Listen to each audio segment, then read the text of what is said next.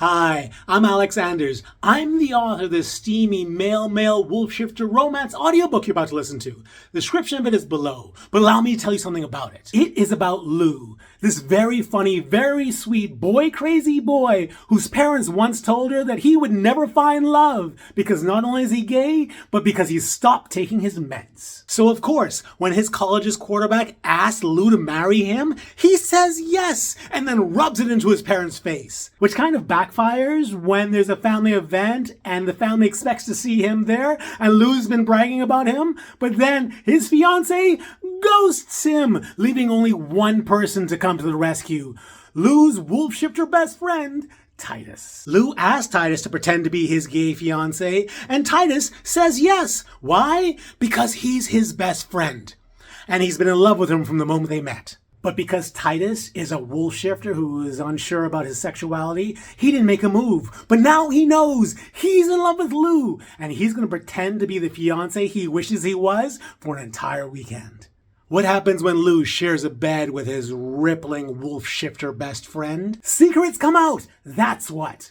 And not just the way Titus feels about Lou. Family secrets that might mean that Lou isn't what everyone thought he was, which would make him the perfect mate for his wolf shifter best friend. But before you listen to the story, I needed to tell you that there's a version of this audiobook with world-class narration that exists on Audible. And if you live in the United States or the UK and you don't already have an Audible account, then you can click on the links in my description, sign up for a free trial, and get this audiobook for free. However, if you are ineligible for the free trial because of where you live or because you already have an Audible account, then you can click on the join button, becoming a member of this YouTube channel. When you do, you'll get access to the premium narration version of the story and access to every audiobook already uploaded to the membership program. And I write a lot of audiobooks. So if you want to learn more about it, you can click on the link above me. Otherwise, enjoy the story. His Cursed Mate by McAnders. Preface. Titus. Entering the stands of the practice facility, I wondered if I had made a mistake. Watching Nero go through training camp with his new NFL team, it took me back to my best times in high school. Sure, I was never the player that Nero was, but the camaraderie, the competition, I missed it. I really didn't give my time on East Tennessee State's team a fair shot. I clearly didn't give it all I had. I'm a wolf shifter. Other than Nero, everyone else on the team was human. It didn't feel right to go all out. In high school, there were more than just two of us, and the rest of the team knew what we were. It felt different at East Tennessee. But sitting in the stands seeing everything I missed out on, it feels like I should have done more. Whoa? I said as Nero's head snapped back after getting a forearm to the neck by a mountain of a man. What was that? I asked no one in particular. Settling myself a few feet from the other spectators, I watched Nero gather himself. He wasn't known for his ability to control his temper. But I had to give him credit. Training camp had been grueling and never-ending. The old Nero would have shifted by now and ripped out someone's throat. I didn't know how he was staying under control. Nero looked like he was about to explode as he stared down the guy who cheap shot him. Stay calm, Nero. Hold it together, I said under my breath. Nero looked up into the stands. He heard me. It was an impressive distance. He had to be a hair's breadth away from shifting. Was I about to witness the end of his career before it even started? No. Brushing himself off, Nero gathered himself and retook his position on the back line. The next play had again been run for Nero. This time he cross-stepped another player, jabbed, and then darted toward the open field. He was almost free and clear until Mr. Cheap Shot came out of nowhere and took out Nero's feet. Did anyone see that? I yelled, jumping to my feet. This is training camp. He can't be taking out his legs like that. This is insane. Apparently Nero agreed, because instead of just taking it like he had the last time, he ripped off his helmet and went after him. It took half the team to separate them. In the end, Nero let them. It was unbelievable how much restraint he was showing. I don't even know if I could resist shifting after a dirty play like that. But Nero did. He was a better wolf than I was, even if it didn't stop his coach from sending Nero to the showers. "You're new here, aren't you?" a guy said from beside me. "What?" I snapped, turning towards him. "That's your buddy down there?" the guy asked with a smile. "Yeah. What about it?" "You should let him know that he's playing with Big Mac." "Who?" "The guy with the cheap shots." "It's best if your friend keeps out of his way." "Maybe Big Mac should say out of my friend's way. He doesn't know who he's dealing with." "I don't think Big Mac cares," he said with a chuckle. I looked back at the field, focusing on Big Mac. Yeah, the man was big. But so what? Nero's wolf was bigger. Nero had to be thinking the same thing, because waiting for him in the truck after practice, Nero entered, still boiling. "Not yet," Nero said as I reached for the ignition. "What's going on?" "You were watching, right?" "You talking about the last 2 plays?" "Yeah. He's been doing that to me all week. I'm gonna put an end to that shit right now." "Nero, what are you gonna do?" I asked, sure this wasn't going to end well. "We're just gonna show him who he's dealing with." "We?" Nero turned to me. "Yeah? You got my back or what?" "Always. But you sure this is the way to handle it?" "You just follow my lead. The shit ends now." Nero looked back toward the player exit and waited. My heart thumped as he did. I could feel my wolf pushing to the surface. There was no way this was a good decision. But what other choice did I have but to back up Nero? When a large man draped in gold chains exited, Nero perked up. "That's him." "Let's go," he said, not waiting for a reply. Exiting the truck, Nero marched toward him. "Taxi boy." Big Mac turned around and stared at him. "What did you call me?" "You heard me," Nero barked. "You don't know who you're messing with out there." Watching the two of us approach, the gigantic man looked amused. "Yeah? Who's that?" Within 10 feet of him, Nero whipped off his shirt and tightened his chest. It looked like he was trying to shift, but he wasn't. Confused, Nero paused. He tried again. Nothing. "Titus, show him who he's dealing with," he said, turning to me. I didn't want to do it, but I had to. Taking off my shirt, I flexed my muscles, trying to shift. Nothing happened. What was going on? When Big Mac laughed, I turned to him. "What? Can't shift?" Both Nero and I looked at him, stunned. "You think you're the only shifter in the league? Are you doing this?" Nero questioned Big Mac. "You really don't know nothing, do you, Rook? The practice facility is on magic ground. All football stadiums are. The powers that be can't have all their golden boys slaughtered by dirty shifters on national TV, can they now?" Big Mac walked past Nero unthreatened. Nero grabbed him.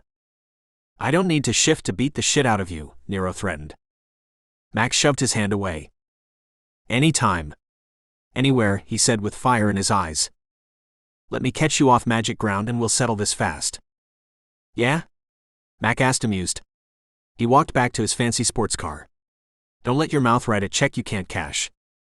"Come find me," Nero asked, spreading his arms, inviting a fight. Big Mac got into his car and started it. "You don't have to ask me twice," he said before pulling off. Nero and I watched him go. My skin crawled in a way it hadn't in years.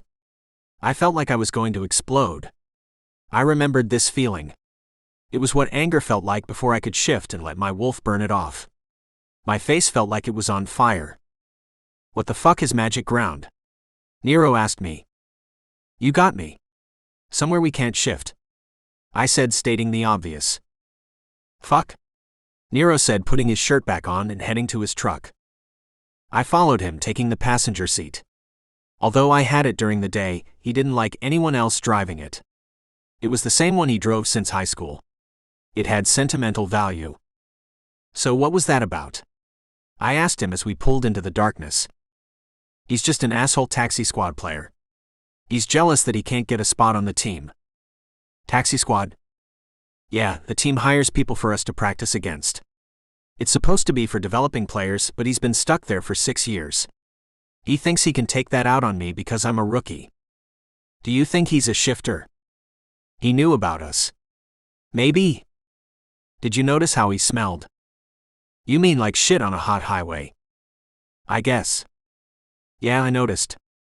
You ever smell anything like that before?" There are a lot of things I never smelt before around here. I'm not gonna back down because some asshole smells funny. The two of us fell into silence as we drove the lonely dark road back to Nero's place. He didn't want to be in town. He said it was too busy for him. Coming from the small town we did, I understood. Besides, living out in the middle of nowhere allowed him to shift and take a run whenever he wanted. We were just about there when... What the fuck was that? Nero shouted after the truck rocked. My heart pounded against the inside of my chest. Something had hit us. I looked through the back windshield. There was nothing but darkness. When the truck jolted again, we realized it was coming from above. Shit! Nero screamed before swerving. That didn't shake off whatever had grabbed us, and the truck's engine revved as it lost contact with the ground. When the roof of the cabin peeled open like a can, our wheels slammed back to earth. We were being attacked. But by what? Losing control as the tires touched the road, the truck shot to the side and plowed toward a tree. Nero couldn't stop it. Raking the wheel, the truck spun. Seeing the trunk rushing at us, we stopped with a jolt that nearly sent us through the windshield. Shaken, we looked up. Above us was the sky. Whatever it was had torn the truck to shreds. Everything in me told me to shift and run. I didn't know what to do. I got my answer when massive wings 20 feet in length descended out of nowhere and shoved its humongous claws into the cabin after us. Run! Nero yelled, pushing open his door. Following him, I ripped off my shirt. Lunging forward, I felt my bones break and reset. My wolf was free. The world looked different. Finding my packmate and falling in his wake, the two of us sprinted through the trees, fleeing for our lives. Taking a moment to look back, I saw it. I had heard Cage talk about them, but I barely believed him. It was a dragon. A scaly, long-necked beast with fiery eyes. It covered the distance like a jet, and dive-bombing us, it grabbed Nero's wolf in its claws and tossed him forward. Nero hit the ground with a crash. As I ran toward him, Nero didn't get up. He wasn't dead, but he was lying there dazed. I had to protect him. I had to do what I could to keep him safe. Rushing to him, I turned around, putting me between Nero and the monster. Perched midair 30 feet in front of me, I fought against the pressure from each of its flaps. It had me. It had the both of us.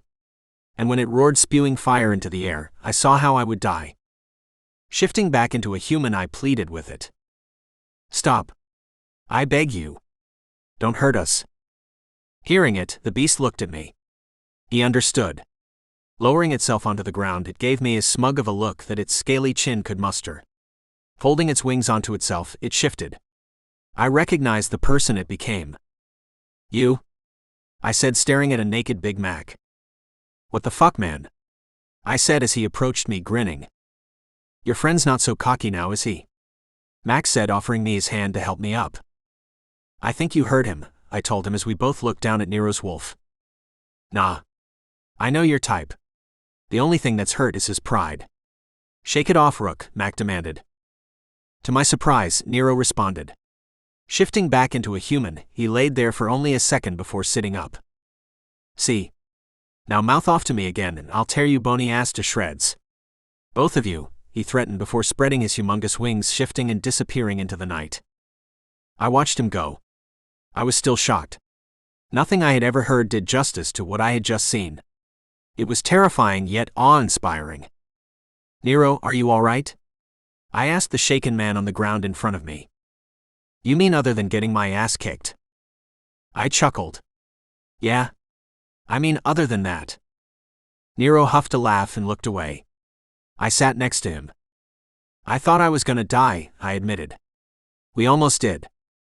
Nero didn't reply. I can't believe all of the things I haven't done. I would have died without telling Lou how I feel. Nero snapped toward me. Fine, I admit it. I have feelings for Lou. You happy? Not if you don't do anything about it. I have to go home, I told him, realizing it. I have to see Lou. Chapter 1.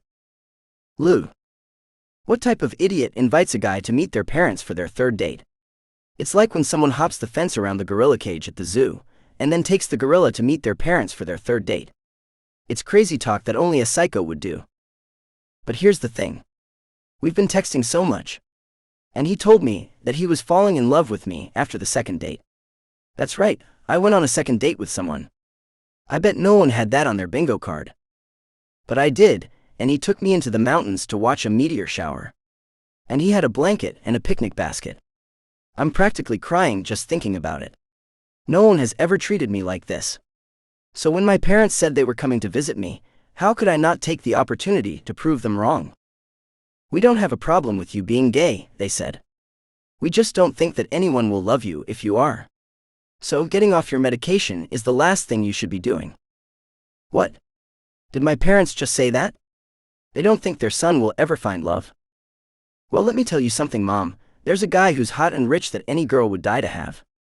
And he's falling in love with me, your gay son who you don't think anyone will ever love. I've always said, if life gives you lemons, you make sure you use them to prove your parents were wrong about you. Seymour is my lemons. Does Say look like the guy who tosses his keys to the nearest Mexican to park his yacht? A little bit. But according to my parents, I look like a guy who needs to be on medication because he will never find love. So looks can be deceiving. The only issue now is that I texted Say the time and place we would be meeting my parents, and he hasn't texted back to confirm. The guy texts me, "Good morning, beautiful," every day. And on the morning he's supposed to meet my parents, crickets. Did I make a mistake? Was I moving too fast? He was the one who said that he was falling in love with me. I didn't go there. So how far off is that from inviting him to meet my parents? I ruined things, didn't I? Oh God, I did. I took a guy who offered me an olive branch, and I spanked him with it. Didn't he see me pulling off the leaves? He could have stopped me. Did we even have a safe word? We didn't have a safe word. Crap, I scared him off. Approaching a full-on panic attack, I pulled out my phone and called the only one who knew how to handle me when I got into a state like this. Titus. I said to my wolf shifter best friend. Look, what's up? I could hear him smiling through the phone. Didn't he know my life was falling apart? How could he be smiling at a time like this? Who's the crazy person now? What's up? I'll tell you what's up. I'm headed to meet my parents, and the boyfriend, who I invited for the sole purpose of making my parents eat their words, hasn't told me he's coming. Wait, he's your boyfriend? When did that happen? I don't know. Sometime after our second date.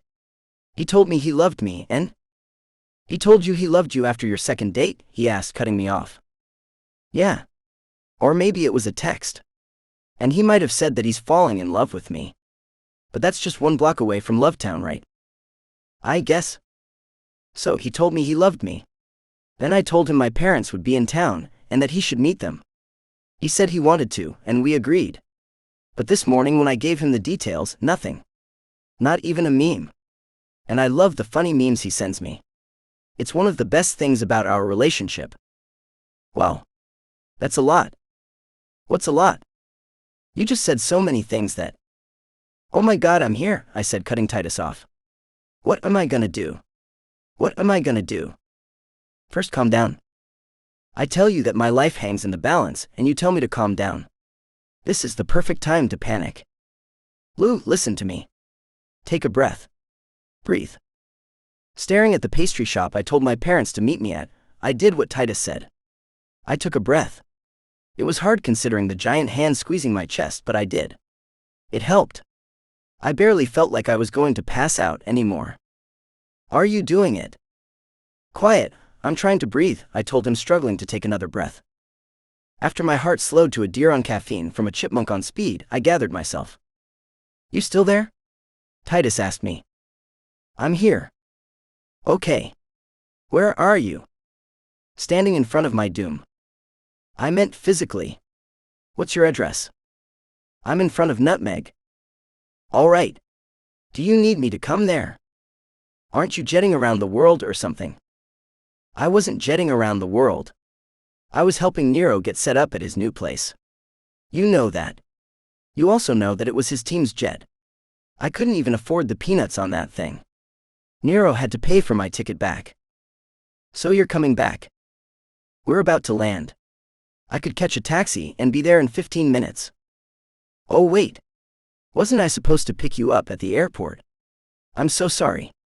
My parents told me that they were going to be in town for the day, and my mind just stopped. I understand. I get it. Don't worry. I'll catch a cab. And if you want me there, I could be there in minutes. I thought about it.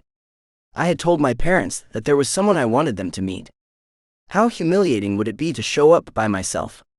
It would prove that everything they ever thought about me was true. I couldn't take that. Just thinking about it made me want to fall to my knees in tears. Could you? I asked, loving Titus more than I thought possible. Of course I can. The stewardess is telling me that I need to shut off my phone. But don't worry. I'll be there soon. I got you, Lou. You know that. I do. Thank you, I said, finally calming down. It was going to be all right. I didn't know what was going on with Say, but I didn't have to worry about that now. And sure, I had implied that they would be meeting someone I was dating, but they haven't met Titus. I could have meant that I wanted them to meet my best friend. I was going to be all right.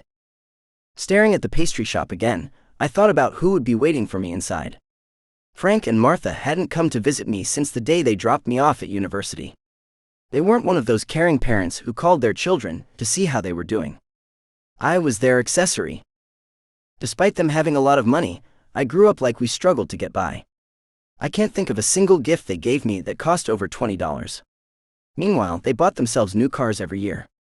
Whatever made them look good in the eyes of the horrible people around them, they did. Making me feel loved or provided for didn't qualify. The only reason I could afford to attend East Tennessee University was because of my grandmother. She paid for everything I had. Even when I was a kid, if I wanted a video game or new clothes, I would go to her. She was everything to me. I definitely wouldn't have survived my childhood without her. She was the one who told me that it was okay for me to be who I was, and that she would love me no matter what. That was before I came out to anyone. Grandma Aggie probably knew I was gay before I did. She seemed to know a lot of things before others did. It was like she had a connection to the beyond. Yet she didn't use that knowledge the way my parents would have. With knowledge like that, Martha would turn everyone into her slave while Frank would become a super villain. Frank was quiet, but when he stared at you, you could see the horrible things he was thinking. Grandma Aggie was my only refuge from all of that. I wouldn't have survived without her. Life was too hard and lonely. I could cry thinking about the number of times she held me in her arms, telling me I could get through something. In the times I didn't believe her, she kept holding me until I did. Grandma Aggie's arms were my only safe space in all of Tennessee. I think about her every day and call her a lot. Drawing on the strength she gave me is the only reason I'm able to continue towards the pastry shop now. I didn't have a boyfriend to show them, but I had Titus. He was going to be here soon, and the friendship we have will prove to them that I am worth something. Even if they don't think so, someone does. Just like Grandma Aggie always did. Taking a final deep breath, I stepped in front of the glass door and peered through it. The two of them were sitting there dressed impeccably like they always were. Martha was wearing the navy power suit that made her look like a sailor and her signature pearls. Frank wore a green polo and khaki pants. He was the most invisible person in the room. I might have been their accessory, but Frank was Martha's. And his job was to not outshine her in any way. He made the money and opened all of the doors. But he wasn't allowed to have a personality of his own. That was always fine for him. Stepping inside, I stiffened my back and walked over. Approaching the table, they turned around. Mother, father. My mother winced. You know I hate it when you call us that. I did know it. That was why I said it. Sorry. Frank, Martha. I also knew that Martha liked to hear her name first. Would it have killed you to be on time for once in your life? My mother groaned. I don't know. Would it? Martha turned to Frank. I can't deal with him if he is going to be like this. I can't do it. Not today. Louis, respect your mother, Frank muttered. He speaks, I said, genuinely surprised that he did. Do you see what I mean? My mother told him. Louis, my father said, raising his voice. All right. I said, throwing up my hands in defeat. He hadn't spoken loudly. But any display of emotion from him was unnerving. Must you do this every time? My mother continued. Do what? All I've done is say hello. You're the one who's been criticizing me since the moment I got here. Frank spoke up again. Lou, we've been waiting here for 30 minutes. He was right. I had been late. I was giving Say as much time as I could to get back to me. But it wasn't like they hadn't ever kept me waiting. For example, I'm still waiting on my gift for my 13th birthday. There had to be a 99-cent store around here somewhere. You didn't touch your croissant, I said, looking at the prop in front of them. Are you going to eat it?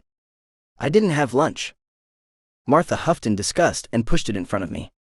I know it was a small thing, but this was the first thing they had given me in years. Maybe they did love me. Tearing into it, flakes from it fell onto my plate and the table around it. Both of my parents watched me like it was feeding time at the zoo. So how was school? My father asked.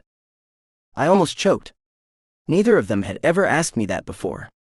I didn't know what was happening. And as much as I wanted to reply with something snide, I didn't dare. What if the concern they were showing me was real? What if, despite a lifetime of evidence to the contrary, they actually did care about me? I couldn't risk ruining that. It's okay, I said sincerely. Classes are going well. I have a really cool roommate. Quinn. I have a boyfriend, I said, suddenly desperately wanting their approval. I see, Frank said, lowering his eyes. Had I ruined the moment by reminding him I was gay? I had, hadn't I? If I would have kept my mouth shut and just said things were fine, he wouldn't have looked away. I always do this. I always keep talking when I should be shutting up. And here he is right now, I said, seeing him open the door. Say had come. He was here. I could have cried seeing him. And behind him were 5 of his football teammates. What was going on? As soon as he saw me, his eyes lit up. Throwing the door open, he stepped inside. Lou, he bellowed from across the room. His teammates lined up behind him. Say, what's happening? Say looked back at the guys. When he did, they started singing. Wise men say only fools rush in. But I can't help falling in love with you. As the guys continued what had to be the sorriest rendition of one of my favorite songs, Say crossed the room to me. Overwhelmed, I looked at my parents. Both were looking down in a way. They wanted no part of what was going on, and they weren't hiding it. I didn't care. Whatever was happening was the most romantic thing anyone had ever done for me, and I wasn't going to let them ruin it. Lou, I know we haven't known each other very long. But when you meet the person you know you want to spend the rest of your life with, you know. And if you do, what's the point in waiting? Wait, what? I said, both horrified and delighted. Like a river flows surely to the sea, darling, so it goes, some things are meant to be. Lou, what I'm saying is that we might have just met, but I know you. I've known you my entire life because you were the dream I prayed every night would come true. So, he said, getting down onto one knee in front of me and pulling a ring out of his pocket. Oh my God! I gasped. Lewis Armory, will you marry me? My head spun. Was this real? It had to be. I would never put such horrible singers in one of my fantasies. Could I do it? Should I do it? We had only just met. But as he said, when you know, you know. And I have never had anyone treat me like he has. Never. Yes, I said. Yes, I'll marry you, I told him with tears rolling down my cheek. You will, he said, as happy as I was. I will, I repeated, knowing it was the best decision I had ever made. He took my hand and slid the ring onto my finger. It was a little big, but that was okay. We could fix it. We were in love, and love could fix anything. He got off of his knee and kissed me. It was my first kiss as an engaged man. It was wonderful. I had never been happier in my life. With Say's arms around me, I turned to my parents. They still hadn't looked at Say. They hadn't moved their eyes from the floor. Was it that they couldn't stand to be wrong? They had said that no one would ever love me, but this was the proof that they had been wrong. A man loved me so much that he had asked me to marry him after 2 dates. Didn't that say everything there was to say about me? I was lovable. I was worth someone's time. Well? Aren't you going to say anything? I asked, needing to hear their defeat. It was then that my mother looked up at me. Her eyes locked on mine. Your grandmother Agatha died. Her funeral was yesterday. There will be a reading of her will. We expect you there, and try not to be late, she said before both of them got up and walked out. I watched them stunned. I couldn't speak or move. I had to have heard them wrong. Or maybe it was a joke. Grandma Aggie is dead, I heard someone say. I was the one who said it. It was meant to be a question for the two people who were leaving, taking my grip on reality with them. But they couldn't hear me. I could barely hear myself. And as they left the shop and crossed in front of the window, they brushed past another familiar face. That person was holding a bouquet. "Titus," I whispered before his devastated eyes turned towards me, and he ran past the window and out of sight. Chapter 2. Titus. I couldn't have seen what I had, could I have? Lou, the guy who had been on more first dates than there are trees in Tennessee, had gotten engaged? That can't be right. But I had seen it. I was standing there watching it. Lou had told me who it was he had been texting with. It was with a transfer student who was on the football team. He had arrived this semester, so it was after I had been cut. But I definitely recognized the guys singing behind him. They had been my teammates. Having to close my eyes as I reached my truck, I steadied myself and took a breath. My wolf was shredding me from the inside, fighting to get out. I couldn't let it. If I did, it would tear everyone apart. I knew it wasn't anyone else's fault, though. I was the one who had waited too long. I had ignored everything Nero and Quinn had told me about telling him how I felt. But I had finally listened. This was going to be the day. I had made a detour to get the flowers. If I hadn't, could I had been there to stop it? If I had told him how I felt, would he have still said yes to that guy? My phone rang, waking me from my building fury at myself. Pulling it out, I saw Lou's name. I couldn't talk to him right now. Knowing I couldn't pretend to be happy for him, I shoved it back into my pocket. Looking at the dozen red roses that had cost me an arm and a leg, I tossed them onto the ground. I had been such a fool. I couldn't be here. I needed to get away. Glad that I had stopped back at my place to pick up my truck instead of coming here directly from the airport, I got in and pulled away. Within moments, my phone rang again. Pulling it out as I drove, I again saw Lou's name. "I don't want to hear that you got engaged. Don't you understand that?" I shouted at the phone before tossing it onto the passenger seat.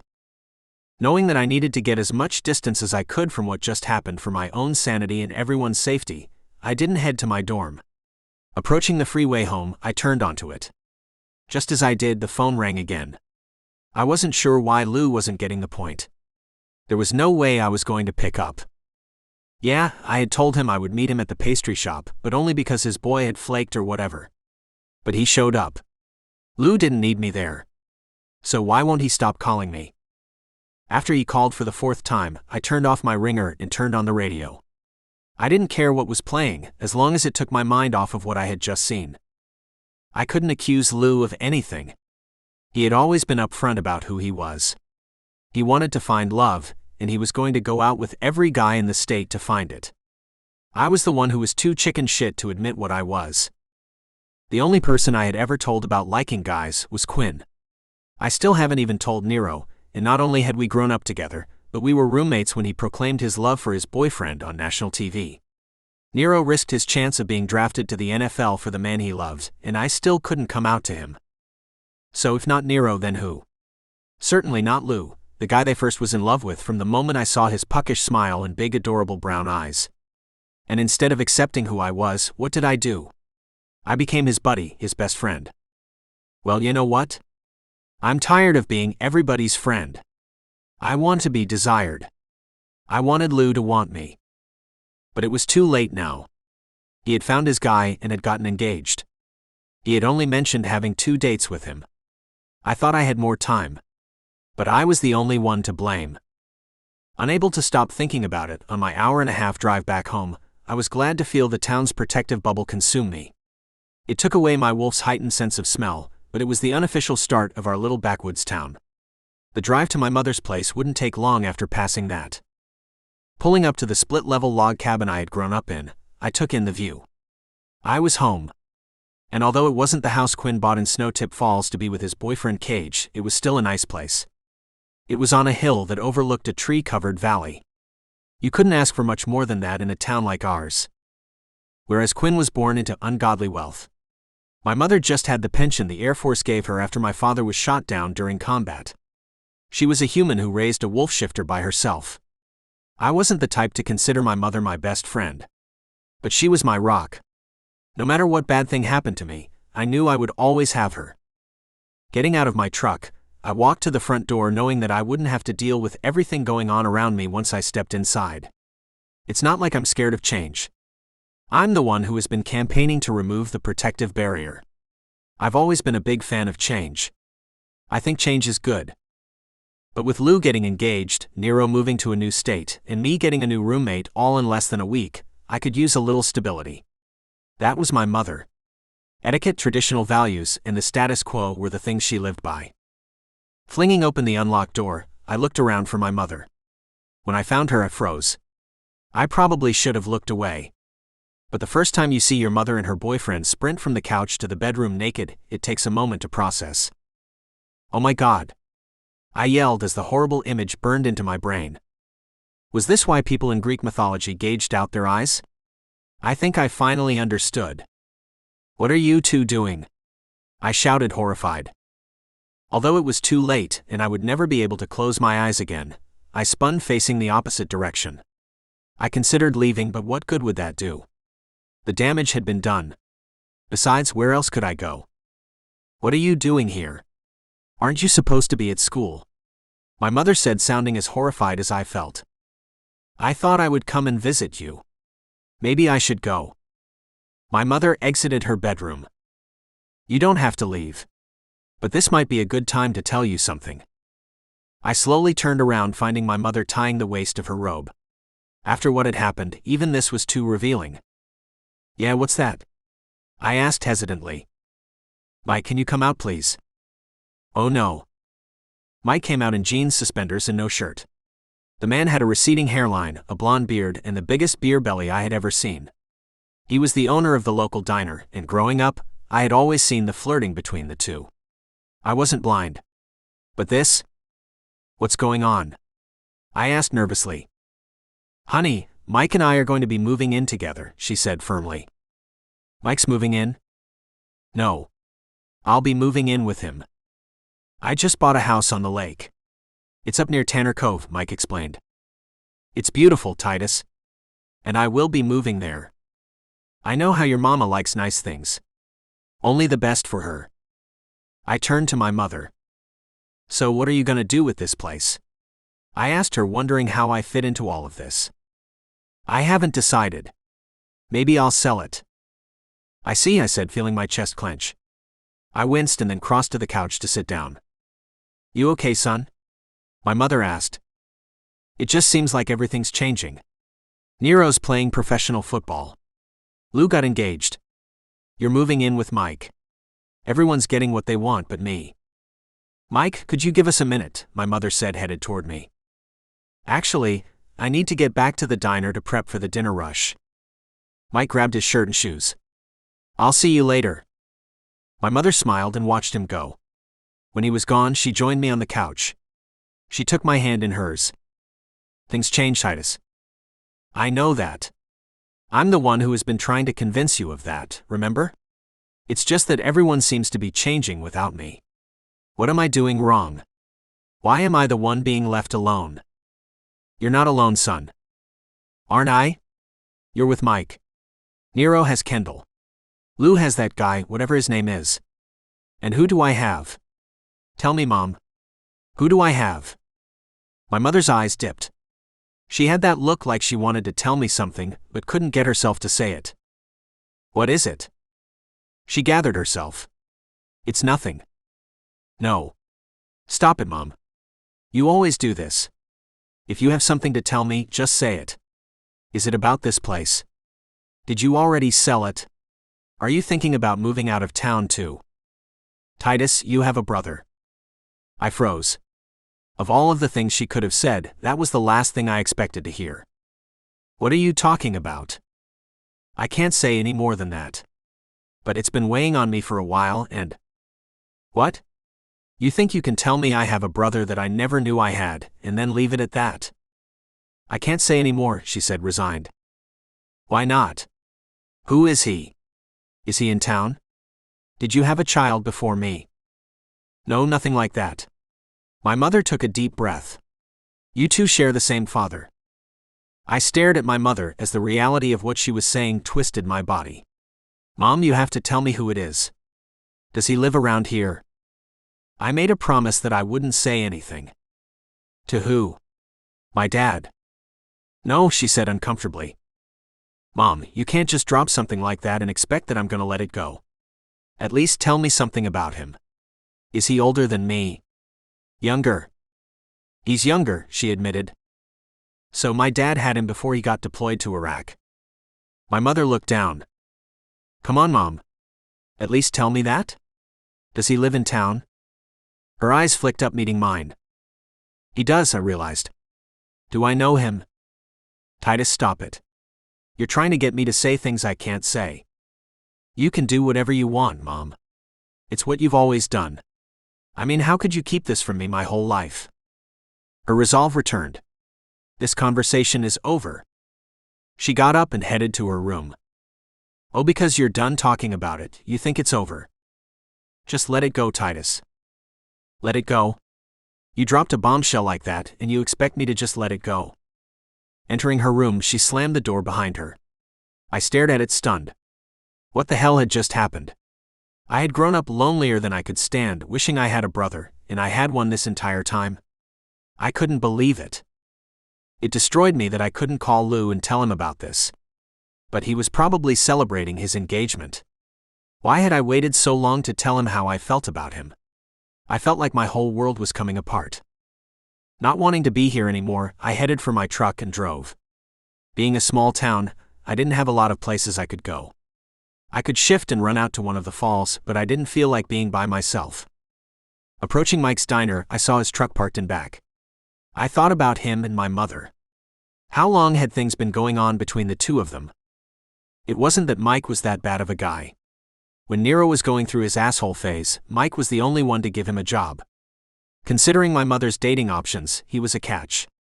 I guess my problem was everything that came with their relationship, like potentially losing my childhood home. Look, I get it. I'm not a kid anymore.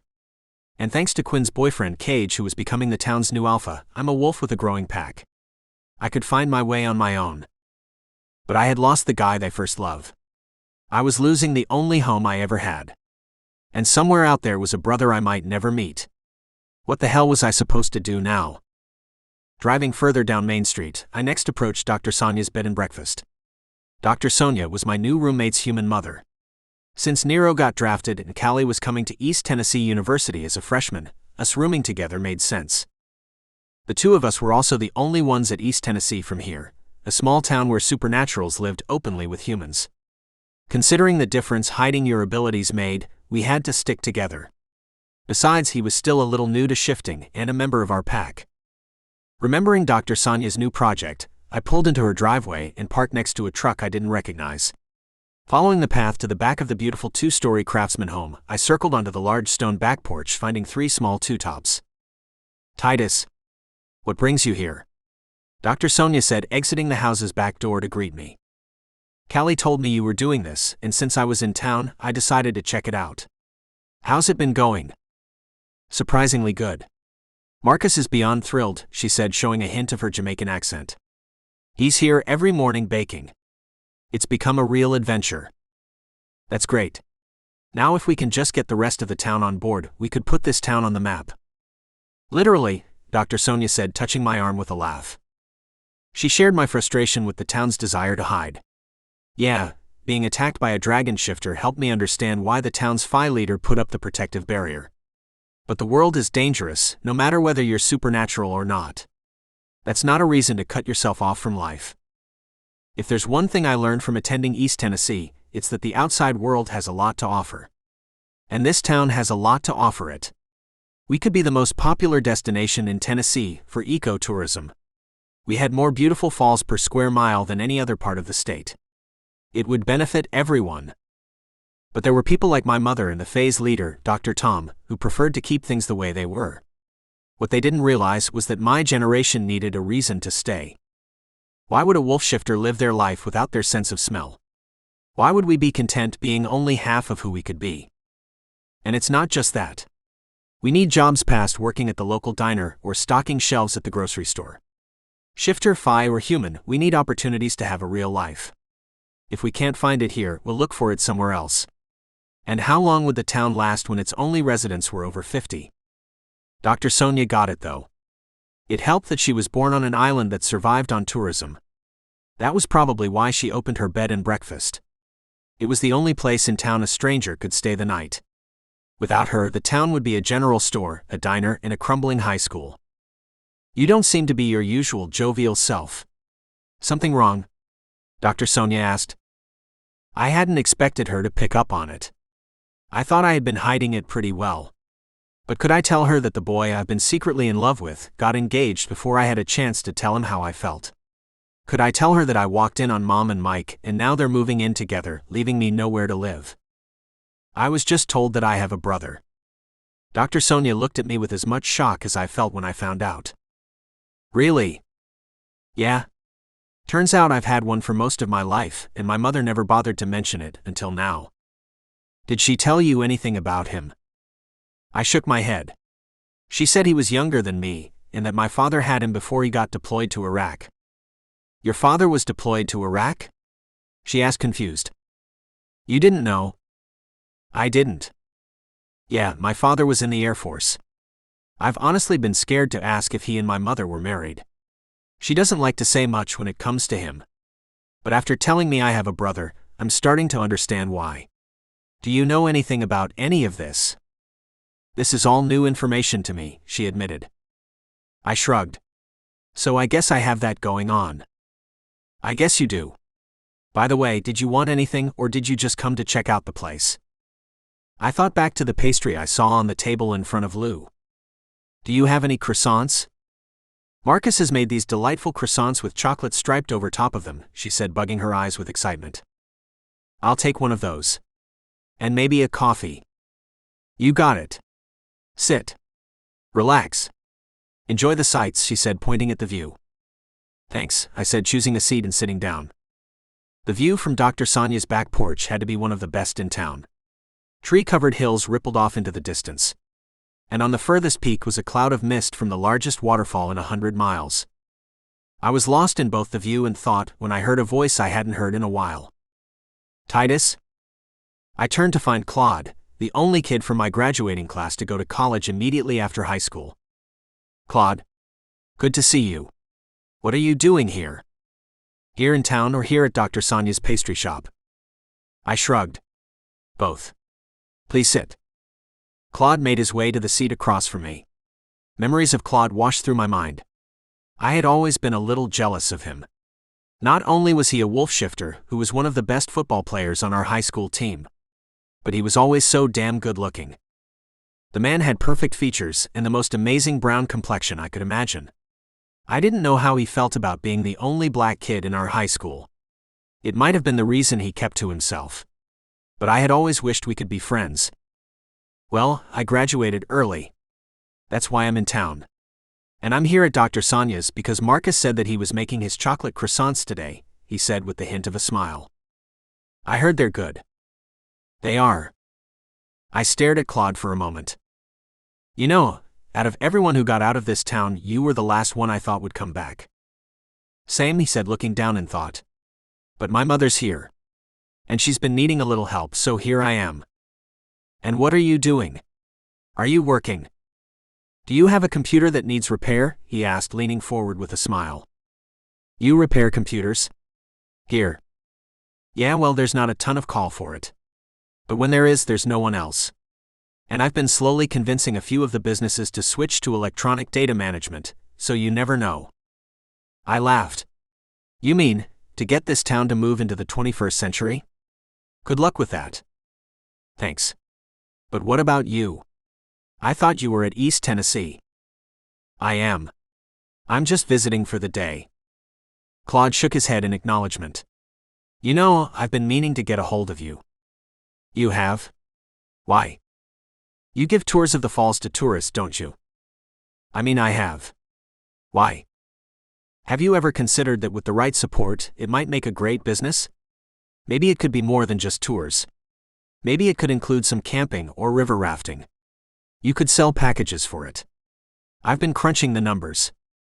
It might take a while, but something like that might be quite profitable. I looked at him shocked. Yes, I have. All the time. Why? Are you thinking about setting up something like that? I was thinking about it. But I'm only one guy. And I would be much better at the business side of things. If I had a partner, though. You seem to be forgetting one thing. You're not going to get anyone in this town to go along with something like that. Believe me, I've tried. You've tried to convince people. But have you considered just doing it yourself?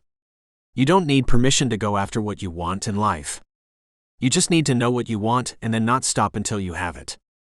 Claude, I thought I heard you out here. Did you come for more of the croissants? Dr. Sonia said, bringing out my order. You know I did, Claude told her with a smile. Well, there are only 2 left, but I'll let you have them if you show me how to do that thing on the computer again. It'll just take a second. Claude looked at me with a smile that told me that it would take longer than a second. Of course. I'm sorry to keep bothering you about it. My computer technician is off flagging footballs, she said before fake crying. No worries. I'll show it to you now. Claude got up. Think about it, Titus. What is it that you want? I watched the 2 of them enter the house and then gave Claude's proposal some thought. I had considered starting up a tour business many times.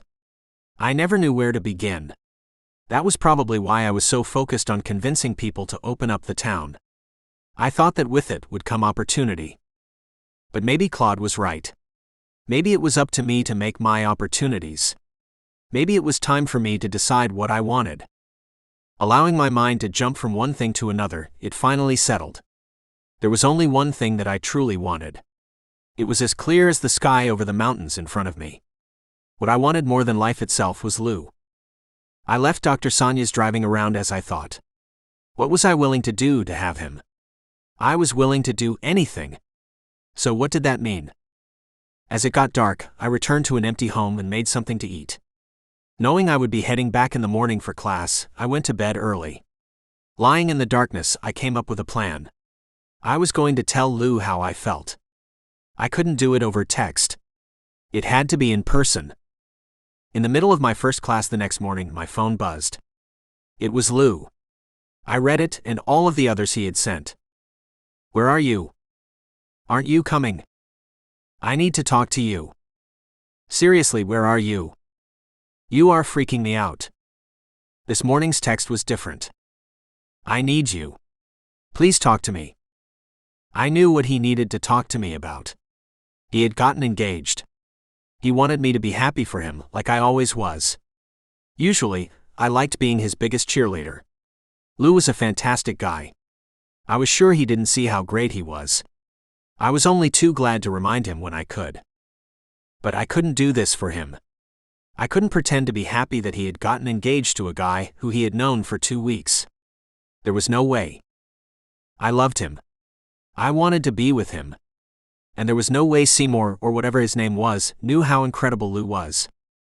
6:30 at Commons, I replied, breaking my silence. He sent back a heart emoji. It made me smile. I wasn't making a mistake. Lou had to have feelings for me, right? I was the guy he returned to after all of his dates. I was the one he came to when he was sad. I was his guy. And when I told him I loved him, he would know he had made a mistake saying yes to that other guy. He would then break off his engagement, and we could finally have the life we were always meant to have. For the rest of the day, I did my best to pay attention in my classes. But it was hard to take my mind off of what would be the true beginning of my life. I had loved him for so long. Nero had seen through me months ago. I was into guys, and the only person who meant anything to me was Lou. Returning to my dorm to kill the final hour before we were to meet, I ran into my new roommate, Callie.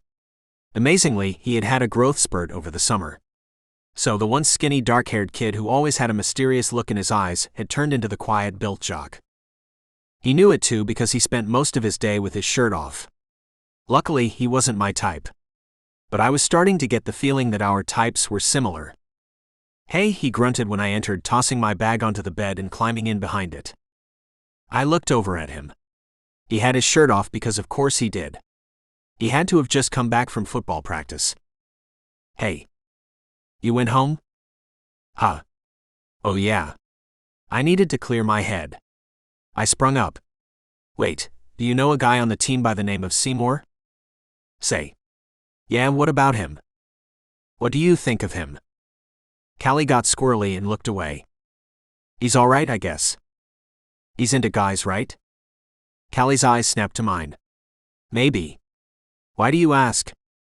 I think he asked Lou to marry him. He looked at me surprised. You're Lou. Yay, I said with a look that said how unhappy I was about it. Damn. All right. Did you want to go mess him up?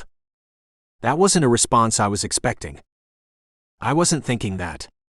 But it does sound tempting, I said with a laugh. I wasn't sure why, but what he said had made me feel better. What do you know about him? Callie thought. Rich guy. Transferred from Nashville. He transferred from Nashville? I asked, knowing that despite East Tennessee's string of championships thanks to Nero and his brother Cage, Nashville was a much more prestigious football program. Yeah. He said he liked what we had going on here. I thought about that. Last year, Nero had proclaimed his love for his boyfriend Kendall on ESPN and then led the team to the national title. The championships before that were thanks to Nero's brother Cage, who hadn't hidden it when he fell in love with his boyfriend Quinn. How is he on the field? I asked, knowing why he had transferred. He's our starting quarterback. He's not as good as Mr. Rucker. But he's okay. I smiled. He's not your coach anymore. You can call him Cage. Callie didn't respond. If you're gonna join us when we hang out, you can't call him Mr. Rucker. You realize that, right? I teased. Callie turned red. He might have looked like a new wolf, but he was the same respectful small-town boy inside. I was going to have to look out for him. Without someone helping you through the transition, East Tennessee University could mess you up. I had been lucky to have shifters like Nero and Quinn, and most importantly, a human like Lou. Callie and I fell into silence as I considered what I would say to Lou. I wasn't gonna beat around the bush. I was just gonna say it. Lou, I love you. I always have. And I want us to be together. Lou, I love you. I always have. And I want us to be together. I rehearsed the words until the stress of it didn't make me want to wolf out and murder everybody around me. It took a while, but when it was time to meet Lou, I was ready. Good luck, Callie said, even though I hadn't told him what I was about to do. Thanks, I replied, not asking what he knew. Looking into the mirror before I left, I stared into the eyes of the shaggy-haired guy peering back. Was there any reason for Lou to choose me over the rich, square-jawed quarterback who had asked to marry him? If there was, I didn't see it. But Lou had to know that no one would love him like I would. I would do whatever it took to make him happy. Who else could say that? Lou had to know that that was true.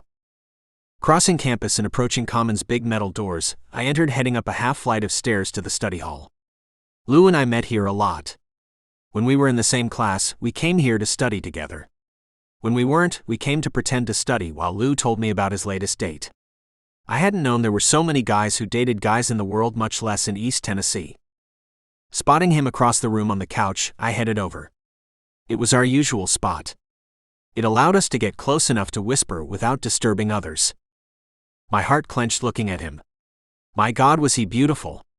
He wasn't a big guy, but he made up for it in personality. His apple cheeks and puckish smile always made him seem like he was having fun, even when he wasn't.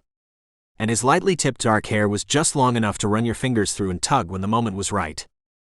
Lou didn't have his usually playful smirk today, however. There was sadness in his eyes. Was it because he was breaking his big news to me? Whatever it was, there was something I needed to get out first. This was when it had to happen. If it didn't, I didn't know when I would have the courage again. Approaching him, our eyes met. I melted. Lou, I love you. I always have. And I want us to be together, I rehearsed. Sitting next to him, he did something he never had before. He put his hand on my thigh as his gaze fell to the ground. The gesture froze me. What was going on?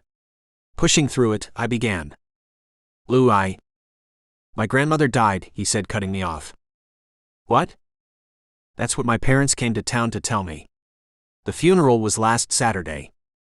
They didn't tell you about the funeral? I asked, shocked. Lou had told me about her. He had said that his grandmother was the only reason he had survived his childhood. Now she was dead, and his parents had stolen his opportunity to say goodbye. I'm so sorry, I whispered, feeling my heart ache for him. Then Lou did another thing he had never done. He fell into my arms and cried. I held him, forgetting about whatever plan I had. Lou needed me, and I was going to do whatever I had to be there for him. Chapter 3. Lou. Nothing ever felt real until I told Titus. And having said it, I knew that my grandmother was truly gone. I would never see her again. It wouldn't even be in a casket. My parents had robbed me of that. I always knew that my family hated me, but I never knew they could be this cruel. She's gone, I said, feeling his warm arms wrapped around me. I can't believe she's gone. I'm so sorry, he kept repeating. It was enough for me to forgive him for not reaching out to me until now. He had said that he was coming to rescue me from being alone with my parents. I had even seen him standing outside the door. He had chosen not to come in. Seeing him walk away had hurt me. The only thing I wanted was to do what I was doing now, cry in his arms. But he had abandoned me. I had never felt more alone. But none of that mattered now that he was here. We didn't need to talk about why he had gone. There were a lot of things we didn't need to talk about. I didn't know how I was going to break the news of my engagement to him. It was partly because I wasn't sure if we were actually engaged. Yes, he had proposed with a choir of his teammates singing in the background. It was the most romantic thing anyone had ever done for me, and I had said yes. But where has he been since? My parents dropping that bomb on the day of my engagement was a shitty thing for them to do. There was no doubt. It had ruined what was supposed to be the happiest day of our lives. But I wasn't the one who had done it. I was the boy who had had his heart ripped out of him. There were more important things than grand gestures, and Say had asked to be my husband. Sure, as I sat stunned, he had sent his teammates home and had held my hand as I tried to process it all. But eventually, he walked me home, and I haven't heard from him since. Did he think it was up to me to reach out to him, to talk about how I was doing? Was he trying to give me my space to grieve? Whatever he was doing, I hated every moment of it. And considering it had been over 24 hours since I had last heard from him, I was starting to believe that his proposal had been a joke. Maybe joke was the wrong word. Maybe he had done it because he knew how insecure my parents made me feel, and decided that this would prove to them that someone valued me. I hadn't told him anything about the struggles I had had with my family over the years. But couldn't that be a sign that he was the one? Him knowing what I needed without me having to say anything. What would you like to do? Titus asked me, eventually breaking the silence. Nothing, I admitted. I just want to sit here. For as long as you want, he said, meaning it. Actually, do you know what would be really nice? Having a game night. Nothing big. Just something nice, you know. I'll set it up. With his assuring words, I sat up, pulling myself from his arms. I stared at him. He was the best friend anyone could hope for. This was probably the time to tell him about my engagement. Even if it hadn't been a genuine proposal, this was my chance to bring it up. Maybe he would tease me about getting engaged as quickly as I did everything else. Maybe I would then make a few quips about it and brush my moment of insanity aside. Whatever would happen, this was my opportunity to make it real. I think I want to go to bed, I told him instead. Of course, he said, collecting my things for me and offering me his hand to help me up. I took it and then slipped my arm around his waist. I always felt so small in his arms. I didn't know if he was built the way he was because he was a football player, or because he is a wolf shifter. But he was going to make some girl a hot boyfriend one day. Did I think that there was a chance he was also into guys? Obviously. I had asked enough guys out to know they were all just a drink away from telling me how they kissed their best friend at camp or whatever. But there was a big difference between having feelings for someone and being willing to act on them. The key was being able to tell the difference. And my gaydar told me that Titus wasn't there and might never be. Such a waste. That was fine though, because he was the best friend I had ever had. I didn't even know that friendship like his was possible before I met him. Why would I want to do anything to mess that up? It would be the dumbest thing I could ever do. And I have done some dumb things. There was even a time when I agreed to marry someone I had only been on 2 dates with. Could you even imagine that? Titus walked me back to my dorm and followed me inside. Quinn was home. Hey Titus, he said cheerfully. The two of them had met our freshman year, back when Quinn thought he was the only wolf shifter in existence. His wolf had led him to Titus's hometown in search of his boyfriend's birth parents. Quinn was also the one who convinced Titus to attend East Tennessee. The two went way back. "Why didn't you tell me Lou's grandmother had died?" Titus snapped at Quinn. Quinn froze. "Lou, your grandmother died?" "Yeah, it's not a big deal," I said, trying to brush off my oversight. "When?" Quinn asked, his cute face crinkling. "That's what my parents came to town to tell me." Quinn covered his mouth as tears filled his eyes. "It's not a big deal," I insisted as I crossed the living room to my bedroom and crawled into bed under the weight of it all. "Stop saying it's not a big deal," Titus said, following me. "It's a big deal. Someone important passing away is a big deal. Your parents not telling you about the funeral is a big deal." "Your parents didn't tell you about the funeral?" Quinn asked as the tears streamed down his adorable cheeks. "I'm sure there was a reason," I told them, hoping that there was. That didn't stop Quinn from crawling into my bed and wrapping his arms around me. He had never done anything like this before. Growing up thinking his wolf killed his mother and becoming the most famous guy in the world because of it, his instinct was to keep his distance. So him holding me tightly now felt better than I could explain. "I think you're in good hands," Titus said from the bedroom door. I opened my eyes in search of his. "Thank you. I don't know what I would do without you," I said sincerely. "I'll call you in the morning to see how you're doing," he said, filling a hole I didn't know I needed filled. Not too early," I joked. Titus smiled. "I'm a wolf shifter, not a monster." I laughed. It was the first time I had since getting the news. I felt more pain than I had ever in my life. But I knew that as long as I had Titus, I was going to make it through, and then I got comfortable in another cute guy's arms.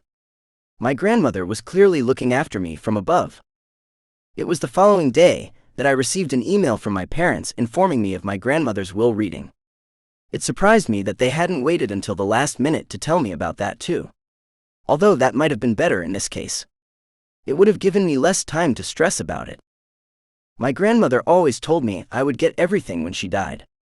The family estate, all of the land, the rights to her books. Frank and Martha were not going to like that. And it wasn't like I wanted any of that stuff. She insisted. My grandmother thought the grounds were magical. I didn't want to break her heart, but I knew I could never see the place like she did. It was because of my parents. Whenever I visited, it was with them. They sucked the fun out of everything.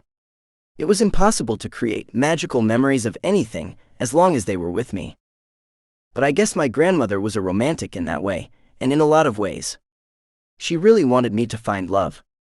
She would say, "Everything you want you'll have if you first find love." So no pressure there. Not having to be at my grandmother's estate until Friday, I decided not to think about any of that until then. I was in mourning. I had more important things to worry about, like how to get out of bed. "Do you think you would be up for a game night on Friday?" Titus asked when he FaceTimed me. "I have to head home on Friday." "What about Thursday?" "Sure, I guess." "Then save the date." "I don't have anything else going on, so it shouldn't be a problem," I said sadly. There was a pause as we stared at each other. "How are you feeling?" "It's hard to believe, I used to call her every 2 or 3 days. But I hadn't spoken to her for weeks before she died. I didn't even know she was sick." "Do you know what she died of?" "My parents haven't said." "Do you think you could get more details from your brother?" "You mean the Antichrist?" "I haven't spoken to him since the last time we were both home. We're not close." "Wouldn't this be the perfect time to mend whatever broken fences are between you two?" "Titus, I do not trust him with a hammer." "I'm serious, Lou." "So am I. Once as a kid he walked up to me with a hammer, looked me in the eyes, and then smashed my foot with it." "What?" "It was one of those plastic hammers and he was 5, but he had looked me in the eyes before he did it." Message received. "How old were you?" 4. "I'm telling you, he's the spawn of the devil and my father." "Okay, well, do you have any aunts or uncles you could contact for more information?" "Not really." "I'm sorry, Lou." I shrugged. The good thing is that after this weekend, I'll never need anything from my parents again. "That's good?" "Believe me, when you have parents like mine, not having to deal with them is like having a birthday just far enough from Christmas that people have to get you 2 gifts. Titus smiled. Then I'm happy for you. But I'm sorry it had to happen like this. Thank you, I said, seeing his sincerity. Are you sure you're gonna be up for Thursday's game night? I think so. You're not going through a lot of trouble, are you? Titus thought. I'm going through enough trouble that you shouldn't cancel it for a date, but not enough that you have to feel bad about it if you did. I laughed. You know me so well. I'm glad you noticed, he said with a smile. Hanging up from Titus, I suddenly had the energy to get out of bed. I did have classes, after all. Inheritance or not, no one wants to date a dumb guy no matter how pretty he was. Forcing myself to get dressed, I thought about Say. I still hadn't heard from him. I refused to be the one to reach out to him first. I was in mourning. Didn't he understand that? Titus did. Quinn did. It wasn't that hard of a concept to get. Though, maybe the other reason I hadn't reached out to him was that I was hoping the whole thing would go away. Don't get me wrong, there were things about being engaged that I loved. I couldn't wait to bring him to my grandmother's will reading and rub my engagement in my family's faces. Mother, you said that I would never find love because I was gay. Well, gaze at his amazing cheekbones and tell me how wrong you were. Don't be shy, your antichrist of a son wants to hear too. Yeah, that was definitely a moment that needed to happen. But did I want Say at Titus's game night? I'm not sure if I did. It felt like something that was only for family. Wasn't Say now my family? It didn't feel like he was. Should I be feeling this way?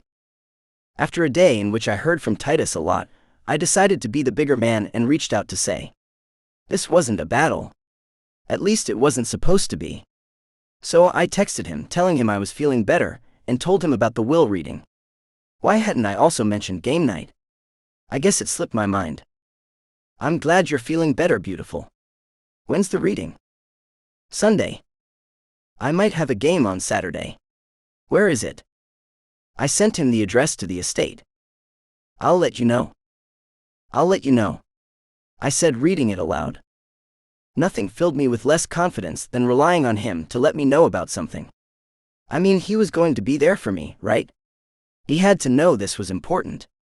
How could he not know this was important? You getting ready for tomorrow night? Titus asked when he FaceTimed me again, this time as I left my final class for the evening. Should I be?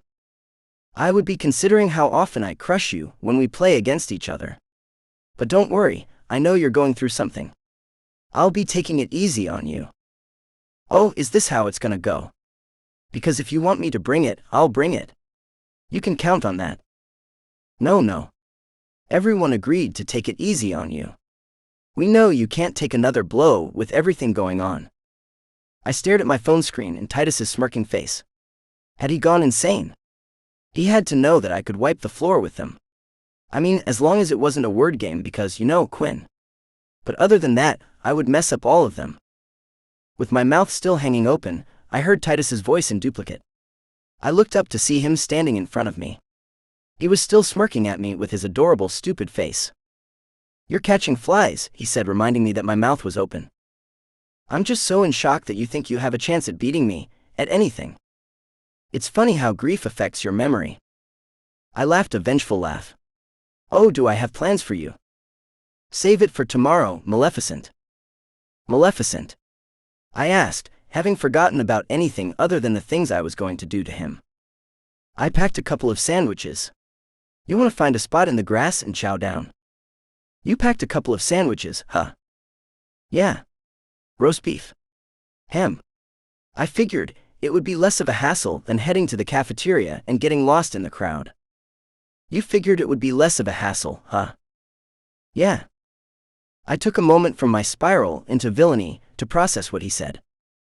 Oh. That's actually really nice of you. Thank you. But you know this isn't going to protect you from what I'm going to do to you tomorrow, right? I never thought it would, Titus said with a smile before finding a beautiful spot under the trees and sitting down. Titus and I chatted and laughed for the rest of the evening. When it got dark enough to see the stars, I pointed out my homework. I have to ask you this, Lou. When you decided on astronomy as a major, you knew that celebrities weren't the stars you would be studying, right? Oh haha. I'm just checking because I'm sure you still have time to switch majors to something useful. Astronomy is useful.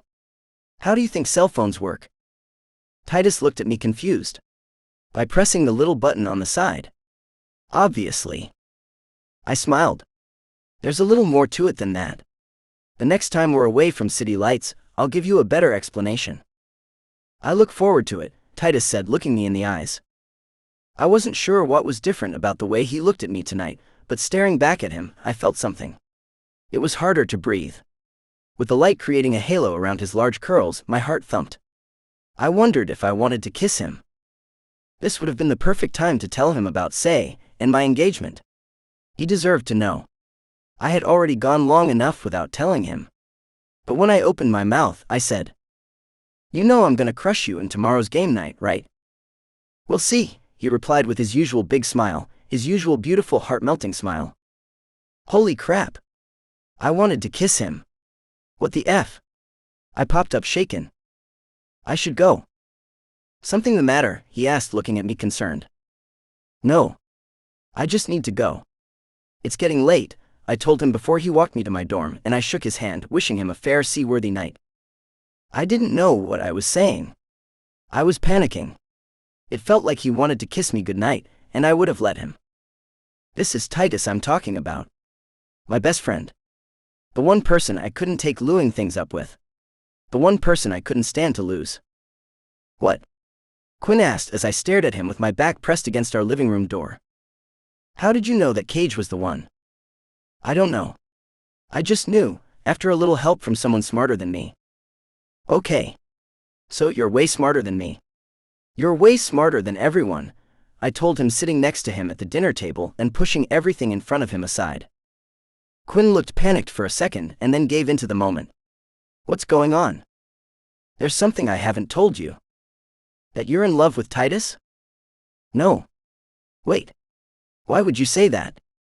You know what? Never mind. That's not what I'm talking about. Then what's going on? Quinn asked, crinkling the skin between his eyes adorably.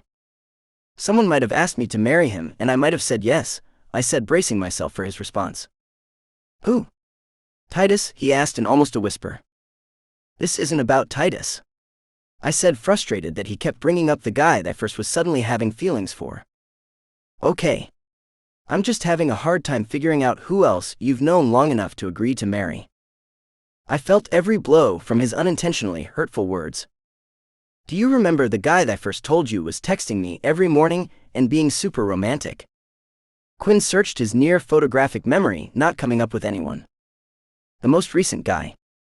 Okay. Sure. Well, when my parents came to town, I asked him if he wanted to meet them. He agreed and then proposed in front of them. It was actually pretty romantic. Quinn looked at me shocked. Luke Cage and I have been dating for 2 years and not even were engaged. And I have no idea what you're waiting on, I said, finally having the opportunity to say it. Are you two holding off in case you meet wolf shifters hotter than each other? Because that's not going to happen. Or waiting for me to graduate and maybe live a little, or something. I'm actually not sure why we're waiting. But what I am sure about is that 4 dates would have been too soon. First of all, it was 3 dates, and technically he asked me after date 2. Lou. I know. I said, letting my true panic show. And he did it in front of my parents. Now I have to go home for the will reading, and they'll expect him to be there, and he doesn't know if he can come, and I don't know if I'm in love with him. I paused, finally getting out what I truly wanted to tell Quinn. I was engaged to a guy who I didn't know if I loved. I stared into his soft, forgiving eyes, waiting for his response. He simply tightened his lips into a smile, got up, circled the table, and wrapped his arms around me. You're getting really good at this, I said, awash in his warmth. I'm getting a lot of practice, he joked. You're welcome. We both laughed and he let me go. Allowing Quinn to get back to work, I headed to my room. I didn't expect Quinn to have any answers for me. He was a literal genius. But he wasn't what you would refer to as people smart. He was a good friend, though. So was Titus, which would make it that much sadder when I mopped the floor with him at tomorrow's game night. I say that, but it wasn't like I actually wanted to beat him so bad that his mama came after me. That was just our way. We enjoyed teasing each other. I mean, did I have a competitive side that made me need to win at everything I did? Sure. And did beating him at game nights give me a rush that would keep me up until 4 a.m. afterward? Of course. But wasn't that everybody? He and I had a fun rivalry when it came to these things. And in no way would I spend the rest of the night imaging tying his loser ass in a rim and beating it like a drum.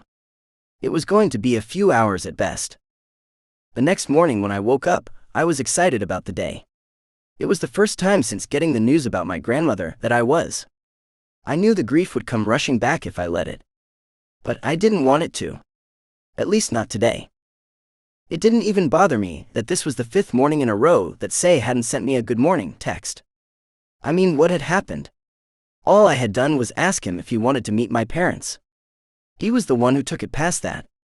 I hadn't asked him to do what he did next. In any case, today I was in a great mood. Heading to my first class, I FaceTimed Titus. So, you never mentioned what we'll be playing tonight. I might need to brush up on the rules. Trust me, you'll be fine, he said with another of his broad, beautiful smiles. Are you just saying that so you'll have the advantage? Because I'm on to you, mister. Titus laughed.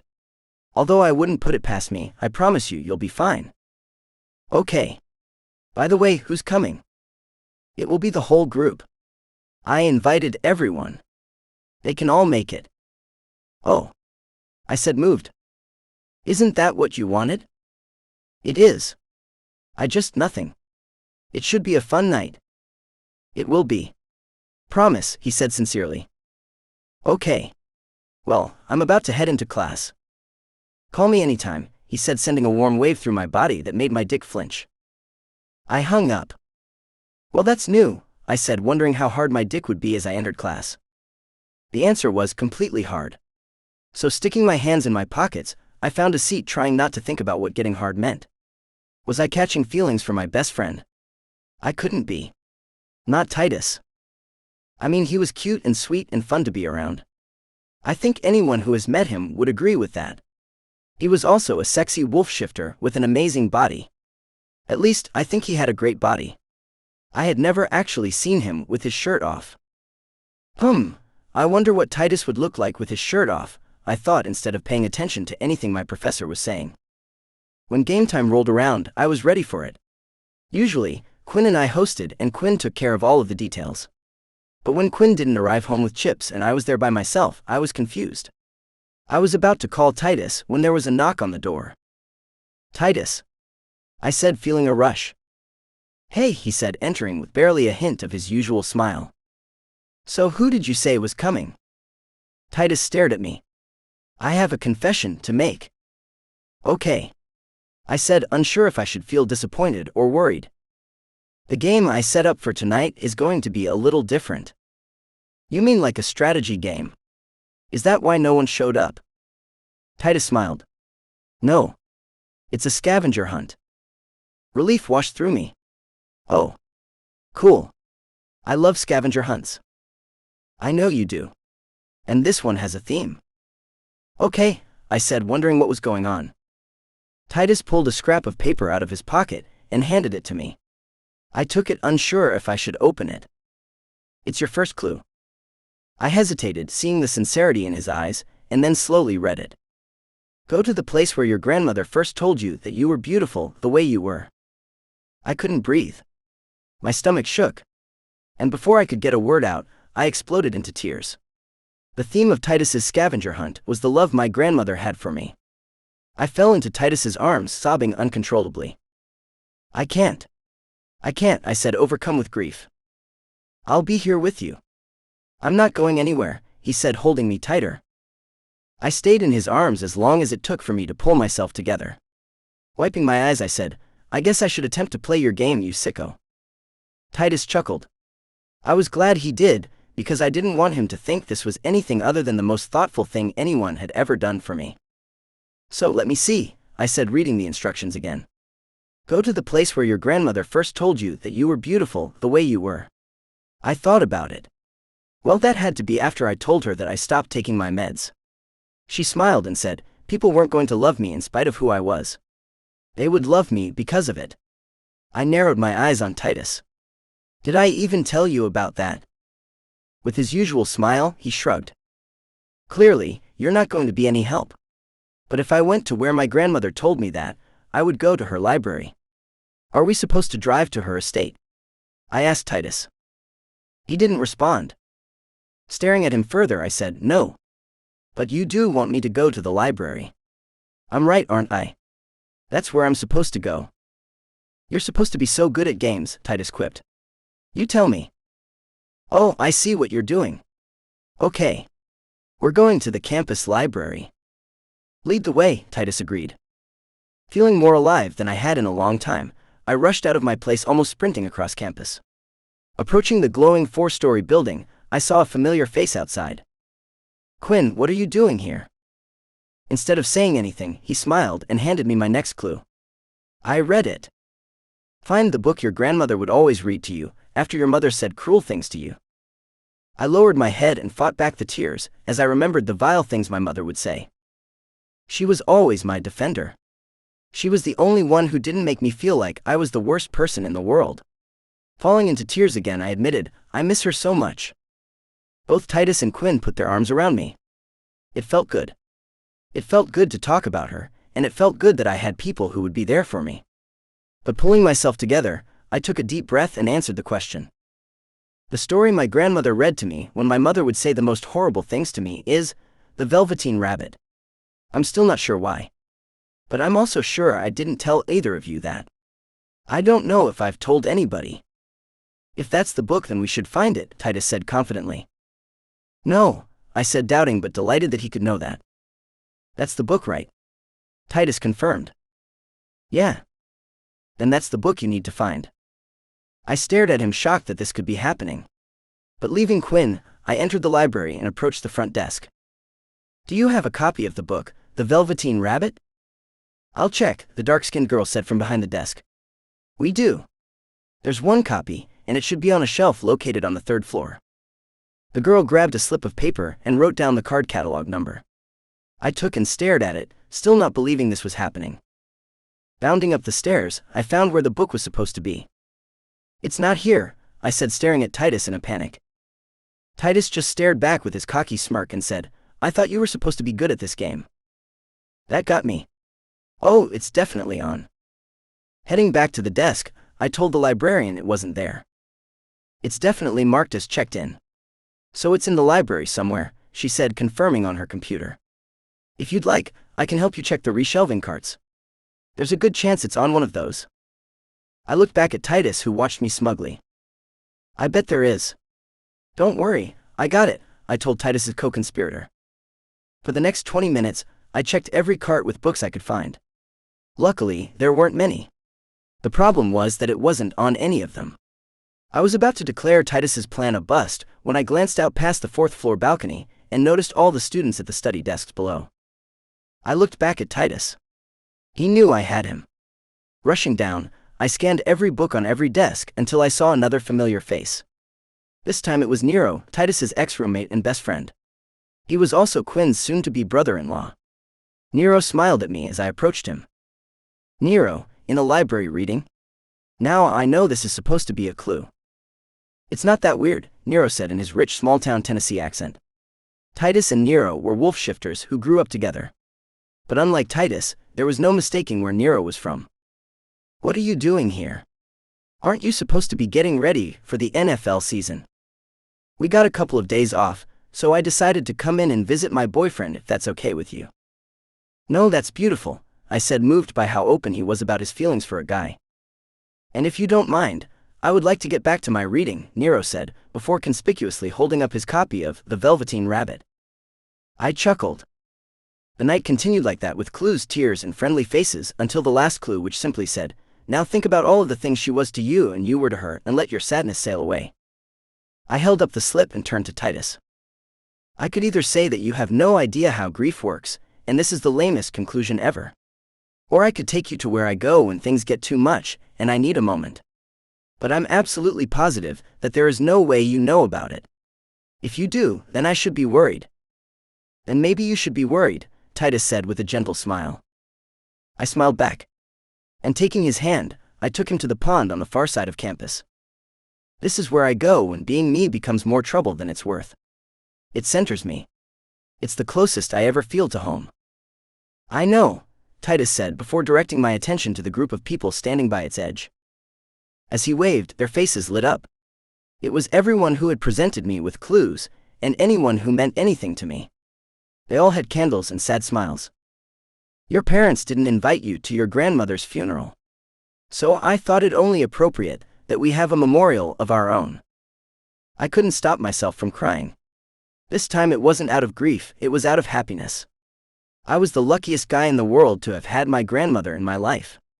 Titus had reminded me of that, and had focused me on the positives. The tears that rolled down my cheeks this time were out of gratitude for Grandma Aggie, and for having Titus in my life. Receiving hugs from everyone when I arrived, we placed the tea candles into little ships. With them, we added the clues that had generated such amazing memories, and set them free on the pond. We all watched them in silence before everyone else slowly peeled away.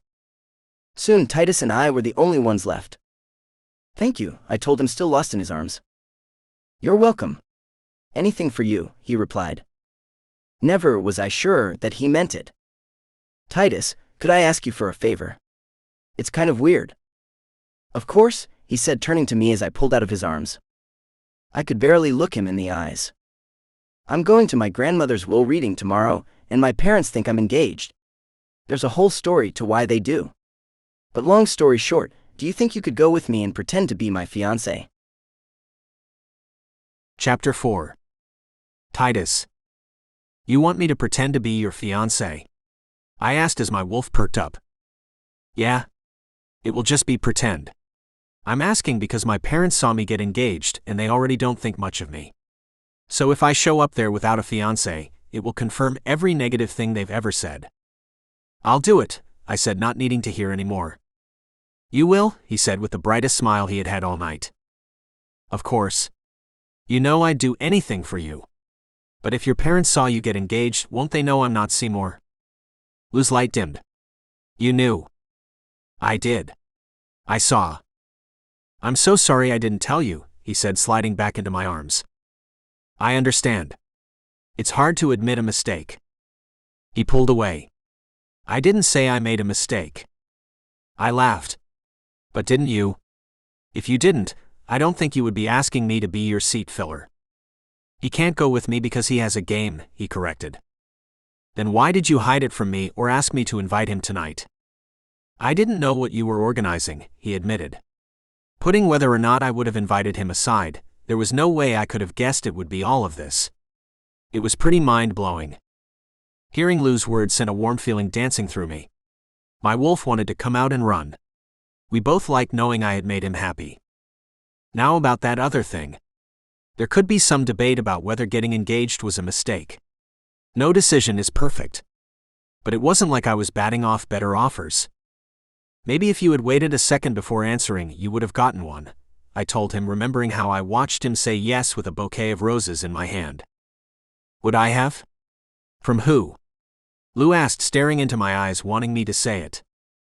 As much as I wanted to, and as sure as I was about him, there was no way I wanted the day I declared my love for him to be the day of his grandmother's memorial. Besides, I was exhausted. I had been working nonstop on this from the moment he told me he wanted a game night. I could barely stand up, I was so tired. I wanted what I hoped to be the first day of our lives together to be more than just the aftermath of his grief. And I wanted to be emotionally present for it. I wanted the date to be as special for me as I hoped it would be for him. That's what I thought, he said after the silence drew out. He didn't say it in an angry way, though. It wasn't even sadness. It was more resignation and acceptance. I didn't want Lou to think those things about the way I felt about him. You know I'm gonna be the best fake fiancé you'll ever have, right? I'm gonna ruin you for all your future fake fiancés. Lou laughed, so at least there was that. But as I thought further, something came to mind. If your parents have already met Seymour, how are you gonna pass me off as your fiancé? He and I look nothing alike. First of all, you do. That was one of the first things I noticed about him. That he looked like me. Lou tightened his lips innocently as he looked up into my eyes. Wow. I said, never expecting Lou to admit to such a thing. Because yeah, to be honest, it was hard to miss the resemblance between the two of us. But secondly, and more importantly, my parents never looked at him. They looked down the entire time like they were embarrassed to be a part of it. I could bring home Quinn and they wouldn't know the difference. So I take it that Quinn is busy this weekend. Well, I'm asking you. So obviously. I laughed. I didn't know whether he was joking. I never knew if he was joking when he talked about crushing on Quinn. But it wasn't like he was a threat. Obviously, I agreed. I would expect nothing less. Nothing less, Lou echoed before we both cracked up. So you think passing me off as your fiancé will work, huh? After tonight, there's clearly no one who knows me better. That is true. So does that mean we'll be sharing a bed? Don't you get any ideas, mister, he teased. I'm a good boy, he said, pulling his body close to mine. I wouldn't dream of it, I told him, imagining stripping him naked and pressing his thighs against his chest. Oh. Lou said, suddenly pulling away. I'm sorry. I don't know why that happened. Lou stared at me, not saying a word. Why wasn't he saying anything? Yeah, I had gotten hard thinking about us sharing a bed, but it wasn't a big deal, right? Lou, please don't make this a big deal, I told him, hoping I hadn't ruined everything. I don't know why, but Lou just kept staring at me. When he finally spoke, it felt like an eternity had passed. Titus, can you walk me home? Of course. He then took my hand and said, fiancé practice. I smiled. Good idea. Holding hands under the moonlight, I walked him home in silence. After a lingering hug goodnight, I watched Lou enter his dorm and then took the first deep breath I had had in days. I couldn't believe I had pulled it off. And I couldn't believe that he had asked me to meet his parents as his fiancé. It would be pretend for now, but would it stay that way? Would I ever have a better opportunity than this one to tell him how I feel about him? How'd he like it? Callie asked me when I entered our room. I think he really appreciated it. Thanks for being there. And he invited me to go with him this weekend when he takes care of his grandmother's legal stuff. When an awkward silence developed, I looked up at Callie. That was when I realized he knew more than he was saying. After that, I had a hard time looking him in the eye. You like him, don't you? Of course I like him. You've met him. What's not to like? No, I mean you really like him. I paused, sighed, and then decided I was too tired to continue whatever game I was playing. Yeah, I like him. I've always liked him. From the moment I met him, he's been all I can think about. You tell him that? I thought about it. I will this weekend. Good for you, Callie said with a smile. Callie was sometimes hard to read, but there was no mistaking how much he meant it. He was happy for me. So you met anyone you like yet? As soon as I asked him, Callie turned beet red and released a scent my wolf picked up on immediately. With his eyes locked on the ground, he said, No, I'm trying to stay focused on football. Callie, never play poker, I told him before crawling into bed and quickly falling asleep. I woke up the next morning relieved and refreshed. Not only had Lou's memorial gone off without a hitch, but I was about to spend the weekend with him. Between packing and classes, the day flew by, and when it was time to pick up Lou, I was in the best mood. Lou was not. There were many ways people would describe Lou: unpredictable, funny, adorable. But the one thing that nobody could miss was that he was upbeat. He always had a cute little smile on his face. Even when times were tough, he would find the bright side or the humor in it. None of that was there when I picked him up at his dorm. Everything okay? I asked him as we snaked our way to the highway. No. Everything is definitely not okay. What's going on? Do you not know where you're going? If you don't, that's a problem because you're driving. I know where we're going. Have you not heard anything I've told you about my family? Wait, what am I thinking? Last night you made clear that you hear everything I tell you. Thank you again for that, by the way. Of course, I said, feeling good. So, I don't have to tell you that we're going to the lion's den. And that pack of hyenas is going to eat me alive. I reached across the truck and put my hand on his thigh. I loved touching him. You don't have to worry. I'll protect you, I told him with a smile. Ah, he said, moved. That's sweet. He squeezed my hand. But I'm pretty sure hyenas eat wolves. And if they don't get you, the lions will. I pulled back my hand. I don't get it. Didn't you tell me that your grandmother was going to give you an inheritance? We'll go. You'll get it. And afterward, you'll never have to see your family again. It's only 2 days. I'll help you through it. That's where you're wrong. I didn't just say that she was going to give me an inheritance. I told you that I was going to inherit it all. She said that she was going to give everything to me. So, that's even better. Lou stared at me terrified. Titus, you haven't met my family. As soon as they find out that they're getting nothing, they'll kill me and make soup from my bones. Lou, you have to be exaggerating. Oh, I'm not. After my grandma Aggie told me that she was giving me everything, she told me to get prepared. She knew. And did you? Did I what? Get prepared? Lou looked flabbergasted. What does that even mean? I don't know. Get a lawyer, I guess. Lou completely deflated and turned away and thought. Oh. I guess that would have made sense. He turned back to me again, overwhelmed. Where was all of this fancy thinking when my grandma Aggie was alive? Probably hanging out in my room waiting for you to tell me how your latest date went. Lou froze. When he replied, he was calmer. Well, a lot of good that does us now. Anyway, I'm tired of talking about myself. It feels like forever since we've talked about you. How is Nero's new place? Anything new going on in your life? Anyone new? I thought and then answered. Nero's place was nice. And yeah. There's someone new in my life, I said with a smile. Lou snapped towards me stunned. He looked like he was trying to be excited for me, but was horrified. Really? That's great. Are they cute? First of all, I don't know. And second of all, he's my brother. I'm sorry, did you say that you have a brother? Since when? Technically, it would be ever since he was born. But my mother dropped that little bit of news on me on Sunday when I went up to see her and caught her and Mike having sex on the couch. Okay. Let's start with you. And we will definitely be getting back to that little nugget later. But you have a younger brother. How? Apparently my father had him before he got deployed to Iraq. Do you know who he is? Nope. And my mother's not sharing. So she just dropped that on you and said, what, deal with it? Pretty much.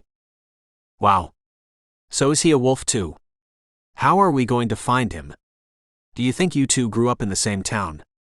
Lou said, invested. Your guess is as good as mine. But I always got the impression that my parents weren't living together when I was born. I don't think my father's from our town. On the other hand, my brother's probably a shifter too, since I get my shifting from my father. And there's a lot of shifters where I grew up.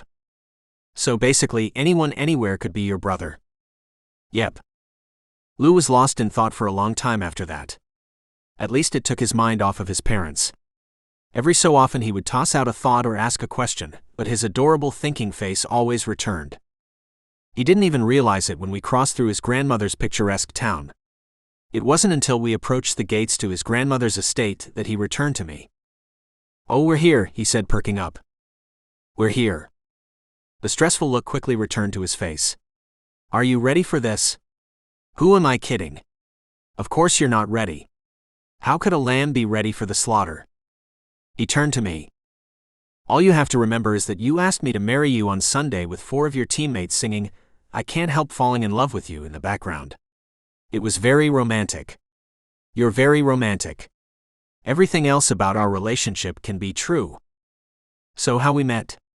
The memorial for your grandmother? Yeah. We were best friends who fell in love, a classic romance story. I got it. You were in love with me from the moment we met, and it took me a while to realize how great you are. Please. The story needs to be something they'll believe. If that's the type of storytelling we're in for this weekend, the plan is already lost. Wait. Why couldn't that version of the story be true? No time for jokes. We're here, he said, crackling as we pulled up to the grand colonial-style home. It looked like a place straight out of the time of slavery. How did you say your family got its money again? I didn't. As soon as I turned off the truck, he took both of my hands and stared into my eyes. This has to work. Okay? You can't do anything to screw this up. Don't worry. I have you. You'll be fine. Lou squeaked in reply. Scrabbling out of the truck, he rushed to the bottom of the stairs and waited for me. When I got there, he took my hand and held onto it for dear life. With a deep breath and a nod, he led me onto the veranda and through the large double doors. The place looked like the entrance to a grand ballroom. There was a spiral wooden staircase directly in front of us, a dining room that sat 20 to the left, a passageway with green marble floors to the right, and 2 stories of circular balconies visible through the hole in the ceiling above. As I stared, a woman appeared on the landing on the floor above. I recognized her from the pastry shop. This was Lou's mother, and she was dressed like we were at a fancy horse race.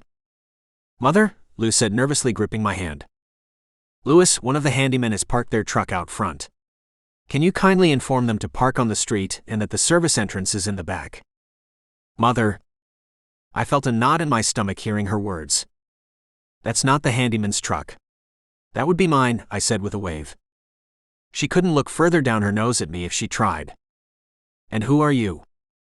I turned to Lou, who stared back. After another deep breath, he clamped my hand and turned to his mother. "Mother, this is Titus. He's my fiancé. Don't you remember? He asked me to marry him with the choir. You were there." "Ah yes," she said, unimpressed. "Someone parked their service truck out front again," the younger voice said, stealing our attention. This one was attached to someone who couldn't look more like a James Bond villain in training if he tried. "It's not the handyman's truck," Lou said, snapping at him but trying to remain calm.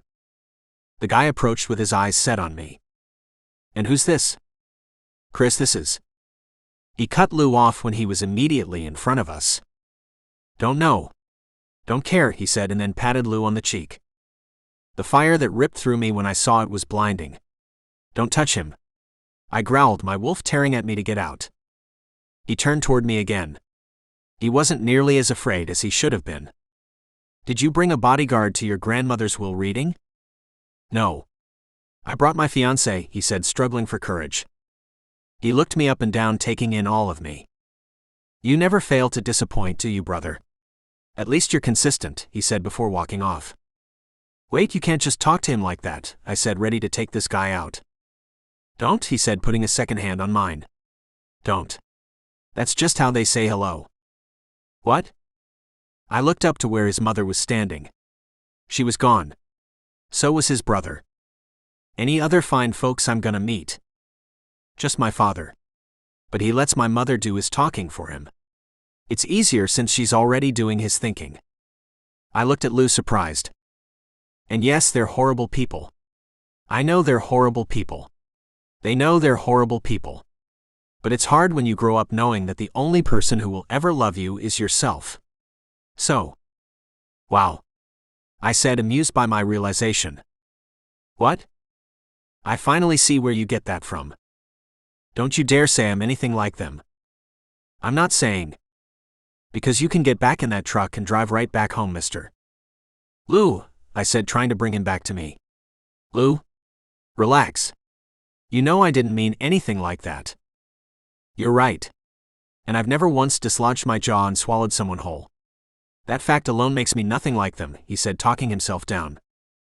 I stared at him, wondering if he heard it. "What? Did I ever tell you how adorable you are?" My compliment broke through. "Ah." He put his palms on my cheeks. "And that's why I agreed to marry you." "You mean fake?" She hissed. "There's a massive echo. They can hear every word we say," he whispered. "So they heard everything you just said about them?" I whispered. Lou's smile was devious. My baby knew exactly how to fight back against these people. He wasn't as helpless against them as he pretended to be. I couldn't have loved him more. "Let me give you a tour," he said, returning to full volume. Leading me by the hand, Lou walked me behind the stairs in the dining room. On one side of the room was a grand piano that looked tiny in the large space. On the other side was an elegant wooden floor with a large area rug and a living room set. Taking me back through the dining room, we crossed into the chef's kitchen, prep room, dry storage, and laundry. The carpeted second floor were all bedrooms. The master bedroom suite was over the side of the house with the grand hall. That was where his grandmother had slept. Next to it was the room that his parents occupied. Next to that was his brother's room. "Where do you sleep?" I asked after we ran out of doors. He smiled and pointed to the stairs. "You get the whole third floor?" "That's right. Otherwise known as the attic." Lou led me upstairs and through one of the many doors connected to the balcony. His room was nowhere near as polished as the rest of the house, but it was huge. It's also where they store any bit of junk they get from their tacky friends. I looked at him unsure what I could say. Don't worry, they can't hear anything said up here. You're free to speak, he said, slumping onto the queen-size bed. I'm starting to understand all of the things you said about them. They might be the absolute worst.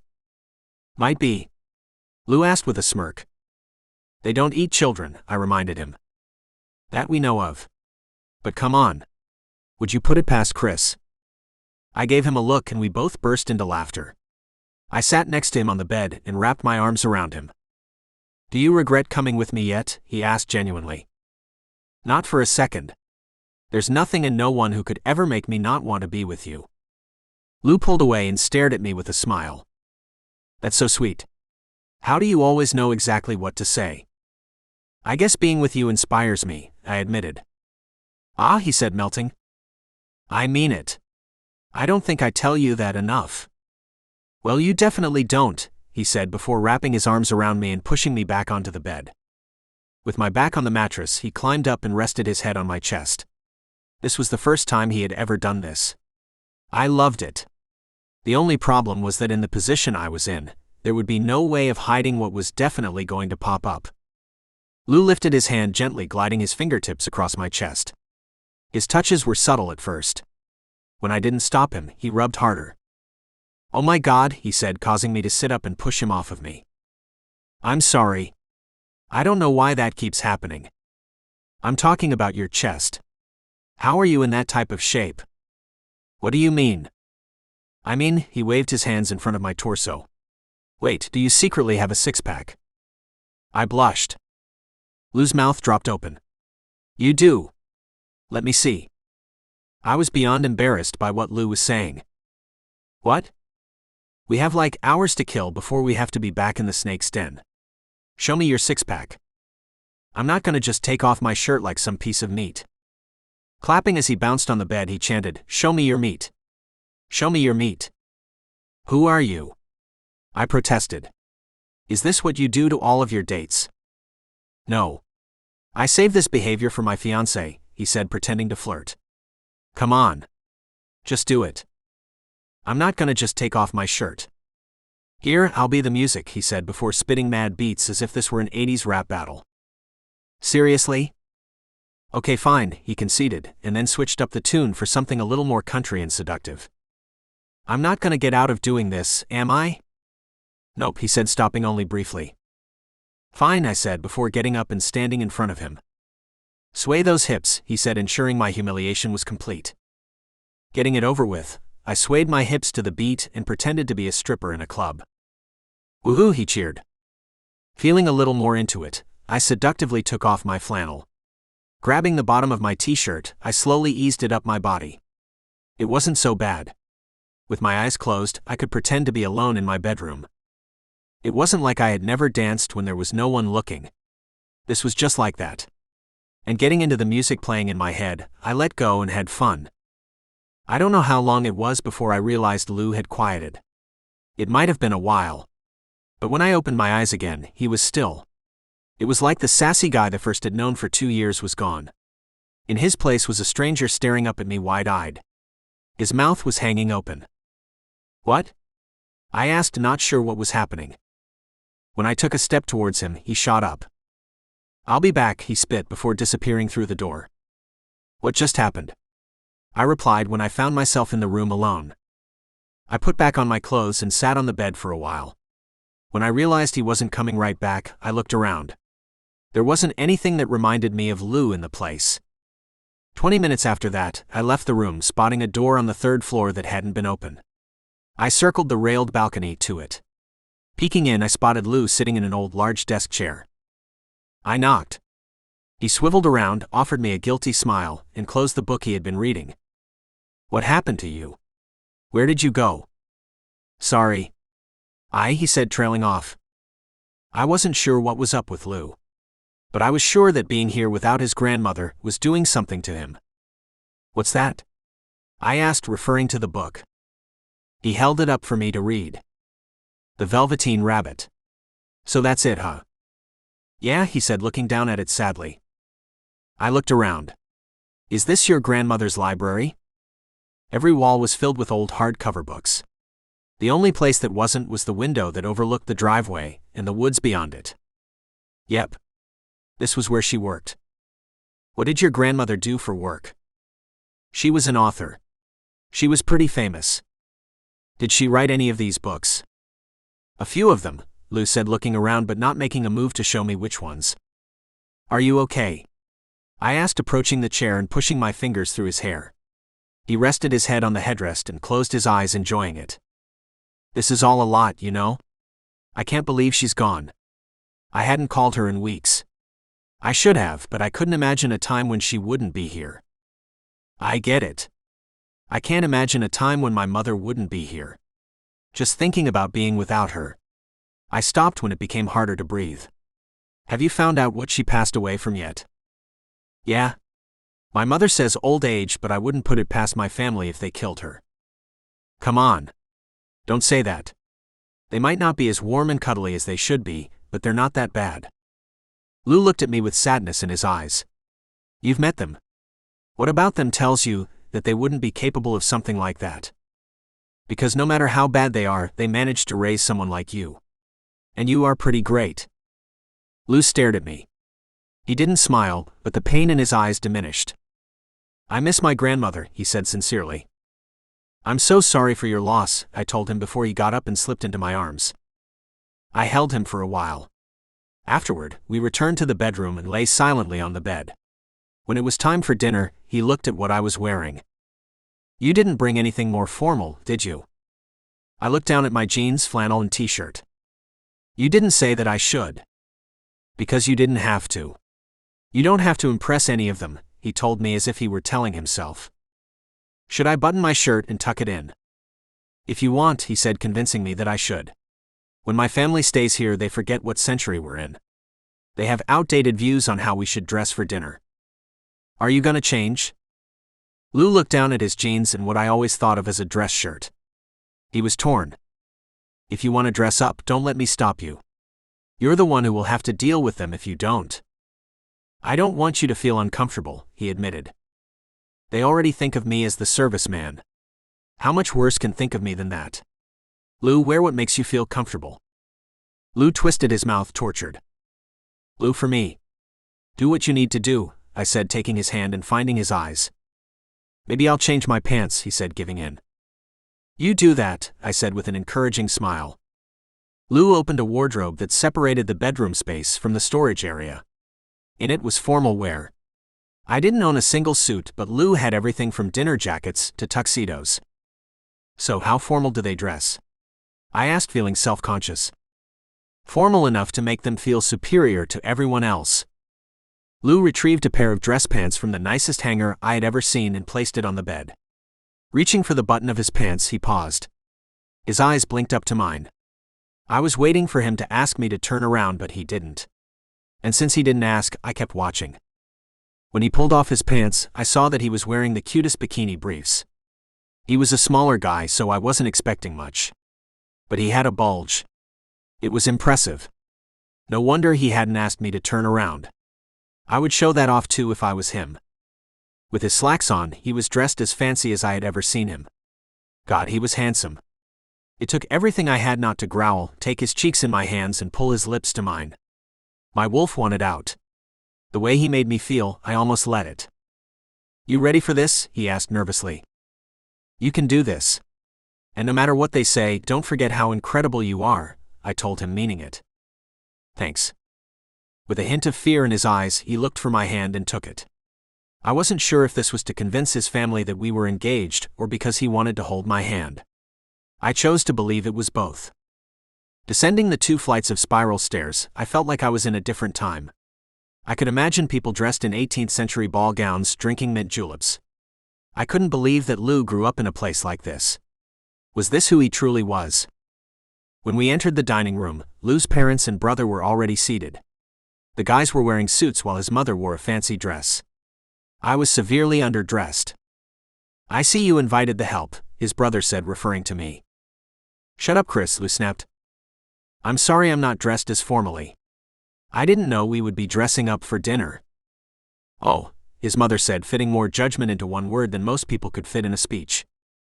Yeah, I figured it wouldn't be necessary because we aren't all pretentious assholes who need to dress up to imagine themselves better than everyone else, he said, leading me to one of the open place settings.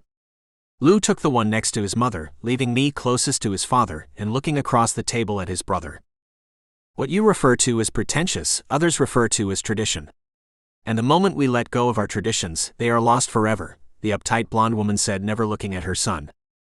Have you ever heard of evolution, mother? It's what allows a species to survive as the world changes. Your grandmother would disagree, she snipped. What would you possibly know about what Grandma Aggie thought? Did you ever talk to her? Seriously, did any of you ever actually talk to her? No. You just showed up here and acted like the royal assholes who owned the place. Did any of you care about her at all? His mother turned her cold gaze onto Lou. For God's sake, Louis, for once can you not be? You, his brother said, cutting her off. I looked at Lou. He was about to explode. I quickly found his hand under the table and squeezed it. It calmed him. I could see all of the thoughts bouncing around in his head, but none of them came out. Perhaps we should eat, a voice said from the other end of the table. It was Lou's father. He was a lean gray-haired man with a forgettable face.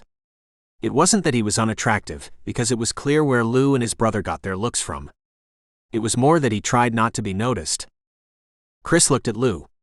See what you've done. You've woken the dead. Christopher, his mother scolded. I'm kidding. Yes, perhaps we should eat, he said, reaching for the bell in front of his mother and ringing it.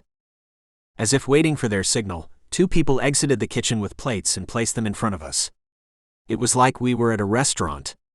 And the food was good. While we ate, Lou's mother and brother engaged in small talk about his plans after law school. Lou's father spoke up, reminding him that there was a job waiting for him at his practice. I think I'll be able to do a little better than that, was his smug reply. While his father seemed hurt, his mother looked proud of him. Lou really did grow up in a world I knew nothing about. I loved him even more knowing what he had to overcome to be as great as he was. After the two of us were done eating, Lou, who hadn't said a word all dinner, stood up. Mother, Father, Chris, he said with a fake smile. I stood up after him. Thank you for dinner. It was incredibly good. His brother looked at me like he hated me being there, while his mother offered me a fake smile without making eye contact.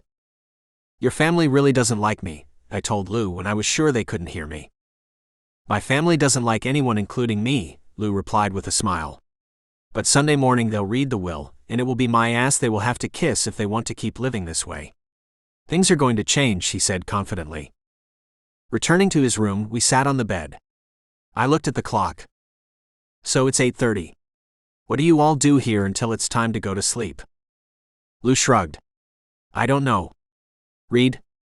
Sometimes I would play board games with Grandma Aggie. We could pull out her backgammon set. Backgammon? It's like an old-timey game where you roll dice and move your pieces from one side of the board to the other. Sounds thrilling, I joked. Then I must have described it wrong, he said with a smile. I laughed. As fun as that sounds, maybe you can give me a tour of the rest of the place. I think I've shown you everything. Did I see a pool in the backyard? You did. We could take a swim. You do realize that places like this don't have pools to swim in. It's more like a moat to keep the common people out. Well, you did say you'll be making changes when this place becomes yours, right? I did. Then why don't we start with the pool? A light appeared in Lou's eyes for the first time since all this happened. It was nice to see. It wasn't like I needed a reminder, but it reminded me of everything I loved about him. I think we should. But we should probably make a stop first. Again taking my hand, Lou led me downstairs and into the living room across from the piano. His family was there. Each of them held a drink and a book. Excuse us, Lou said, crossing to the bar and retrieving a bottle and 2 glasses. Excuse us, I repeated, trying to sound more sincere than Lou did. With his bottle in hand, we crossed towards the piano and exited through one of the many glass double doors. Lou was clearly not being subtle about it. When you said we needed to make a stop first, I assumed you meant for bathing suits or towels. Titus, sometimes it's like you don't know me at all, he said, pressing his shoulder against mine and giggling as he jogged forward. Placing the bottle and glasses on a poolside table, he stripped down to his underwear and dove in. Ah, he squealed when he came up for air. How's the water? Not cold at all. Really? Strip down and dive in. I did what I was told and undressed. Lou didn't take his eyes off of me. When there was nothing between us but a pair of boxer briefs, I ran forward and dove in. You liar, I shouted when I surfaced. Lou giggled. See, this is why we only use it as a moat. This thing is freezing. Come on. It can't be any worse than swimming in the waterfalls when you were a kid. What do you know about me swimming in waterfalls? I said, wading towards him. You're not the only one who listens when someone speaks. I remember you talking about how you would catch fireflies and skinny dip in waterfalls when you were growing up. You're making me sound like a character in a bad southern novel or something. Did you not catch fireflies in mason jars? Lou said, floating closer. We did catch fireflies in mason jars. And did you not skinny dip down at the creek? There was a creek and we did sometimes skinny dip in it. Then if the stereotype fits, he said, now inches from me. Despite the cold water, I could feel his body heat. It encircled me. My heart thumped looking into his eyes. I wanted to kiss him. My body ached for it. My hard member throbbed, wanting to pull his body onto mine. And finally, when I couldn't take any more, I leaned forward and reached for him. As I did, he leaned back and splashed water into my face. Not sure what to think of it, I wiped the water out of my eyes and stared at him. He was giggling. Oh, you think that's funny, huh? I said, shooting a spray of water back. Wiping his face, he shot another one at me. I replied with a perfectly aimed shot that caught him between the eyes. Are you forgetting that I grew up skinny dipping at the creek? This is how we fought wars where I'm from, I declared before he sent more water my way. Oh, you did it now, I said, launching into a full-on offensive. As much as Lou held his own, in the end, he was no match for the tidal wave I unleashed on him. When he realized it, he tried to swim away. I swam after him. I couldn't tell if his fancy country club swim lessons had let him down or if he had let me, but I caught him. And as he struggled to escape, I turned him until his lips were inches from mine. He stopped struggling and stared at me. He wasn't going to stop me. He was going to let me collect my prize. But as I leaned in about to do what I had dreamed about for so long, a voice shattered the mood. My. It's like watching seals on heat. Do seals go on heat? Or is that just something dogs do? Chris said, staring down at us from the edge of the pool. Seeing him, I let Lou go. Lou swam away as if caught doing something wrong. What do you want, Chris? He asked bitterly. Do I need a reason to talk to my brother? When it comes to you, yes. Always. What do you want? You think so little of me. Maybe I just wanted an opportunity to get to know my soon-to-be brother-in-law. You never even introduced us. I was waiting for Lou to tell him he hadn't introduced us because Chris had been too busy being a prick, but he didn't. Chris, this is Titus. Titus, this is my asshole brother Chris. Titus, huh? Is that a biblical name? Roman. Oh, like the emperor. I suppose. Interesting. And how did the two of you meet? Chris sat on a chair near the bottle and poured himself a drink. Do you seriously care, Chris? Lou asked suspiciously. If he's going to be a part of the family, shouldn't we at least know a little more about him? Lou became weirdly quiet. I couldn't tell if he was worried I would blow our cover or if it was something else. But I had this. People like his brother never got to me.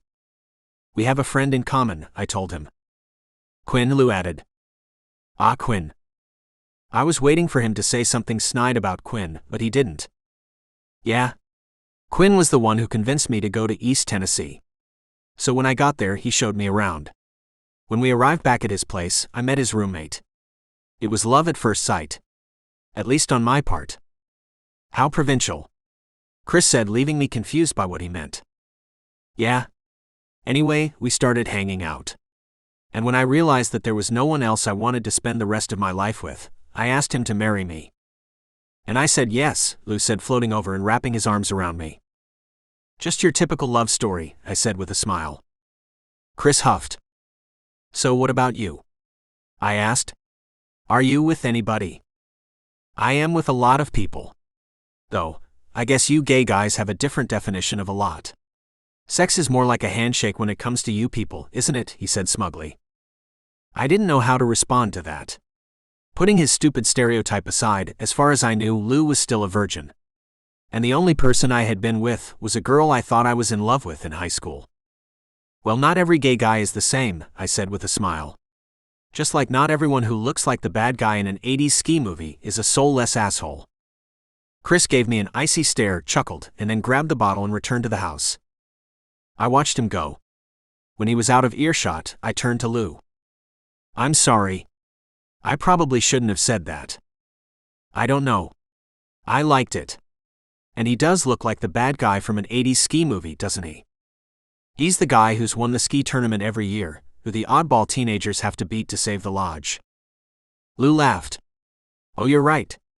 I can't believe I've never seen that before. It's the hair. Only an 80s villain would be arrogant enough to wear it like that. Lou laughed louder and stared at me. What? I asked, smiling back. Nothing. The two of us continued swimming for a while longer until Lou got out. His underwear clung to his body. Everything about his naked flesh turned me on more than I could have imagined. I didn't hide my hard member as I left the pool. Lou saw it and didn't look away until my pants were back on. After, he looked up into my eyes, making me think things I shouldn't have. When we were both dressed, Lou slipped his hand in mine and led me back into the house. With our fingers interlocked, he led me upstairs and into his room. We should probably take a shower, Lou suggested shyly. Yeah, I said excitedly. I mean separately, he said, correcting himself with his eyes closed. Of course, I replied, disappointed. And what about the sleeping arrangements? I could sleep on the floor if you want me to. No, you don't have to do that. Are you sure? Because I don't mind. You're only here because you're doing me a favor. I can sleep in the library. There's no bed in there. I can sleep in the chair. It's pretty comfortable. And what happens if someone goes looking for a book because they can't sleep? How would you explain that? Then what do you suggest we do? I looked at the bed again. Well, the bed's big enough. We could just sleep together. We're both adults, right? Right? And there's plenty of room. Right? Then I guess we'll both sleep in the bed, Lou said with his vulnerable eyes locked on me. Chapter 5. Lou. I stared at Titus, barely able to breathe. I couldn't believe I was feeling like this about him. He was my buddy. My best friend. I wasn't supposed to lose my grip whenever he took his shirt off. On the other hand, there was no way anyone could know that that was what he looked like shirtless. And when he got out of the pool and his hard member wrapped around his leg, what was I supposed to do? I mean, my God. He would tear my virgin ass apart with that thing.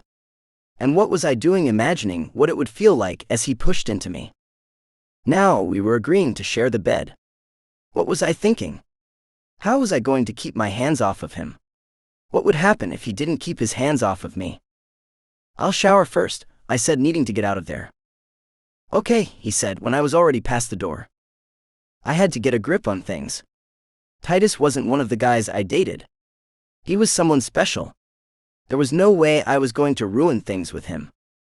Everyone thought that I dated a lot because I couldn't find anyone good enough. It was something I even told myself. But deep down I knew that wasn't it. Everyone treated me like I was fearless. The truth was that I spent every day scared shitless. I knew that if I let anyone truly get to know me, there was no way they would love me. I mean, how could they? I was a boy whom not even a mother could love. So why would anyone else? No, Titus was the only person I had shared my mess of a life with, and for some reason he didn't hate me yet. I couldn't screw things up with him now. If I didn't have him in my life, I wasn't sure what I would do. I needed Titus to breathe. He couldn't also be the guy to take my breath away. Alone in the bathroom, I got undressed and entered the shower. Looking down, I found myself completely hard. I needed this to go away. I couldn't encourage this. Titus was my friend. We could never be anything past that. Collapsing onto the shower wall, I fought the ache that came from wanting us to be something more. No, Lou. You can't do this. He's your best friend, I reminded myself. Don't screw this up by being you. It took a while, but eventually, I pulled myself together. It helped to remember that nothing Titus was doing was real. He had agreed to pretend to be my fiancé, and that was what he was doing. That's all. He didn't even like guys. I was just his quirky gay friend, who he was doing a favor for. The man was straight. He could never love me like I would want him to. And no matter how his naked chest or hard member made me feel, that would never change. That would never change, I said aloud, allowing the words to break my heart. That will never change, I repeated before wrapping a towel around my waist and heading to my room. The shower's free, I said, not looking at him. And where is it again? Oh, sorry. I keep forgetting you've never been here before. No, I can see why that happens. I clearly fit right in. That made me look up. When our eyes met, we both laughed. That's exactly it, I told him, throwing up my hands in mock resignation. I pointed Titus to the bathroom, and then changed into underwear and a pair of shorts. I knew I should probably put on a shirt, but I saw the way Titus looked at me in the pool. He had liked the way I looked.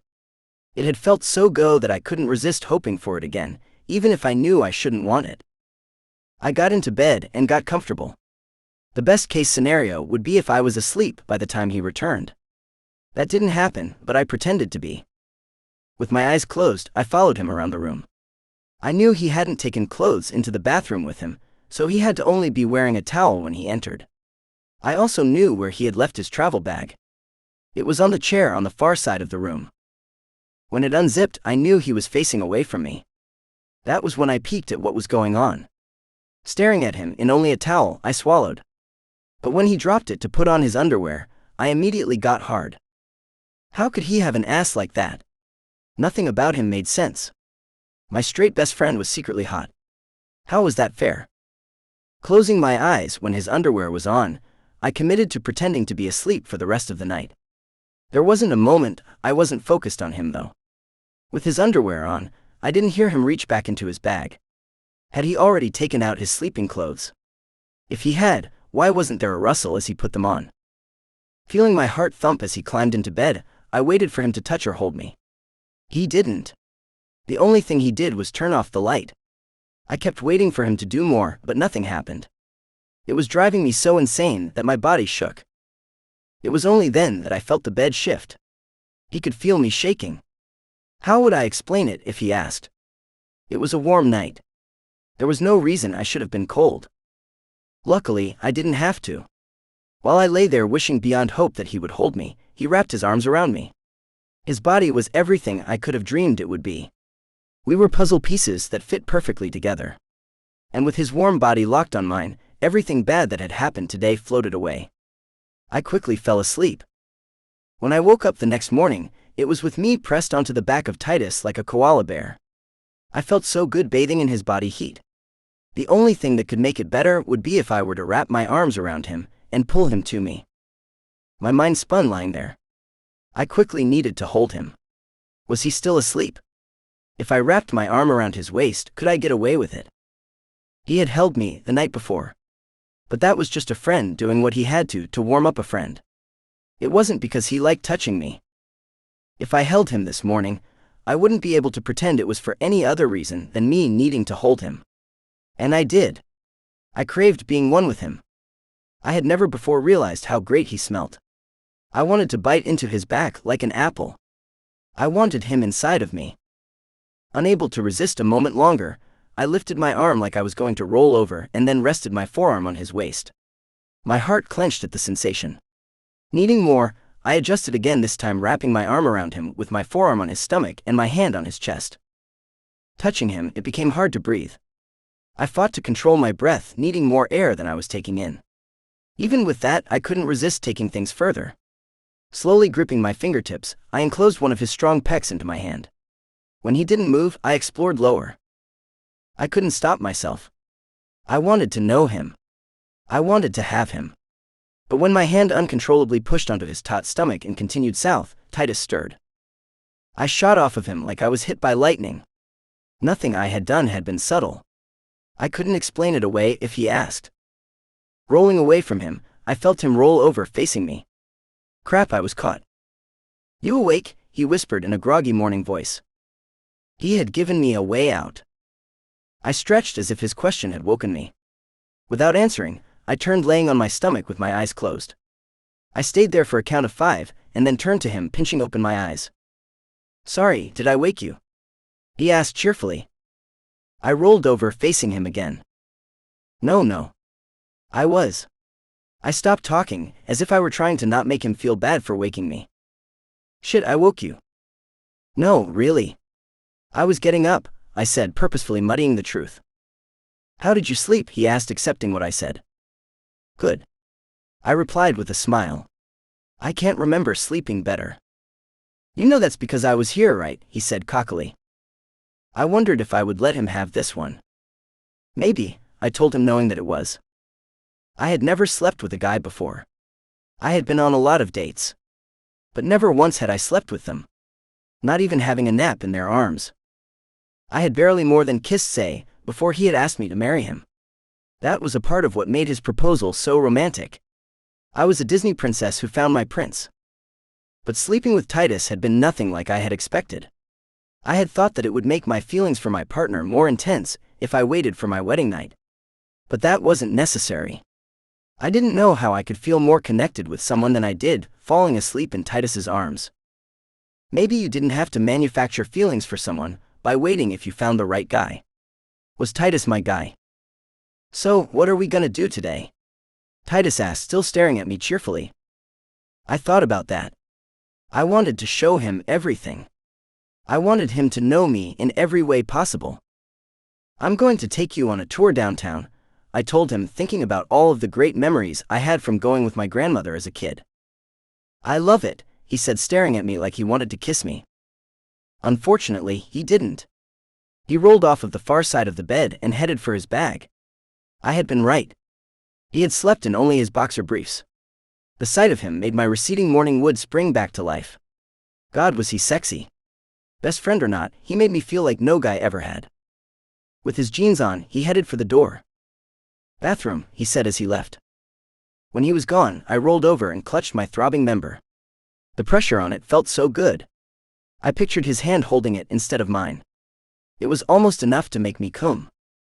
What the hell was going on with me? It was less than 10 hours ago that I had reminded myself why nothing could happen between Titus and me. He was my best friend. I couldn't lose him. At the same time, man, did he smell good. Knowing that my shorts would do nothing to hide my erection and that it wasn't going away anytime soon, I scrambled out of bed and changed. When Titus got back, I slipped past him, not looking him in the eyes. Doing all of the things to get ready for the day, I returned to find him dressed. "Are we gonna grab breakfast here or in town? Because I'm kinda hungry. Last night's dinner was incredible, but it wasn't a lot of food." I laughed. "Right. Sorry about that. I guess everyone in my family is pretty small. We don't eat very much. And I can appreciate that. But I would appreciate waffles even more," he joked. "I can't promise you waffles. But the cook does warm up a few pastries for us if we want them." "Great. Then point me at them and let's go." Circling through the kitchen before we headed out, Titus grabbed 4 croissants and a muffin. The poor guy was probably starving all night. "Morning," Titus said as we passed my mother on our way to the door. Her only response was to stare at the food in Titus's hands. I knew what she was implying, even if Titus didn't. She thought he was unrefined and not as good as us. But what she didn't know was that Titus was a better person than any of us would ever be. He was too good for my family. I didn't deserve to be with someone as good as him. Getting into his truck, I directed him into town. Entering, all of my best childhood memories came rushing back. "We should start at the aquarium," I suggested, ushering him forward. Standing at the ticket window deciding what we should get, Titus turned to me. "Ah, it looks like fun. But I'm gonna be honest with you, I can't afford this place." I looked at the prices. It started at $50 per person and went up from there. "Let me get it for you. Everything today is my treat. Consider it a thank you for putting up with my parents for the weekend." "You don't have to do that." "I know I don't. I want to.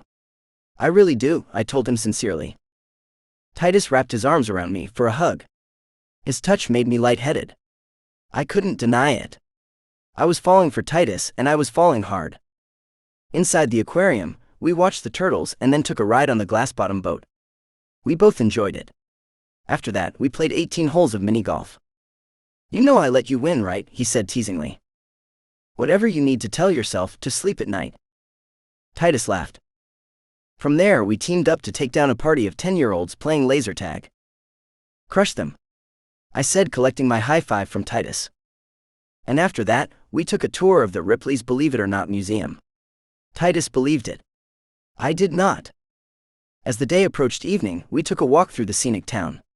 No longer able to resist, I linked our arms. I had an explanation ready if he asked why I had. He never did. It almost made me think he liked holding me as much as I did him. Almost. Hey, isn't that one of those DNA testing places?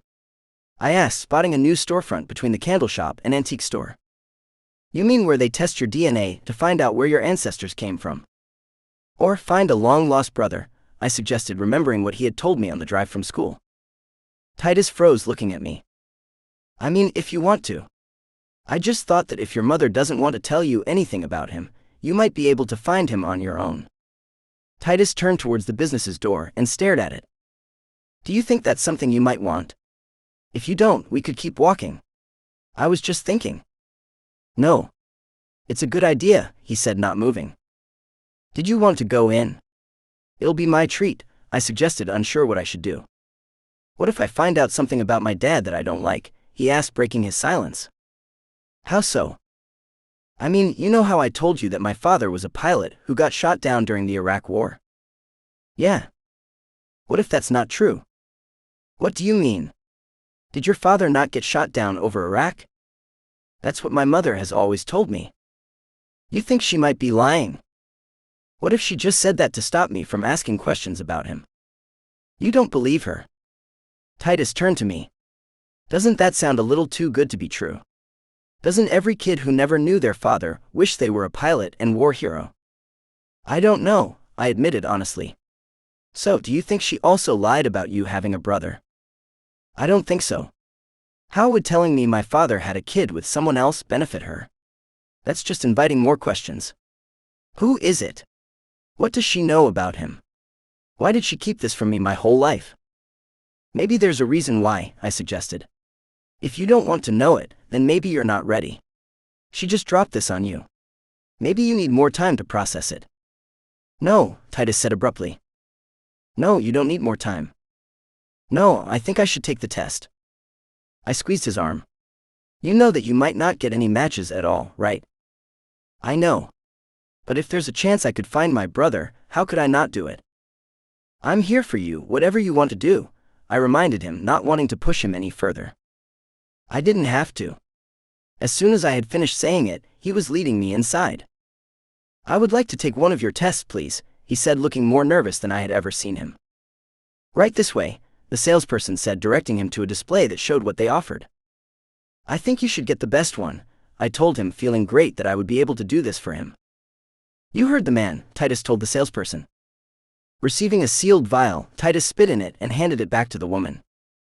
Is that it? He asked. That's it. We just need your email address, and you should get the results in 2 to 3 weeks. Wow. That was easy, Titus proclaimed, still looking unsure. I latched my arm around his. My fiancé is trying to find a brother he just found out he has, I told the middle-aged freckled woman. We get a lot of that, she replied with a smile. And how many of them find who they're looking for? Titus asked. I don't get to see that end of things.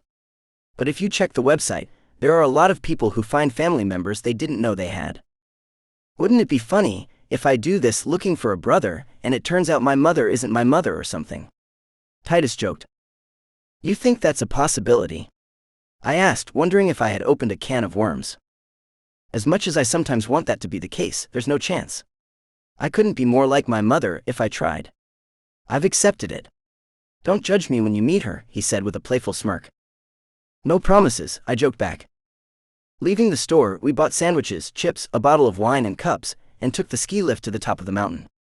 Finding a spot to watch the sunset, we sat and dug in. Again, Titus was starved. I had to remember how much bigger he was than me. When he was full, we opened the wine and relaxed. Lying on a slope that allowed us to see the horizon, I nestled into his armpit with my cup in hand. I'm cold, I told him as an excuse. It was sort of true. At the top of the mountain, the temperature dropped fast. I would have survived if I didn't have his warm body to cuddle up to. But I had him. So why not take advantage? It was either how little I ate or how much smaller I was, but the wine hit me way before it hit him. Do you completely regret coming with me this weekend? I asked, needing to know.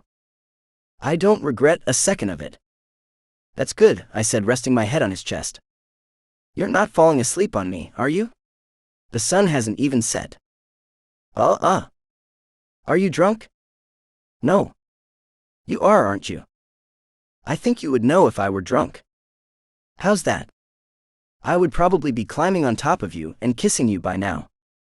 Titus didn't reply. I might be a little drunk, I realized. That's what I thought, he said with a chuckle. But what if I did it? Did what? Climbed on top of you and started kissing you. Titus laughed. Yeah, right. Don't think I would do it. Don't make promises your lips can't keep, he teased. You would freak out, wouldn't you? I wouldn't. Oh no, a guy just kissed me. What do I do? Am I gay? You know I wouldn't say that. I can't believe my lips touched another man's. I'm going to have to wash my mouth out with soap. And that was when he took my cheek in his large hand, peeled me off of him, and touched his lips to mine. I didn't see it coming. By the time I knew what was happening, he was starting to pull away. I didn't want it to stop. Did he? I opened my eyes to see his gorgeous face pulling away from mine. He looked as surprised as I was. I'm sorry, he said, regretting it immediately. I could have let him go. I could have done nothing as he backed off. But feeling a rush I had never felt in my life, I sat up, climbed on top of him, and kissed him hard. It didn't take long for him to react. Pushing his thick fingers into my hair, he gripped and tugged. It wasn't enough to pull me away. It was to let me know he was there. I loved it. Pressing my lips against his, he opened my mouth. I couldn't believe it was Titus doing this to me, but it was. He took control of me, like he knew what he was doing. And when my lips were apart, his tongue entered me. It was everything I thought it would be, and more. Finding my tongue with the tip of his, we danced. Twirling and tugging at each other's, my mind swirled. So when he released me, signaling it was coming to an end, my lips left his, wanting more. Pulling away, I stared into his eyes. I wanted to ask him why he had stopped. I wanted to tell him that I could keep doing that with him forever. I didn't. Instead, I returned to his chest, wrapped my arm back around him, and lost myself in the memory. I desperately wanted to know if he had regretted it. I was terrified to ask him, though. What if he did? What if he never wanted to do it again? What if he could no longer look at me? I avoided looking up, afraid that he couldn't. I think you want to see this, Titus said, squeezing my shoulder. Holding my breath, I opened my eyes and looked up at him. He directed my gaze in front of us. The sun was setting behind the mountains in the distance. It was beautiful. I loved lying there staring at it with him. And before I realized it, I had started to cry. What's the matter? Titus asked, seeing it. What could I tell him? I had no idea why I was crying. Was it because I finally knew what love felt like and it was all just pretend? Was it because I never wanted what was going on between us to end? Or was it because I knew I had just ruined everything, and now there was no way to take it back? I miss my grandmother, I told him. After I said it, I wondered if it was true. Before Titus and Quinn, she was the only one in my life I could talk to. She was everything to me. Now she was gone. Why hadn't I stayed in better contact with her? How could I have let all of the trivial things in my life get in the way of what was important? We watched the sunset in silence, and when the last of the light was gone, we packed up our stuff and returned to the ski lift. Neither of us had anything to say on the trip back to the estate. I couldn't tell if it was because of the kiss, or because he was giving me space to grieve. Parking the truck in the driveway, I told him, "We don't have to eat dinner with them if you don't want to. I'm here for you. Whatever you're up for." I considered their response if I requested to eat anywhere other than with them. As awful as they were when I was there, they were twice as bad when I attempted to get away from them. It was like the image of us being the perfect family was more important than whether we enjoyed each other's company. "I'm not sure I'm up for the fight," I told Titus, feeling drained. "Did you want to get dressed up for dinner?" Titus asked me, knowing he didn't bring anything formal for him to change into. He was telling the truth when he told my mother he didn't know dinner would be formal dress. He didn't know because I didn't tell him. What would have been the point of it? I knew everything in his closet. The nicest things he owned he had brought. What was the point of making him feel self-conscious if I didn't have to? Maybe that was a mistake. Maybe I should have better prepared him. It didn't matter now because we were here and it was what it was. No. I think we're perfect the way we are. Whatever you want to do. Titus and I left his truck and entered, knowing that the others would already be seated for dinner. Look who decided to show up, Chris said, ringing the bell to be served. Sorry we're late. I was showing Titus the town.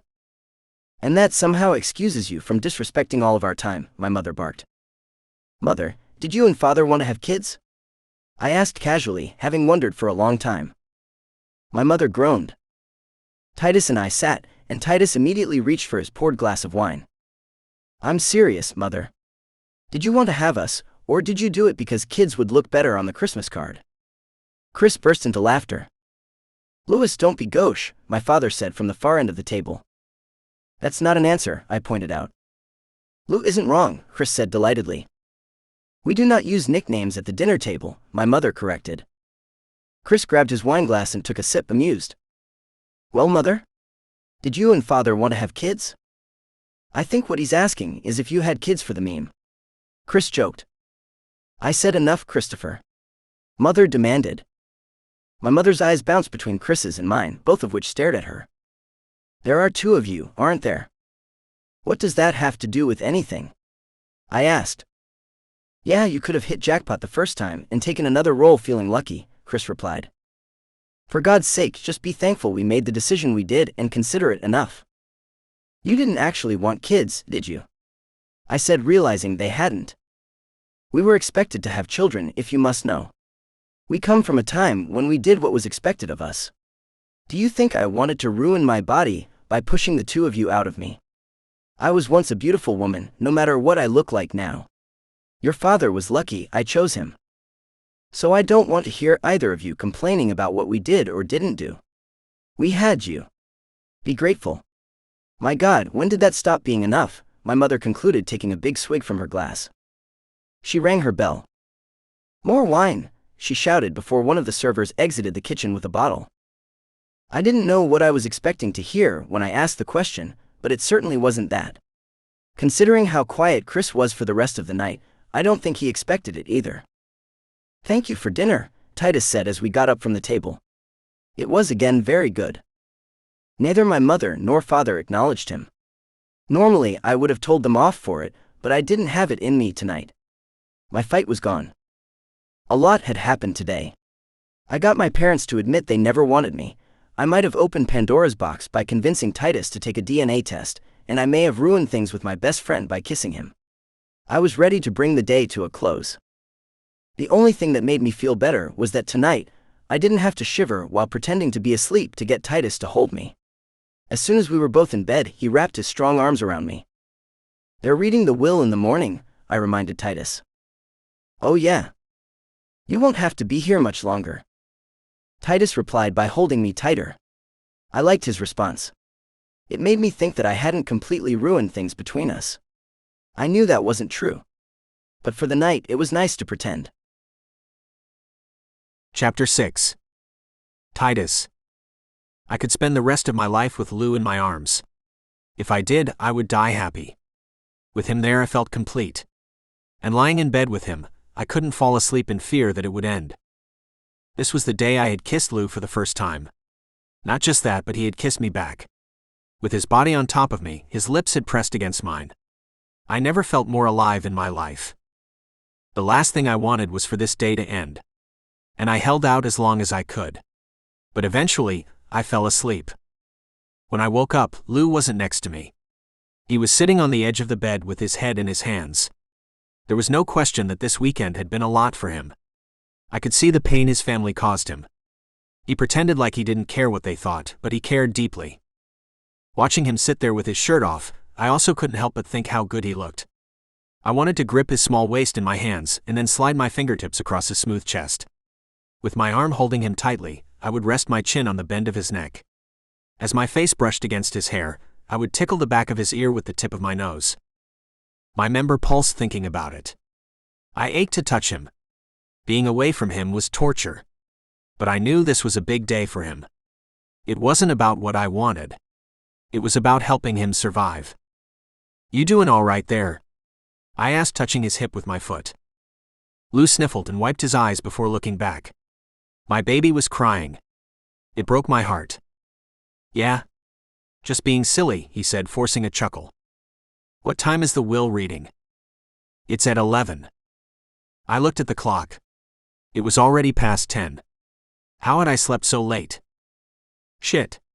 Was there something you wanted to do before then? You mean before my family hated me for life? You don't know how they'll respond. Who knows? Maybe they'll surprise you. You think there's a chance they'll find out my grandmother left me everything and they won't declare war against me? Have you met them?" "I have. But if you give them a chance, people change. And maybe once they realize that they can't push you around anymore, they'll be nicer to you." "Yeah, maybe," he said, not believing it. "Can you be with me when they read it? They'll probably say some horrible things about you being there, but I want you with me." "Of course," I said, honored that he would want me there. "And don't worry, I learned a long time ago to not listen to what people say. I hope you don't mind me saying this, but neither should you. People who only care about themselves aren't worth winning over because all you'll ever be to them is a means to an end. There's no way you can win with them. So what's the point in playing their game?" Lou stared at me, stunned. "Wow. What?" I asked, suddenly feeling self-conscious. "I've never heard you talk like this. Is it because we slept together?" "Because if it is, sign me up," he said with a flirtatious smile. "You're on the top of the list," I said, never wanting him more. "Nice," he said, giving me a wink. "But as true as what you said might be, it's not easy to stop caring what they think. I've lived a lifetime with them telling me that what they think should be the only thing that matters. I can't just flip that switch like it's a light." "I know. I didn't mean it like that. It's just that I wish you could see yourself the way I see you, instead of the way they do." "And how's that?" he asked vulnerably. "As someone who's pretty great. Someone who cares a lot about their friends even if you hide it behind jokes. Also, you're so funny. If I ever want to feel good or have a good laugh, all I need to do is find you. Lou, you're the greatest guy the first know," I said, showing him my heart. Lou twisted his mouth, not believing it but not wanting to argue. "You should tell my family that. Because as far as they're concerned, I'm just their embarrassing too gay son. You know, I often wonder if they would love me more if I was a good gay." "A good gay? You know, like Quinn or Nero's boyfriend?" "Oh, you mean boring?" Lou burst into laughter. "Yes, that's exactly what I mean." I shrugged. "Who knows? Maybe they would treat you differently. But you're you. That's not gonna change. And the people who care about you are grateful for that, because we all like you exactly the way you are." As soon as the words came out of my mouth, Lou took a breath and then climbed on top of me, wrapping his arm around me. I loved it. The problem was that I still had a massive erection. How could I help it? Lou had been sitting in front of me with his shirt off. And the last thing I needed ruining this heartfelt moment was my hard member. How would I explain that?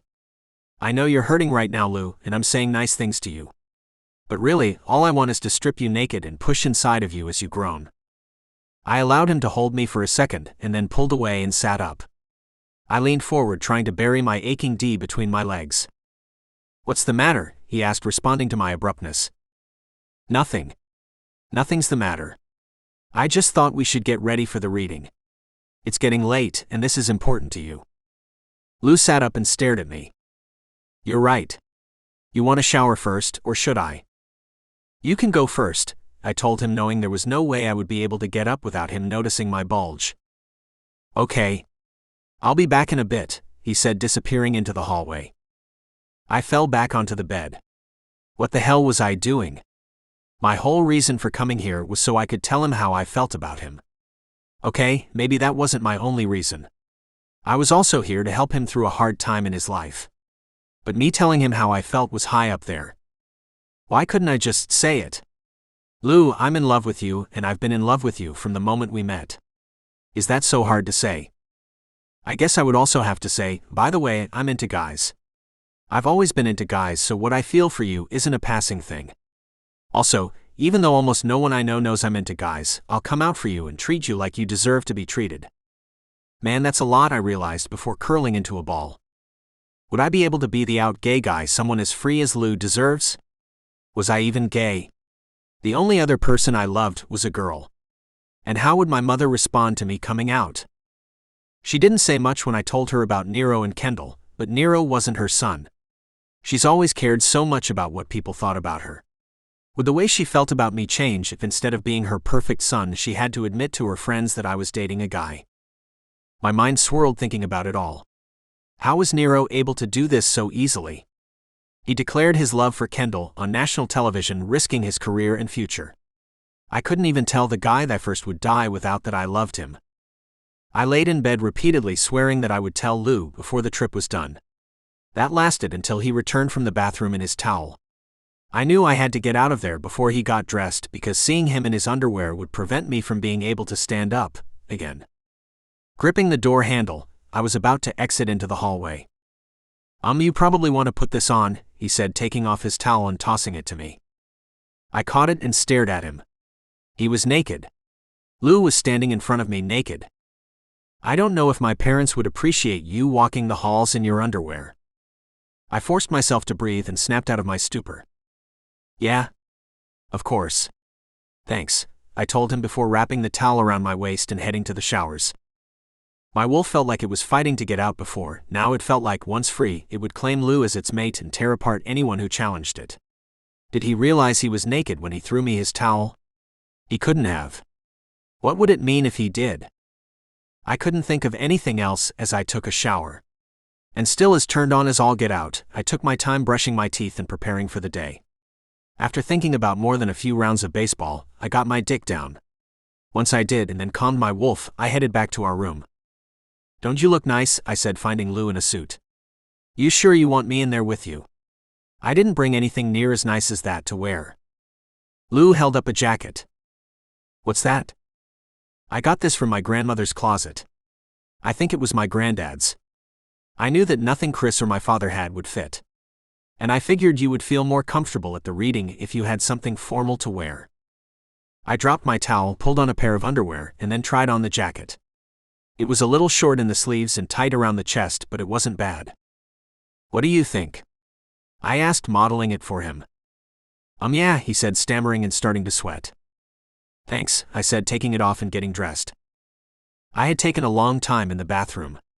What can I say? I had just seen Lou naked. But because we only had time to grab a muffin and head to the living room next to the piano. Everyone stared at me when I entered. What is he doing here? Chris asked coldly. I asked him to join me, Lou declared. And he did, all the way from 1950, he said, referring to my jacket. Will you be quiet, Christopher? If Louis needs his, she fought to say the word, fiancé with him at a time like this, then have some respect, his mother said with shocking kindness. Thank you, Mother. Lou was trying to pretend that her gesture hadn't meant much to him, but I could see that it nearly brought him to tears. His father, who had been talking to a gray-haired man with more polish than sincerity, turned, stared intensely at Lou for a moment, and then addressed the group. Now that we're all here, we can begin. For those who don't know, this is Tom. He was the executor of Mother's will. Doesn't Tom work at your law firm? Lou asked, staring at him strangely. Yes, he does. Tom is one of the partners there. Lou's neck cricked as if processing something that didn't make sense. But wasn't the lawyer who managed Grandma Aggie's estate the one responsible for her will? Your grandmother made a few changes in the last weeks of her life. One of them was to allow my firm to execute her wishes, his father said, not making eye contact with his son. But why would she do that after working with the firm for her entire career? For God's sake, Louis. Your grandmother changed the executor. God knows why. Can you please just accept it and allow the man to do his job? Lou stopped talking and stared at everyone with a crinkle rippling his forehead. Thank you, Martha, the man said, addressing the room. This will be short and quick, he said, holding up an envelope. As you all know, Aggie made substantial changes to her will in the last weeks of her life. She what? Lou asked, confused. The slimy man pulled a letter out of an envelope and read. I, Agatha Armory, being of sound mind and body, hereby leave the entirety of my estate to my son Frank Armory, to distribute as he will to all of my living relatives. I make this decision without prejudice and of my own desire. May the Armory legacy be in good hands for generations to come, the lawyer said, looking up from the letter. So, pretty much as expected, Lou's mother said, reinforcing what the letter said. It looks so, Lou's father said, receiving the letter from his friend. I looked over at Lou, who was incredibly confused. Fighting to get the words out, he said. That's not right. Of course it's right, his mother protested. You heard it, didn't you? What were you expecting? That she would leave everything to you, she said with a laugh. I looked at Lou for his response. He looked stunned. Lou, needing answers, turned to his brother. For once Chris wasn't an asshole. The look he gave Lou simply said, "What did you expect from them?" Lou's eyes darted around the room as he searched for answers. Quickly he became lost in his thoughts. There was no way to miss the anguish he felt as he realized that nothing he believed had been true. He wilted before my eyes. It's happening, his father said, drawing my gaze. Turning to him, my wolf immediately shot to attention. It was on alert, and I knew why. Lou's father had slumped forward into the exact position every shifter took before transforming. But that didn't make sense. Lou's family weren't shifters. I could smell it. What was going on? Before I could figure it out, Lou got up and headed for the back door. And where do you think you're going? His mother chided with an aura of superiority. Lou took off his jacket and flung it to the ground. Louis, his mother called. Louis. Let him go, Martha, his father said with a cool tone that silenced his wife. I looked around at Lou's family. I didn't know what was happening, but I knew Lou needed me. Heading out after him, I didn't catch up to him until we were approaching the pool. Lou, you okay? Lou? They changed the will. I don't know how, but they did, he finally said as we passed the pool and headed for the back lawn. You think so? Lou stopped and practically burned a hole in me with his eyes. Titus, my whole life my grandmother told me to prepare for when I inherited everything. My whole life. Now they're saying that in her final weeks she suddenly changed her mind. That doesn't even make sense. And what about switching to my father's law firm? Is that weird? I asked innocently. My grandmother was an author. 2 years ago she sat me down and explained that her lawyer specialized in managing the intellectual property of authors after they were gone. Her talking about dying brought me to tears. There was no way I would forget that situation. And just like that, she's going to replace him with a firm that specialized in litigation? That's nuts. Lou turned away and continued to storm off. I didn't know what to say. Lou was implying that his parents stole his inheritance. How did I respond to that, considering what else I saw? It was like something powerful within his father was surfacing. He had said, "It's happening." What was happening?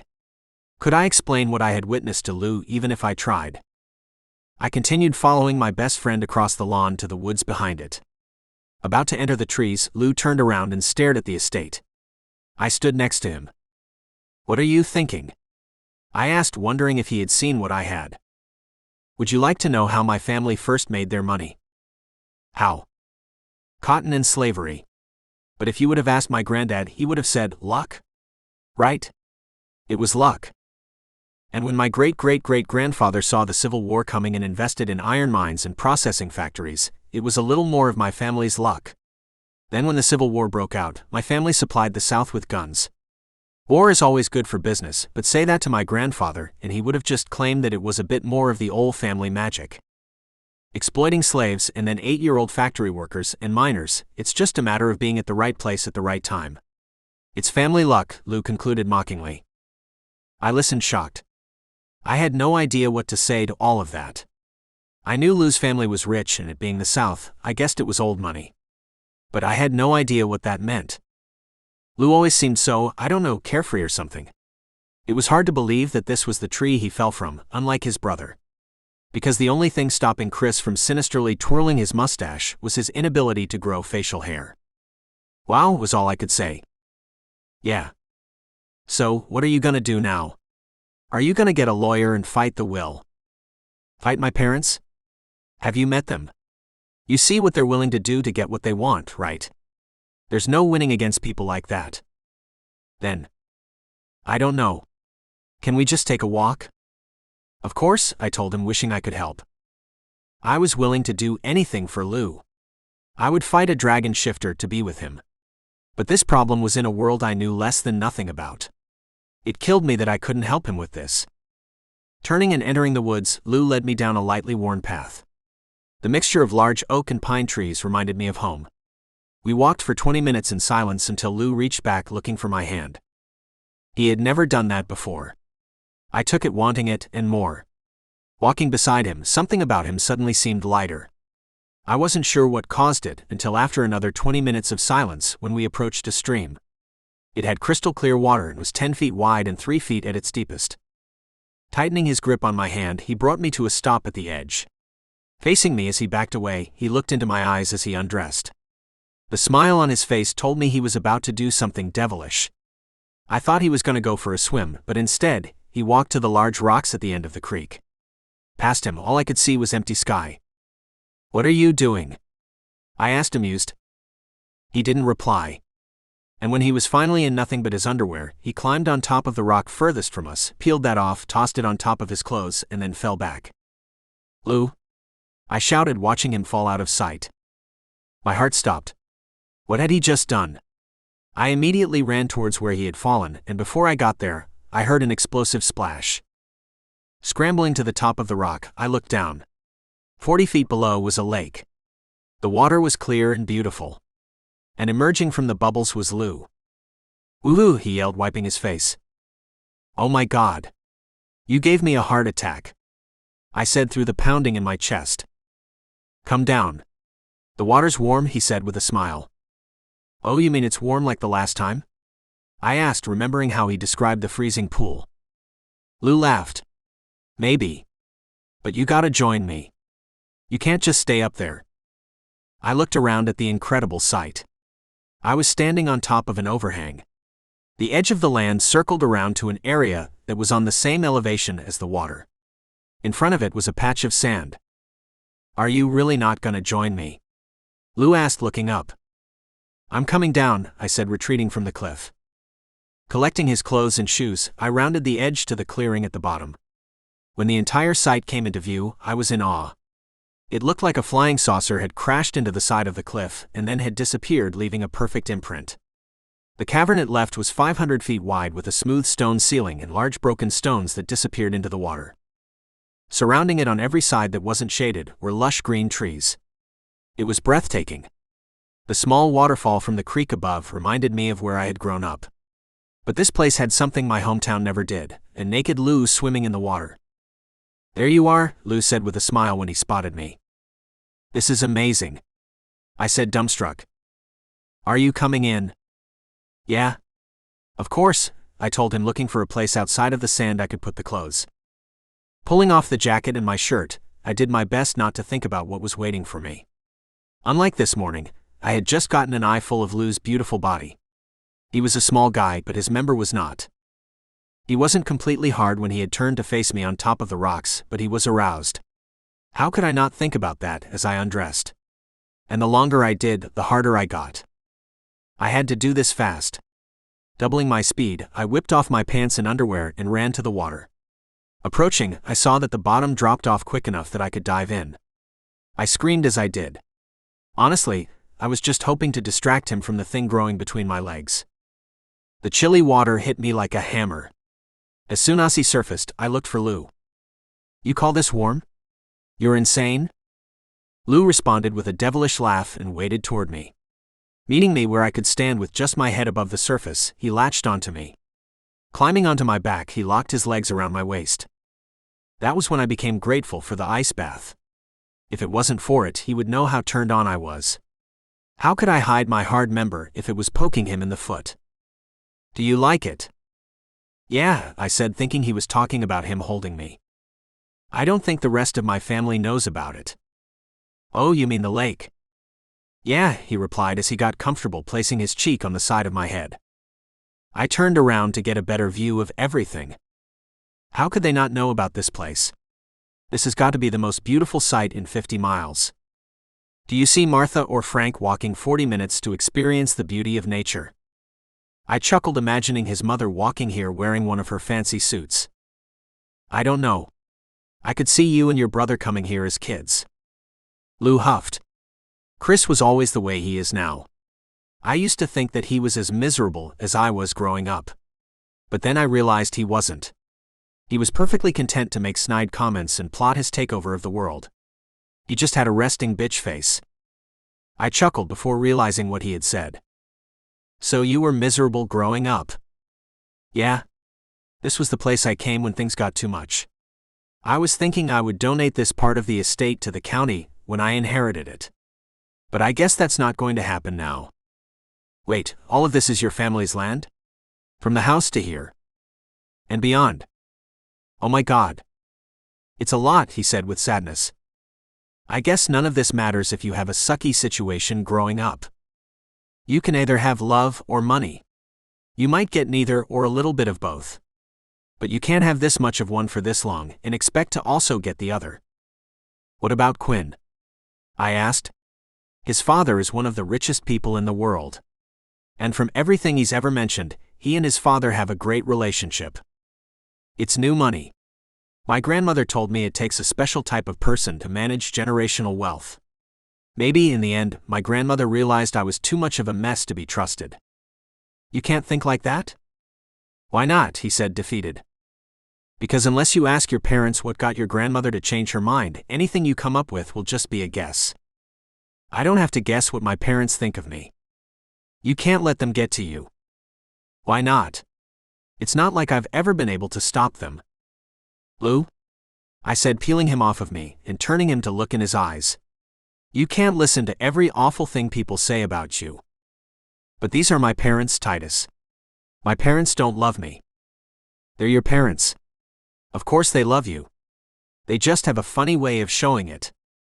I could see Lou's heartbreak before saying, you say that because you grew up with someone who loved you. You can't imagine life any other way. But you don't know what it was like with Martha and Frank. They didn't hide how upset they were when they had to be around us. Most of the time they could dump off me and Chris with the nanny and go have fun. But in the times, like when we came to visit Grandma Aggie and they needed us to look like a happy family, they acted like they were in pain.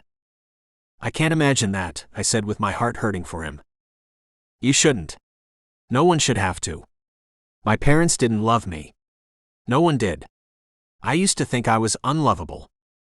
I love you, I said, unable to hold it back anymore. What? I love you, Lou. I have since the moment we met. And I'm not talking like a brother or a friend. I can't stop thinking about you.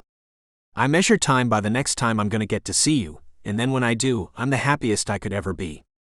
Lou, That was when he kissed me.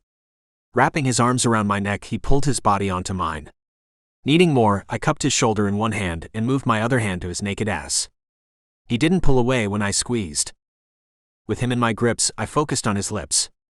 Pressing them against mine, my mind swirled. I wanted to be inside of him, so opening his mouth, my tongue went in search of his. When I found it, they danced. Pulling his body tighter to mine, I could feel the full length of him. His torso was lean and narrow. That made it easier to feel something else. As we kissed, he got hard. His growing member fought against my. Hi, it's the author. Spicy things are going on in the story right now, but it's not allowed on the platform you're listening to it on. But as a reminder, if you're in the US or the UK and you've never had an Audible account, you can get this story with all the spicy bits included for free by clicking on the links in the description and signing up for a free trial on Audible. The Audible version of the books are narrated by some of the best narrators in the world, and sometimes me, the author. And hearing them read with the steamy stuff included is so satisfying.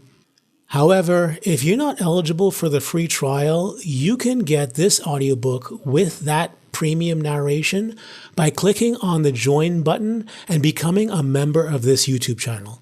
There are multiple tiers you can sign up for, and both will allow you to listen to the story with the steamy bits and without ads. But, so you know, it's the premium narration tier that includes the Audible version. And the great thing about getting the audiobook by becoming a member is that not only will it cost you less than buying this book on Audible, but you will get access to all of the premium narration versions, including those previously added and the new audiobooks added every month. And you can become a member no matter where in the world you live.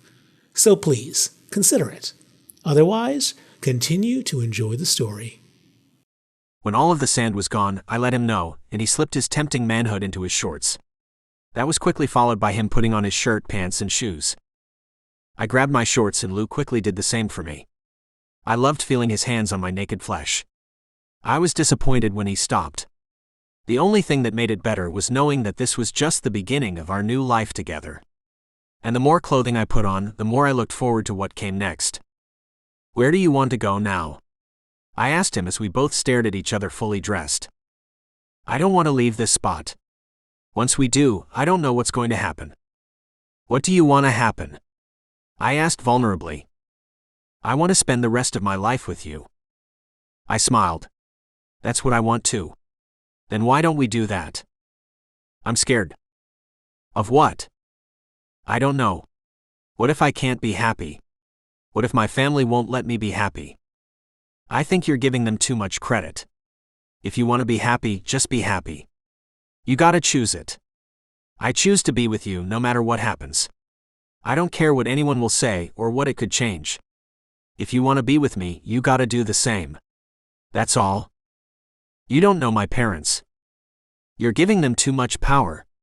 I took Lou's hand. "Lou, do you want to be with me?" "Because I want to be with you." He looked into my eyes. I could see his heart. "I want to be with you." A warm wave washed through me, making my brain crackle with joy. "I'm glad. Then if your family tries something, all you have to do is choose me." "I will," Lou said, making me lightheaded. I felt so good. "Then let's just go back, get our stuff, and head home." "Yeah? Let's go home," he said with a smile. Lou took my hand and led me back to his family's estate. Having been with Lou for the first time, the place looked different somehow. Maybe it was because I knew it played such a large role in my baby's childhood. I wish there was something I could do to win it back for him, but I couldn't. All I could offer him was my endless devotion and love. Hopefully, that was going to be enough. Picking up his jacket from where he had tossed it in frustration, we entered the glass door closest to the stairs. We were about to head upstairs when Chris entered from the other room. He was smiling. It was a creepy sight. Lewis, I didn't know you had it in you," he said, approaching his brother. "Chris, whatever you are referring to, I officially don't care." "You sure about that? Because it seems that you have finally done something right." Lou stopped at the bottom of the stairs and stared at him. "What?" "Oh yeah. Frank and Martha are very impressed." Seeing Lou being lured back in, I slipped my hand around his upper arm. "Let's just go, Lou. Don't listen to him. Lewis definitely wants to see this. And again, very impressive," he said sincerely. "I should just see what he's talking about," Lou said, turning to me. "We'll leave right afterward. I promise." "Lou, you don't want to do this," I told him, getting a whiff of a new scent in the house I couldn't identify. I didn't like it. "Oh, he does," Chris told me. He turned to Lou. "Trust me," he said with a disturbing smile. "I'm just going to see," Lou said to me. "What is it, Chris?" "Follow me." We did, and as we entered the living room, we found Lou's parents having drinks with someone I didn't recognize. He was our age, good-looking, and wearing an expensive suit. "Say." Lou asked, stunned. "What are you doing here?" "Wait. This is?" I stopped myself. "His fiancé." "Yeah," Say confirmed with a cocky smile. "Lou, I didn't think I was going to be able to make it, but I just felt compelled to come. I had to be here by your side. So I decided to drive up and surprise you." Lou stared at him speechless. Chris continued. "At first that confused us because you had introduced him as your fiancé," he said, gesturing to me. But then Seymour mentioned that he had met Frank and Martha before and reminded them of his proposal. "Turns out he is your real fiancé and this one isn't," he said, glaring at me. Lou looked at everyone flustered. I tried to think of what I could say to explain everything, but I couldn't come up with anything either. "Here's the funny thing," Chris continued. "We like him." Quarterback of the football team, comes from a notable family and has great taste in cars. Louis, you finally did something right. Well done. I looked at Say again. His smug smile couldn't have been bigger. Where had he been until now? Why hadn't he told Lou about his plans? What made him think he could just show up and everything would be fine? He was clearly the biggest asshole in the universe. There was no way I was going to let him do whatever it was he was trying to do to Lou. Listen, Say. Lou's mother cut me off. Louis, we don't like him, she said, pointing at me. But luckily Seymour showed up and we do like him. Send the one we don't like home and we can talk about your future in this family. My future? What are you in your 3rd year at that school? Your grandmother was funding your tuition and now she's gone. I suspect you're going to want to complete your stay there. Are you blackmailing your son? I asked, having had enough. You're just awful, aren't you? All of you are? You think you can just use your money to bully Lou around? You can't. Not anymore. He's finally free of you. Lou put his hand on my forearm, silencing me. Titus, can we talk? My heart stopped hearing his words. What was happening? Come, he said, leading me into the other room. You see what they're doing, right? When you said they're terrible people, I didn't believe you. Because how could you come from somewhere bad? But you were right. They're all bad.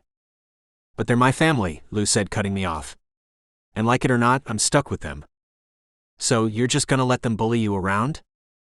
Titus Say is my fiancé. But he is. He asked me to marry him. I said yes. Maybe I shouldn't have. Maybe? But I did. And until something changes, he will continue to be the man I agreed to marry. You're just saying this because you think if you're with him, your parents will accept you. But nothing you do will change anything. You said it, they are incapable of seeing anything past what they get out of stuff. But I have to try, Lou implored. He sighed and looked away. They're my family and I have to try. My chest burned. So what does that mean for us? You should go. Lou? We'll talk about this when I get back.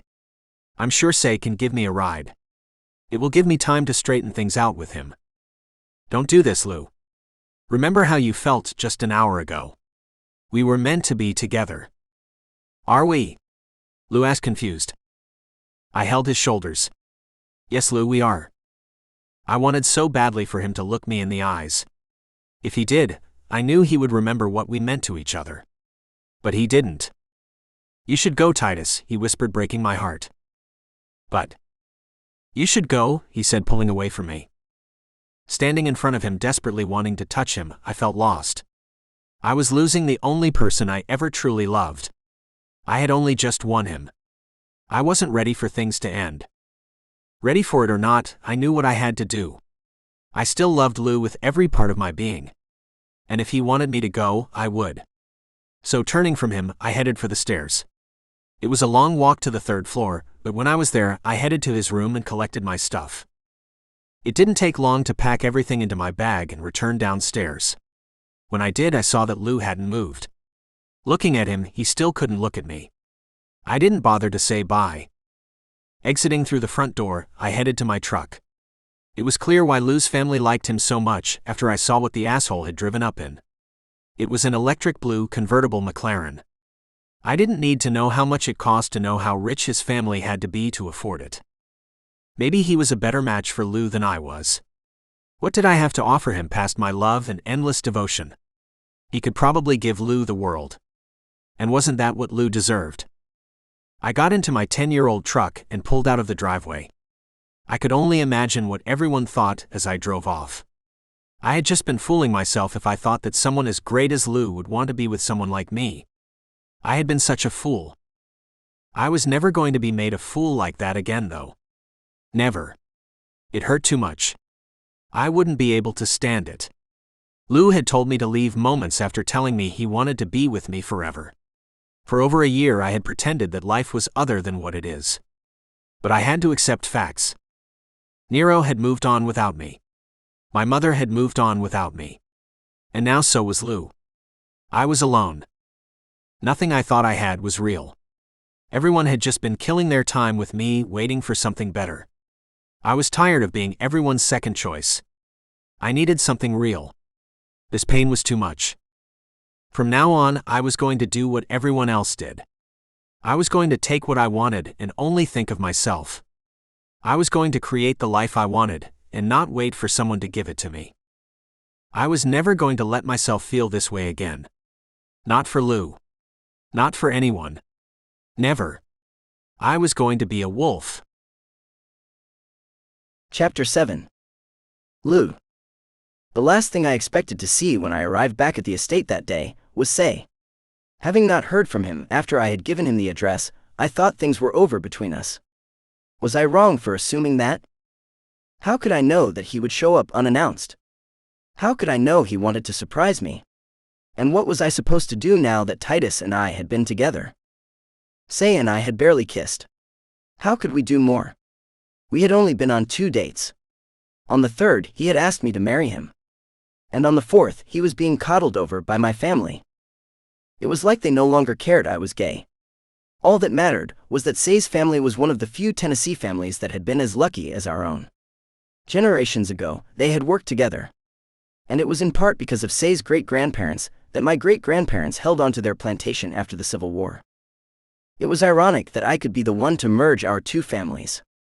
I was gay and despised our family's history. Yet, out of all of the guys I had dated, he was the one who had asked me to marry him. It had to be destiny, right? Say and I stayed an extra night at the estate, allowing Frank and Martha to gush over him a little more. I definitely didn't like how he had just shown up without a hint that he would, but I did like feeling like a part of my family for the first time in my life.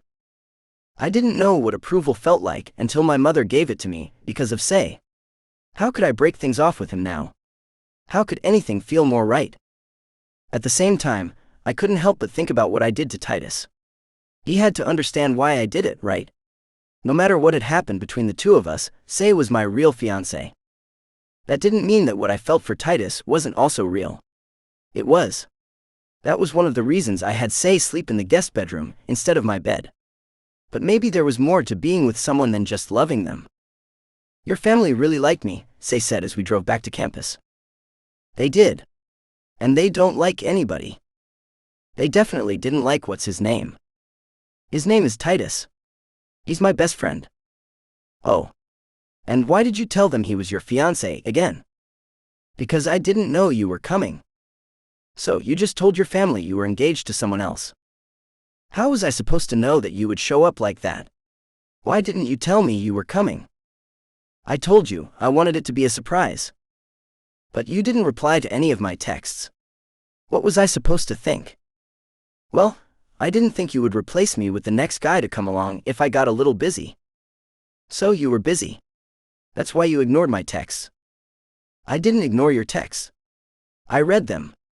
I just got busy before I could reply. At the risk of sounding like a dick, I do have other things going on right now. I just transferred to a new school. I've been trying to win over my teammates. I'm fighting for my place as starting quarterback. And unlike you, I have to deal with parents who are having a hard time accepting that their only son is gay. So pardon me if it takes me a minute to reply to you. I didn't know any of that. Well, now you do. So maybe instead of beating me up for wanting to surprise you, you can just say thank you for doing something nice for you. I considered what he said. Maybe he was right. Maybe I was the one threatening to screw things up between us. He had asked me to marry him. Didn't that mean that he was all in? Didn't that also mean that I had royally screwed up by letting things happen with Titus? You're right. I'm sorry, I told him, seeing how everything going wrong between us was my fault. No. You know what? I'm sorry, he said, putting his hand on my thigh. You're right.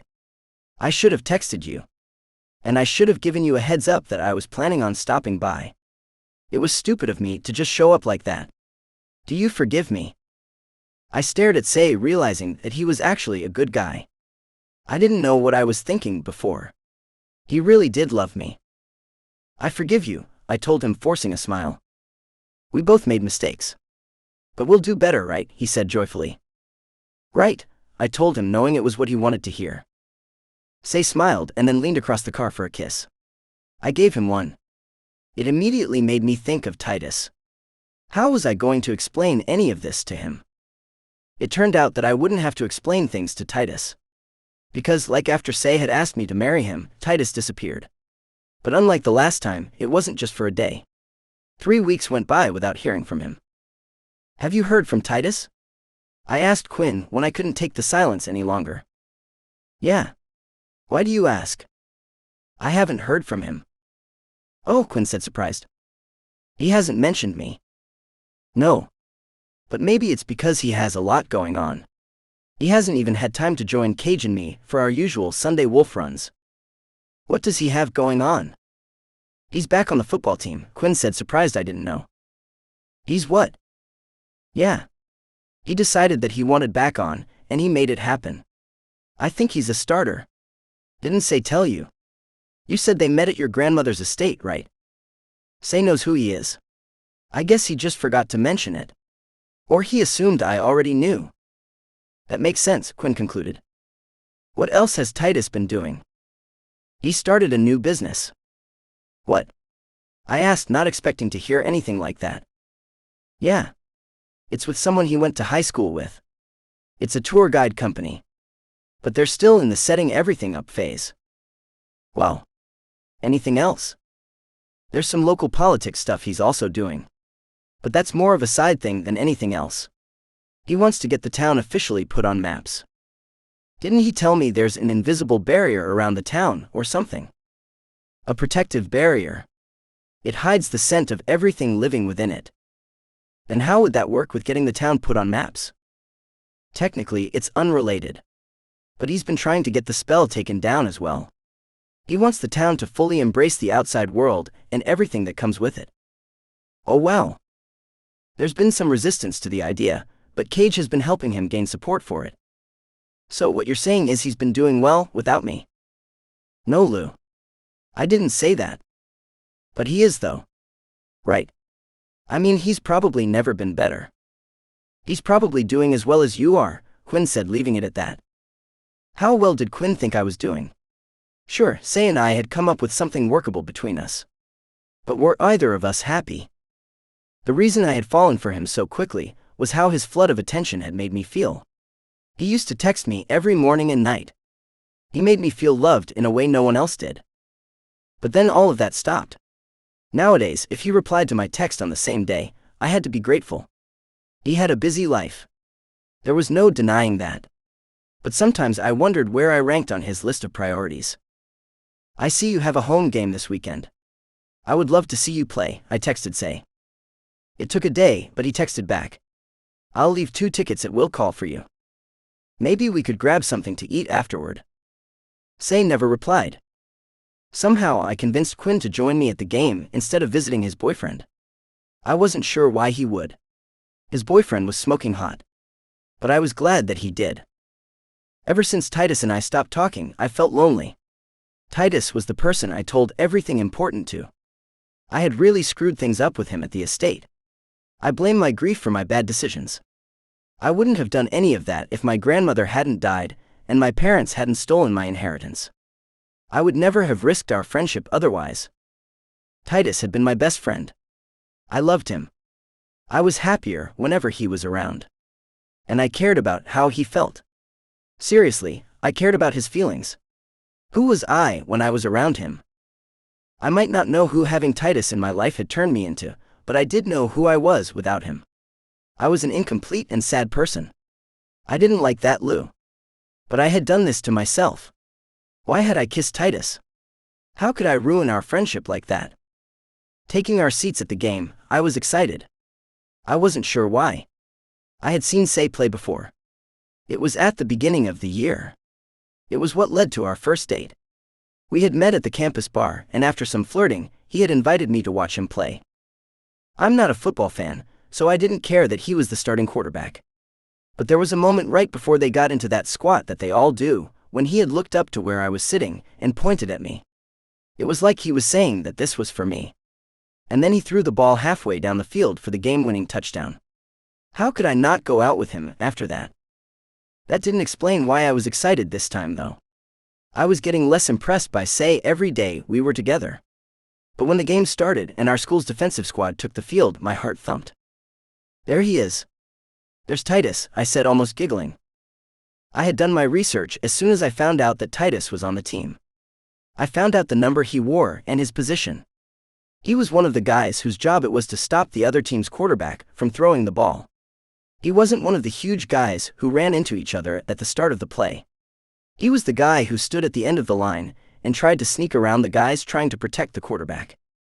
Did you know that Titus has had 10 sacks for the season? I told Quinn while not taking my eyes off of the field. That's good, right? That's like a lot, I explained. Doesn't your boyfriend coach football? Shouldn't you know that? Until he figures out what I do working with my dad, I don't need to know what sacks are, he joked. As soon as Quinn said it, the first play of the game began. On cue, Titus faked left, throwing his defender off of him, and then spun right. With no one in front of him, he shot toward the quarterback like a freight train. When he hit him, the crunch echoed through the stands. The crowd was silent before exploding into cheers. Quickly getting off of the guy he had flattened, Titus flexed his muscles and howled. It was amazing. I couldn't be more turned on if I tried. That's a sack, I told Quinn proudly. And now I know, Quinn joked. Well, what got into him? I don't know, I said, wondering if Titus knew I was here. That couldn't be it, right? I didn't tell him I was coming. Did Quinn? I definitely couldn't ask either of them that. Not after treating Titus like I had. Whatever it was that was inspiring Titus's play kept inspiring it. The guy had 4 sacks by halftime. If 10 was considered a lot over multiple games, then 4 in the first half had to be insane. Who's Titus showing off for? I joked as we left for hot dogs at halftime. You think he's showing off for someone? Quinn asked. I'm just saying he's playing well. So is Say, he said cheerfully.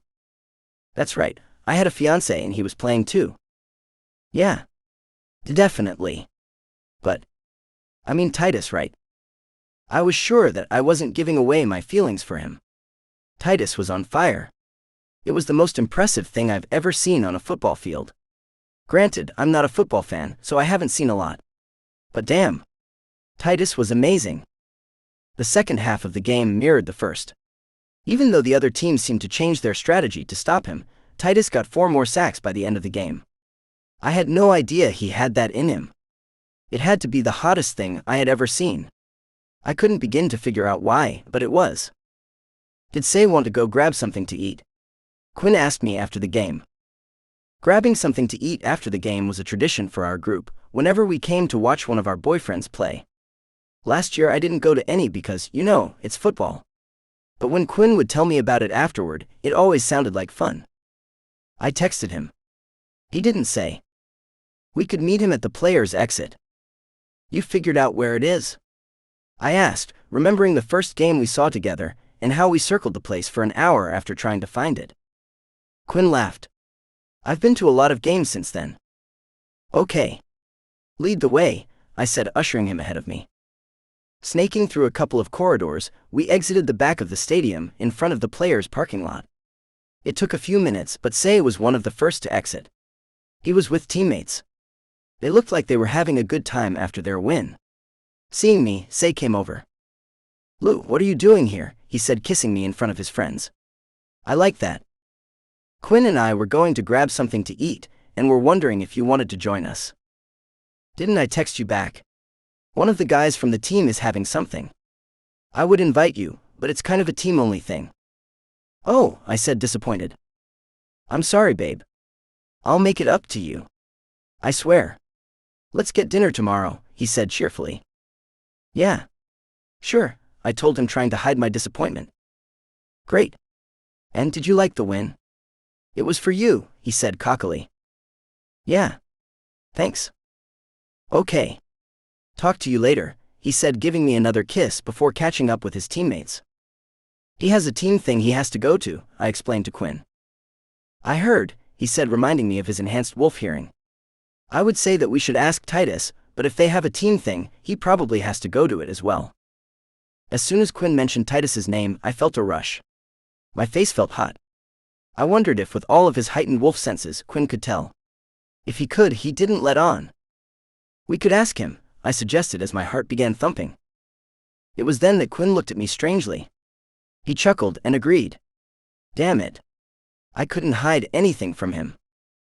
I felt so nervous waiting for Titus. Would he even want to see me after what I did to him? I knew I wouldn't want to see me if I were him. I probably shouldn't even be waiting for him. But wasn't it Quinn's idea to come down here? It wasn't like I was stalking him or anything. Titus, I said as soon as he stepped into view. He looked over at me blankly. He stared at me for a while before turning to Quinn and coming over. Congratulations on the game. You were incredible out there, I said, wanting to play it cool but failing. Titus gave a faint smile. Thanks, was all he said. When the silence drew out, I spoke again. Quinn and I were going to ask you if you wanted to grab something to eat. I know it used to be a tradition last year. Quinn interjected. Say said you guys have a team thing though. So if you can't, we understand. No. Titus said, startling us. I mean, I could probably come. A different teammate throws something after every victory. I could just go to the next one, he said, turning his sights on me. I melted under his gaze. Quinn chuckled uncomfortably. You know what? I just remembered that I told Cage I would do a FaceTime with him after the game. I should really go do that. I turned to Quinn, wondering if him not being there would make Titus change his mind. Are you sure you can't come? I asked, pleading with my eyes, knowing Titus couldn't see me. No, you two go ahead. He was disappointed I couldn't come up this weekend. I need to make it up to him. And I'm sure the two of you have a lot to talk about. How's Cage's team doing? Titus asked Quinn. So far they're undefeated, Quinn said proudly. Tell him I'll have to see a game the next time I'm back home. I will. Anyway, you two have fun. And congratulations on the win, Titus. It was an amazing game. Thanks, he said as Quinn walked off. With Quinn gone, Titus turned his eyes to me. So, do you still want to grab something to eat?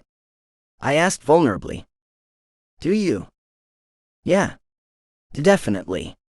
How often can I say that I'm going out with a star football player? I teased. You're engaged to one, Titus said, confused. I mean, yeah. But you kind of carried the team. Titus looked away humbly. It was a team effort. Titus, I'm pretty sure you gave their quarterback PTSD. He's gonna wake up screaming because of you. You were insane out there. Titus huffed proudly. 8 sacks in a game. That has to be some kind of record. Like, where did that come from? I just felt like I had a lot to get out today. Oh, I said again, wondering if his play had anything to do with me. Walking to a nearby pizza place, I remembered the last time we walked together. We were holding hands. I had liked it. My small hand got lost in his. Everything about that weekend was incredible until Say had shown up. I never got the chance to apologize for what happened, I told him, breaking the silence as we waited for our order. No, I should apologize. What did you do? I asked, confused. I shouldn't have mentioned how I felt about you. Oh, I said, remembering it. Well, you probably wouldn't have if I didn't kiss you. Twice. You did do that, Titus said lightheartedly, blaming me. But to be fair, I was in mourning, and I did see you with your shirt off for the first time. So I can't really be blamed. So it was my fault? Titus asked, amused. I didn't want to have to say that. But wasn't it you who pressured me to take off my shirt? I don't know what you're talking about. You chanted, take off your shirt, and then beatboxed. I don't remember it that way, I said, knowing that it was. Oh, okay. Besides, I was in mourning. You should have known that and resisted my sick beats. Resist your sick beats? Lou, I'm only a man, he said before we both laughed. But seriously, Titus, I'm sorry. Titus dropped his smile and lowered his eyes, accepting my apology with a nod. I've missed my best friend, I told him with a smile.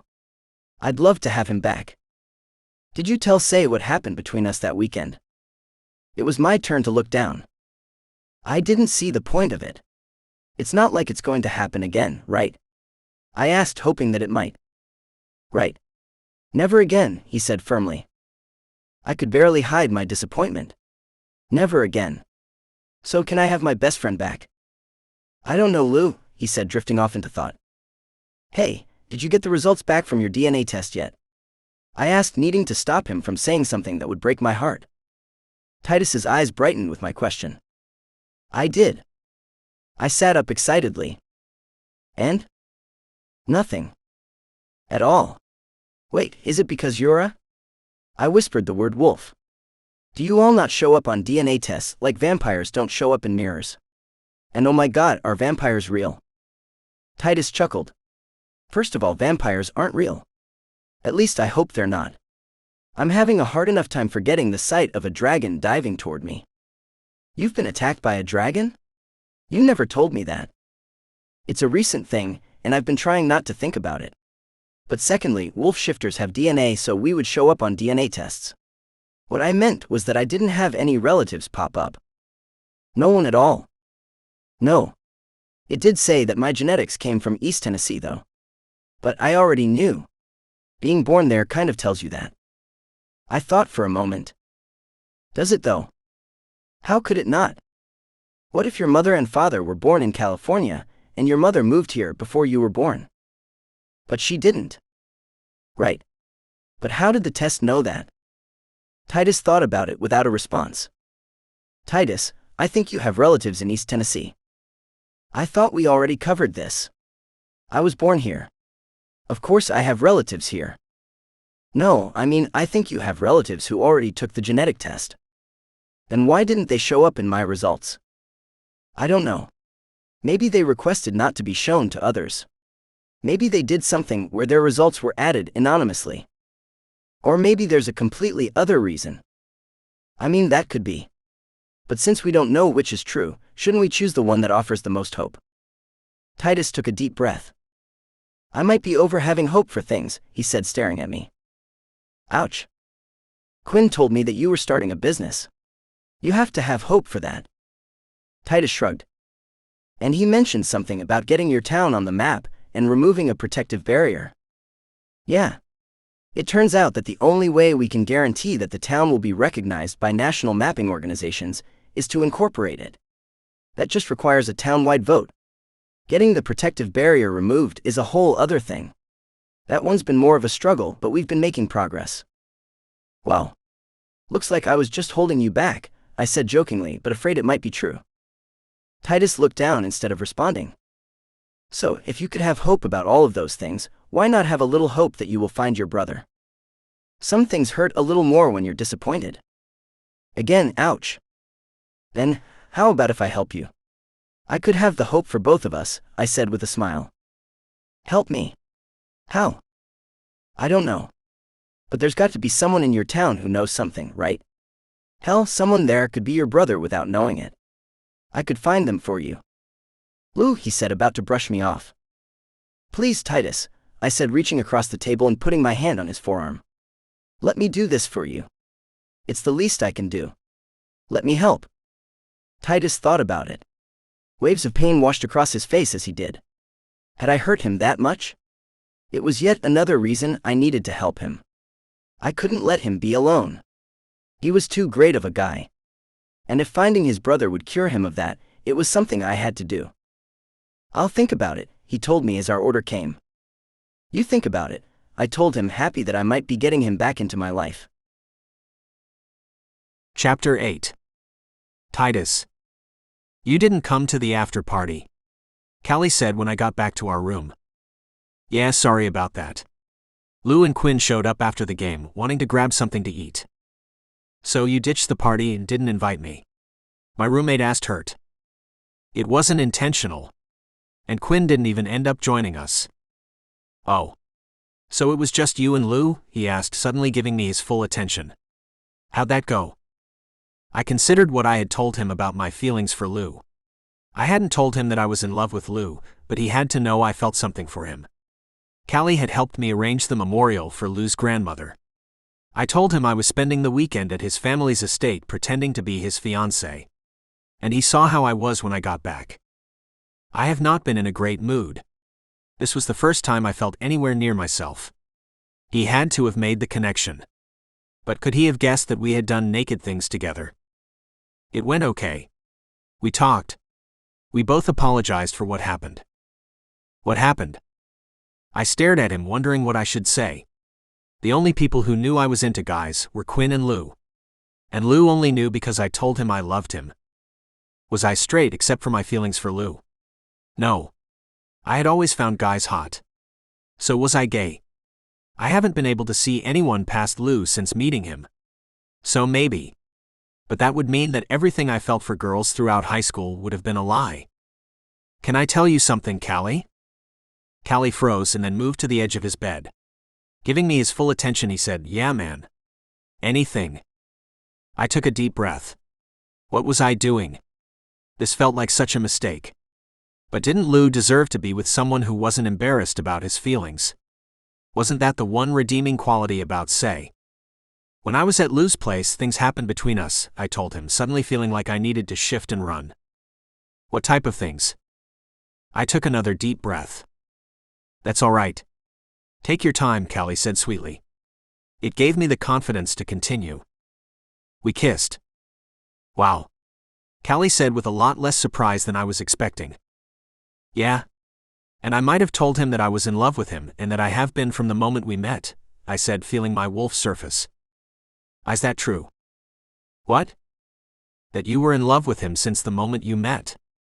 Yeah, I admitted for the first time to anyone. That's amazing.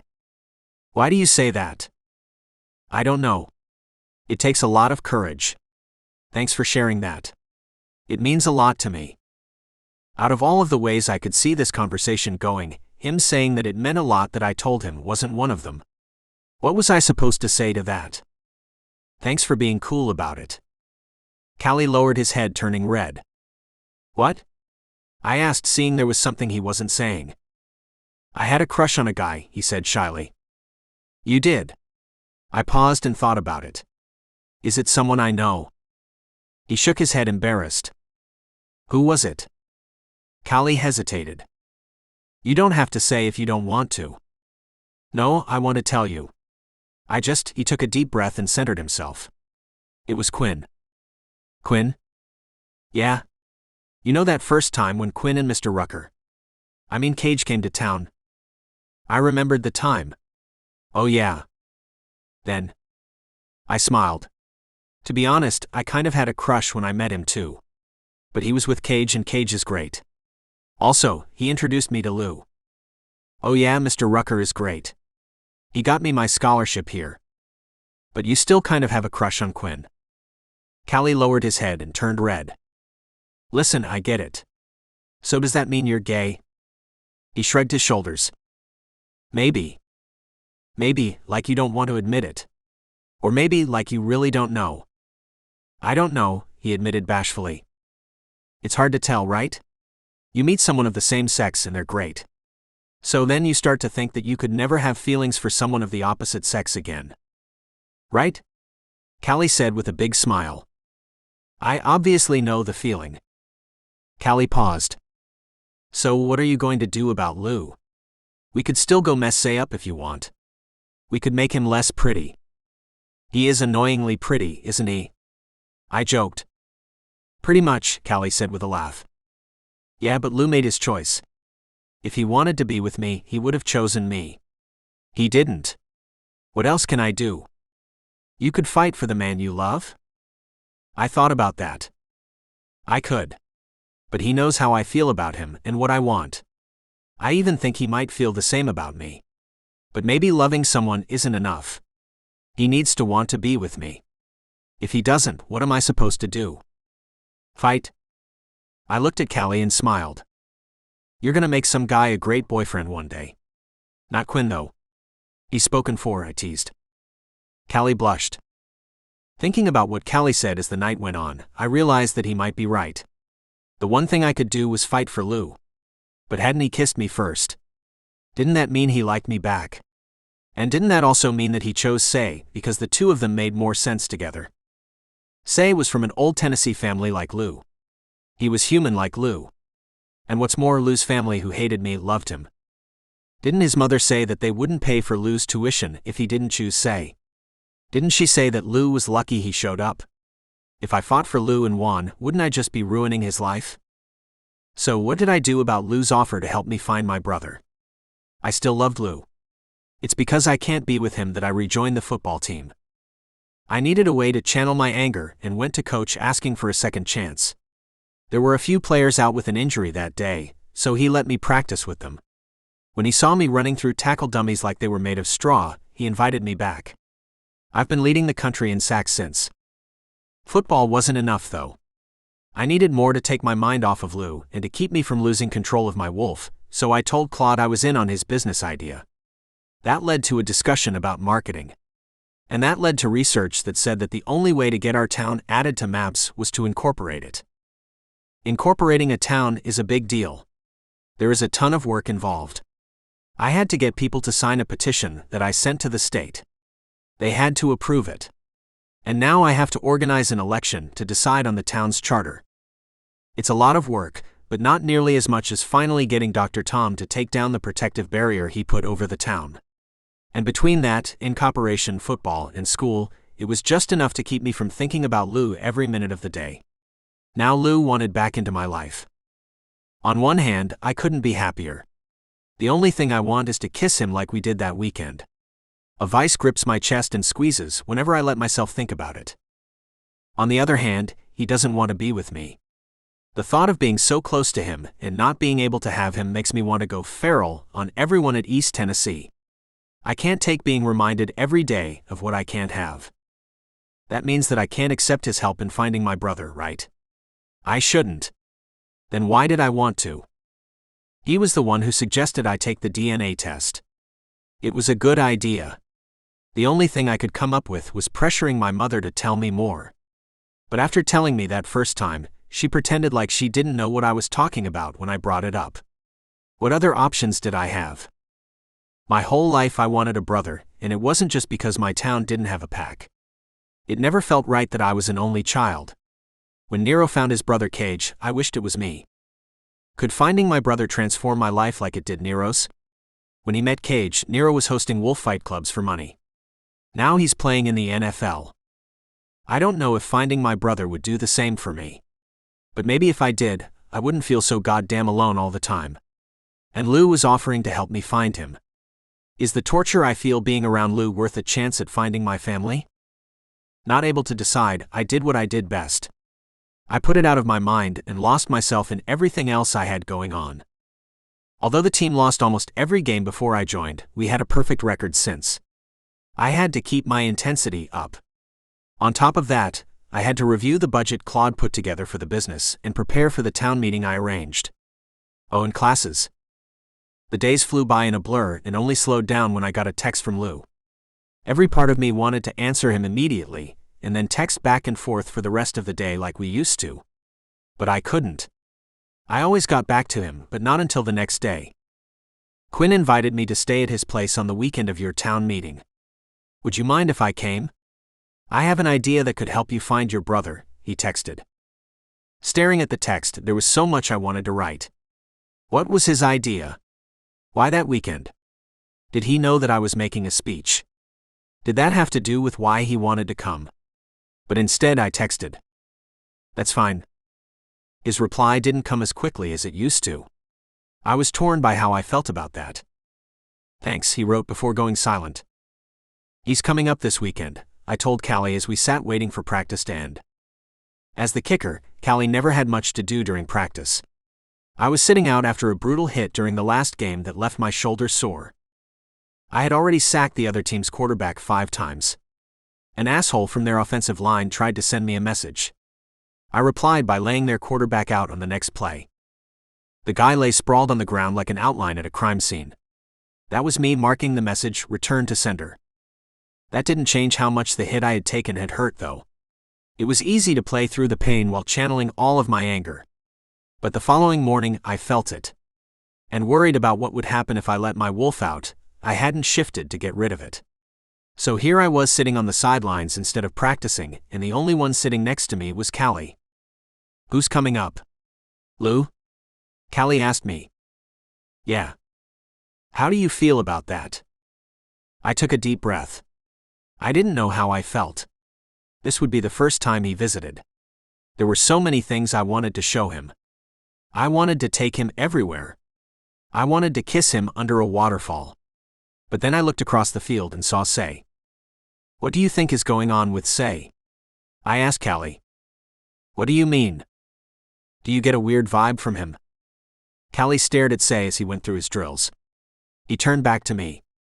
I mean, I can hate him if you want me to. Fuck Say. Thank you, I said sincerely. But seriously, you don't get a weird feeling from him? He seems like he's trying really hard to get people to like him. That's what I mean. Doesn't it seem fake to you?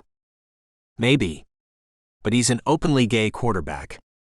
I'm sure he feels the pressure of it, Callie said, making a good point. I guess, I said, not sure if that was it. I had watched what Nero went through after coming out. The team had been nothing but supportive. So was the media.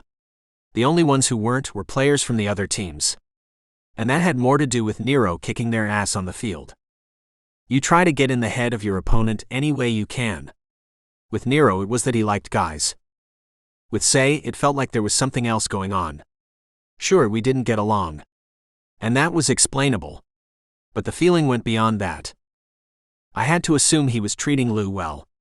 I couldn't imagine Lou putting up with anything less. So maybe it was just in my head. Maybe Say didn't deserve me picturing his face on every quarterback I played against. But. So Lou's visiting Shifter Falls this weekend. What are you gonna do with him? I looked at Callie. He had used the Wolf Shifter's nickname for our hometown. In truth, the place didn't have a name. It was always just referred to as home. But now that we were incorporating it, we were going to have to come up with something official. It was yet another thing I had to think of. What do you mean? I asked, suddenly feeling my shoulder throb. Are you gonna show him around? Should I? You two are trying to be friends, right? Are we? Aren't you? Were we? It seemed like Lou was, but what was I doing? What about you, Callie? You found someone to replace Quinn yet? Callie blushed. Have you? I asked, surprised. Is it someone on the team? I watched him react. It is. I confirmed. I looked around the field again. Please tell me it's not Say. No, he said half-heartedly. Jesus, Callie. He's the only guy on the team who's into guys. First of all, you don't know that. Second of all, Say. He's hot. Whatever. He's also engaged to Lou. Callie went quiet before saying, I'll hate him if you want me to. Did I want him to? Wasn't Say making Lou happy? Do what you want. I'll see you back in the room, I said, getting up. Are you mad at me? He said, watching me with vulnerability in his eyes. I stopped and caught myself. What I said had come out a lot harsher than I had meant it to be. Kneeling in front of him, I put my hand on his shoulder. Callie, you're a great guy. Any guy or girl would be happy to be with you. You have a lot to offer someone. So maybe consider someone who isn't already in love with someone else. He didn't reply. He didn't have to. I could tell he heard it. I left him and hit the showers. After, I headed to the cafe, picked up dinner, and then headed to the library to catch up on my reading for the week. It was hard staying focused. My mind kept drifting to Lou and his visit. What would it be like to have him there? What would my mom think of him if I introduced them? Should I introduce them? I'm thinking about doing games at my place back home on Friday, Quinn texted. Lou, Nero, and Kendall will be there. Are you and Callie interested? We might do a wolf run afterward. I considered it. We had a football game on Friday, but it was early. And I hadn't shifted since Nero and I were attacked by the dragon. If I were ever going to shift again, the best time would probably be with my pack. But could I pretend like everything was the way it used to be with Lou? I knew Callie would want to go. And he wouldn't be comfortable going without me. Callie was a great guy, but he hadn't made any real connections with anyone at university. If nothing else, I felt like I should go for him. He needed it. You're coming with me to game night on Friday. Afterward, we're doing a wolf run, I told Callie when I returned to our room. Cool, he said, not showing much emotion. I was counting on him being more excited. If he was, it would be easier to believe that I was doing it for him, and not because I really wanted to see Lou. I ached to see him again. And the thought of being around him made me feel all of the things I didn't want to feel for him. We'll be there, I texted Quinn. Yay, he replied. I should have been thinking about my upcoming game. I should have been thinking about my speech at the town meeting. But all I could think about was seeing Lou again.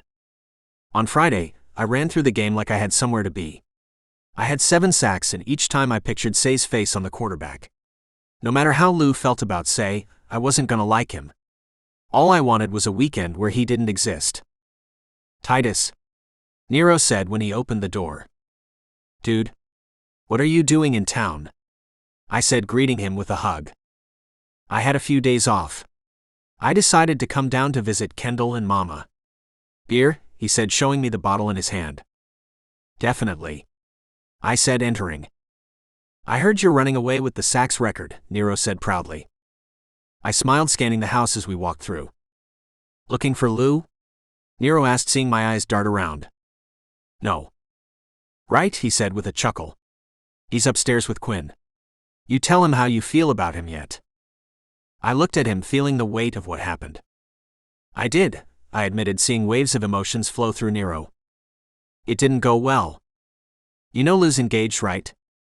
No shit, Nero said, handing me a beer from the fridge. Who? The quarterback from the team. Bradley. It's a new guy who transferred from Nashville. A new guy. How long have they been dating? He proposed on the 3rd date, I told Nero, getting a blank stare in return. Yeah, thought the same thing. So you don't think it's gonna last either? Nero said, breaking out of his stupor and taking a swig. What do you mean? Did he text Lou good morning and good night every day? I think so. Why? Does he like grand gestures? I thought about it. Not only did he propose to Lou with a choir singing in the background, he showed up at Lou's place to surprise him. He does, I decided. Then all you gotta do is wait him out, Nero said with a confident smile. What are you talking about? He's what you call a love bomber. What's that? He gets off on the rush you feel at the beginning of a relationship. No follow-through. How do you know this? I know things, Nero said, taking another gulp of beer. Just wait him out. Lou will realize what he passed up on. I considered that. When the silence drew out, I brought up something else I couldn't get out of my mind. So how's it been going with that dragon shifter? I asked hesitantly. You mean Big Mac? Yeah. It's cool. Has he tried to kill you since? Nah. We've been good. We talk a lot. You guys are friends? Nero chuckled. I wouldn't say friends. But he's been showing me how things work. There's a lot of things we didn't know growing up here. It's wild out there, man. The things you don't know would give you nightmares, he said with a laugh. So you haven't been hesitant to shift after the attack? Hesitant? Fuck no. I've been shifting more since then. You can't let those muscles weaken. You have no clue how many things will kill us if we let them. So it's like Dr. Tom said. You think we should keep the protective barrier up? Nah. That shit is the problem. It's been keeping the wolves in this town weak. You can't develop your sense of smell. It stopped us from creating a pack. Those are the things that protect wolves in the outside world. And believe me, we need it. I thought about that. It didn't help my hesitation to shift again. But it did tell me I was on the right track, about getting Dr. Tom to take down the protective barrier. Hey, do you remember that thing Big Mac said about the stadium being on magical ground? Nero snickered. Remember it? I live with it every day. What about it? He said that at the stadiums, it prevents football players from shifting. But do you think it could have different effects in different places? The way I understand it, the magic fulfills the desires of the person who owns the land. Why you asking? When I was at Lou's place, he was telling me how his family has always been lucky. And when his grandmother's will was read and his father inherited the estate, something about him changed. Then an hour after that, Lou's fiancé showed up saying he felt compelled to come. Do you think Lou's family estate could be on magical ground? Did I hear my name? Lou said, entering the kitchen with Quinn and Kendall. Lou had the devilish smile he got before saying something playful. God, did I miss it? And not ready to tell him what I thought was going on with his family, I instead tested Nero's theory about his relationship. Nero was just saying that you and I won't have a chance against him and Kendall now that you're engaged and distracted by love. Lou balked. It's sad watching him grasp for straws, isn't it, Titus? Lou said, moving beside me. If you think my mind is anywhere but right here, he said, slipping his arm around mine, then you are in for a rude awakening. I stand corrected, Nero said, giving me an I told you so look as he took another swig of beer. We all hung out in the kitchen laughing until Callie arrived. After that we moved to the living room where Cage joined us. With an uneven number of people, we decided on wavelength. It was our go-to game and always fun to play. In our group, Cage and Quinn were the super couple. They could practically read each other's minds. Lou and I usually beat out Nero and Kendall, but it was always very close. This time we split the team into brains versus brawn. Football players versus nerds, Nero said teasingly.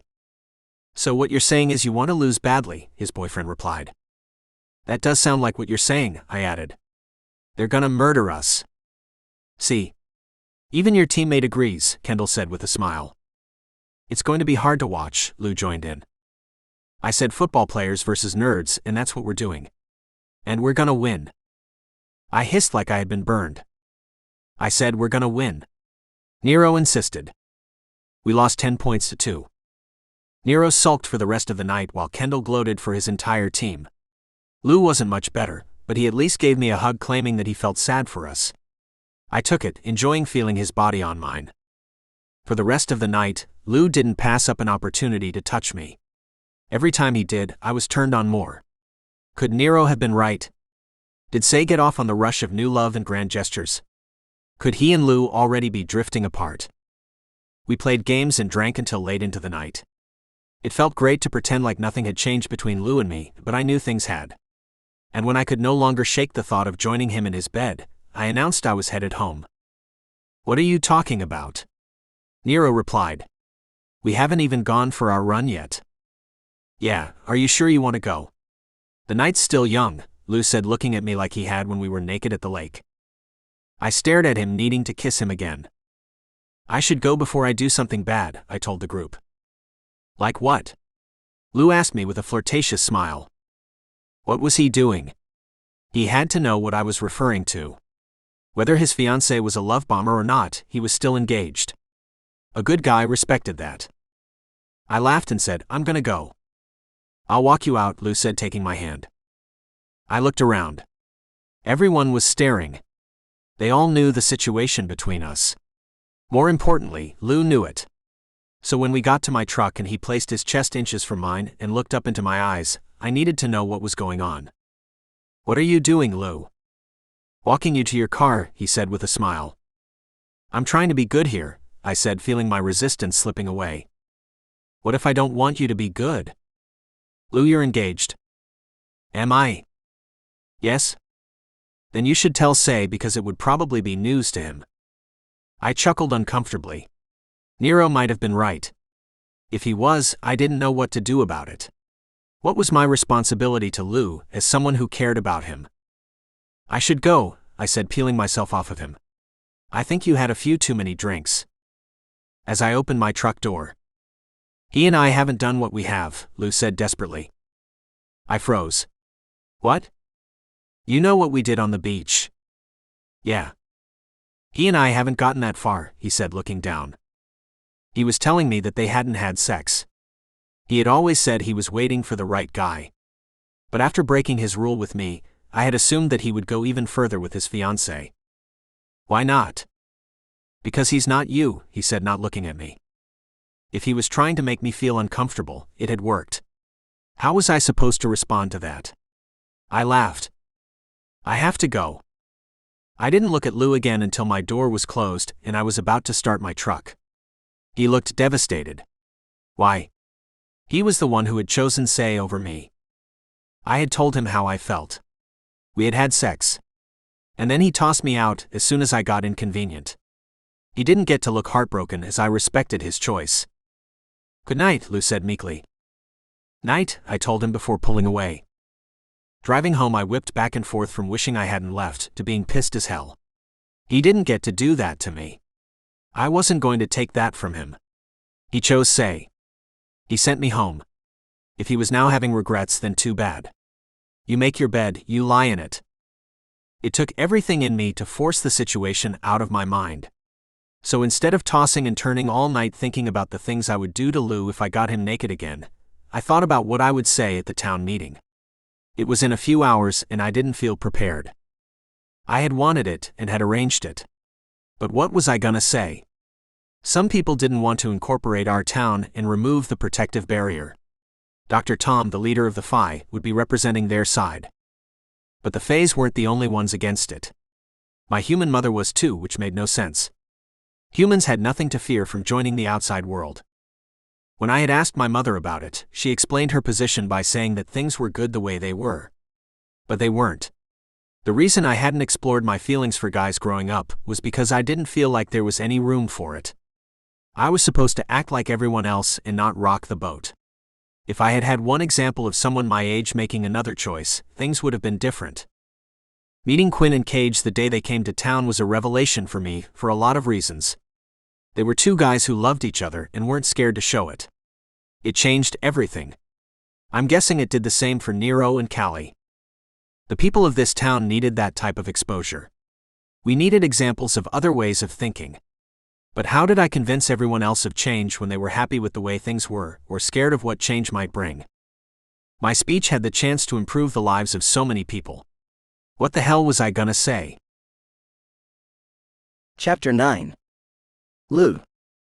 Watching Titus drive away, I was never sure that I needed him. I had forgotten how great my life had been with him in it. It was more than just having my best friend back. It was about having a partner in crime. Say wasn't a bad guy, but he wasn't a partner. He had his own life. Was that healthy for our relationship? Maybe. I didn't know. But what I was sure about was that it didn't make me happy. I didn't feel alone when I was with Titus. I felt supported and loved. I was happy when I was with him. I couldn't deny that. I wanted to feel his strong arms around me and his lips on mine. I wanted to get lost in his touch as we took on the world together. But how was I supposed to do that, considering everything that had happened? Maybe the distance between us had become too great. Maybe the two of us weren't meant to be. But retreating to my lonely bed when the others went for their wolf run, I wished it wasn't. Sitting next to him, I could smell his scent. He smelled like flowers and musk. It was how he smelled after a game. It made my dick hard. And losing myself in the memory, I pushed my hand into my pants and clutched my throbbing member. Laying naked on the beach, he had kissed a path down my body. My muscles had twitched underneath him. When his large hands caressed my balls and took hold of my erection, my chest had lifted. I had inhaled, barely able to breathe. His warm mouth had sent sparks crackling through me. I was weak to his touch. Anything he wanted, I would have given him. Remembering as he swallowed me, I pulled down my pants and stroked my member. I could feel him touching me now. His broad body was all over me. His large hands gripped my chest. The tip of my D pushed into his throat. Stroking harder and faster, my breath increased until I could hear myself moan.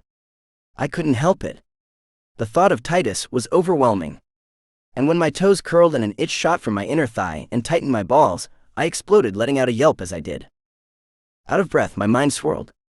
I couldn't think of anything but pleasure. Thoughts of Titus floated around me. I ached knowing he wasn't there to hold me. His absence from my tingling body nearly drove me insane with desire. Why had I sent Titus away instead of fighting for him? Why had I chosen Say when I knew that there was only one person I could love? I needed to make this better somehow. I needed to have him back. What I had planned for his town meeting was a start, but it wasn't going to be enough. It was as I thought about it in my orgasmic afterglow that I eventually fell asleep. And when I woke up the next morning remembering what day it was, I popped open my eyes, ready for the rest of my life to begin.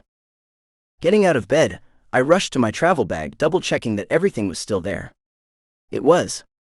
After heading to the bathroom and getting ready for the day, I left for the kitchen, finding Cage. He and I had never spent much time together. I had always only thought of him as Quinn's incredibly hot wolf shifter boyfriend. That didn't leave us much to talk about now. "Morning," I said, joining him at the stove. "Morning. How did you sleep?" he asked politely.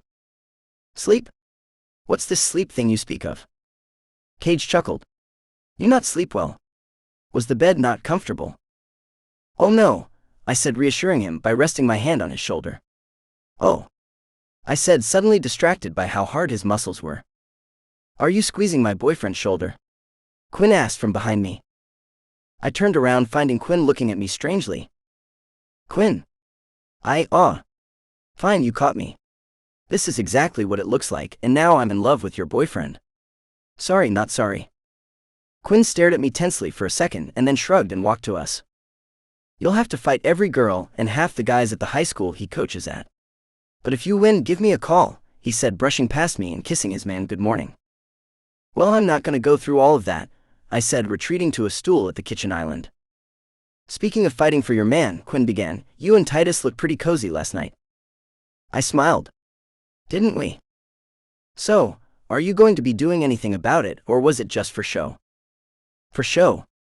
What do you mean? Quinn and Cage exchanged looks. What? They didn't respond. What? Cage, do you want to take this one? Quinn asked. I turned to Cage, confused. Yeah, Cage, would you like to take this one?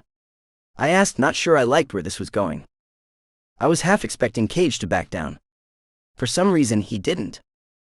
I think what Quinn means is that you can sometimes do and say things for the reaction to it. I gasped, dramatically clutching my imagery pearls. Okay, yeah. I saw it that time, I told him, admitting he was right. But to look at it from my perspective, shut up. Quinn and Cage both laughed. At that point, I would have been happy to tell them they had been a great audience and to walk off stage, but Quinn didn't let me. Look, we're not saying it's a bad thing. We're just saying that in your attempt to entertain everyone, you might be missing what's right in front of you. You think I was acting like I was with Titus to be funny. Not funny, Quinn said, looking at Cage for the word. I don't know what the word is. It's more that, we just want the two of you to be happy. And we know that you're with Say and your parents like him.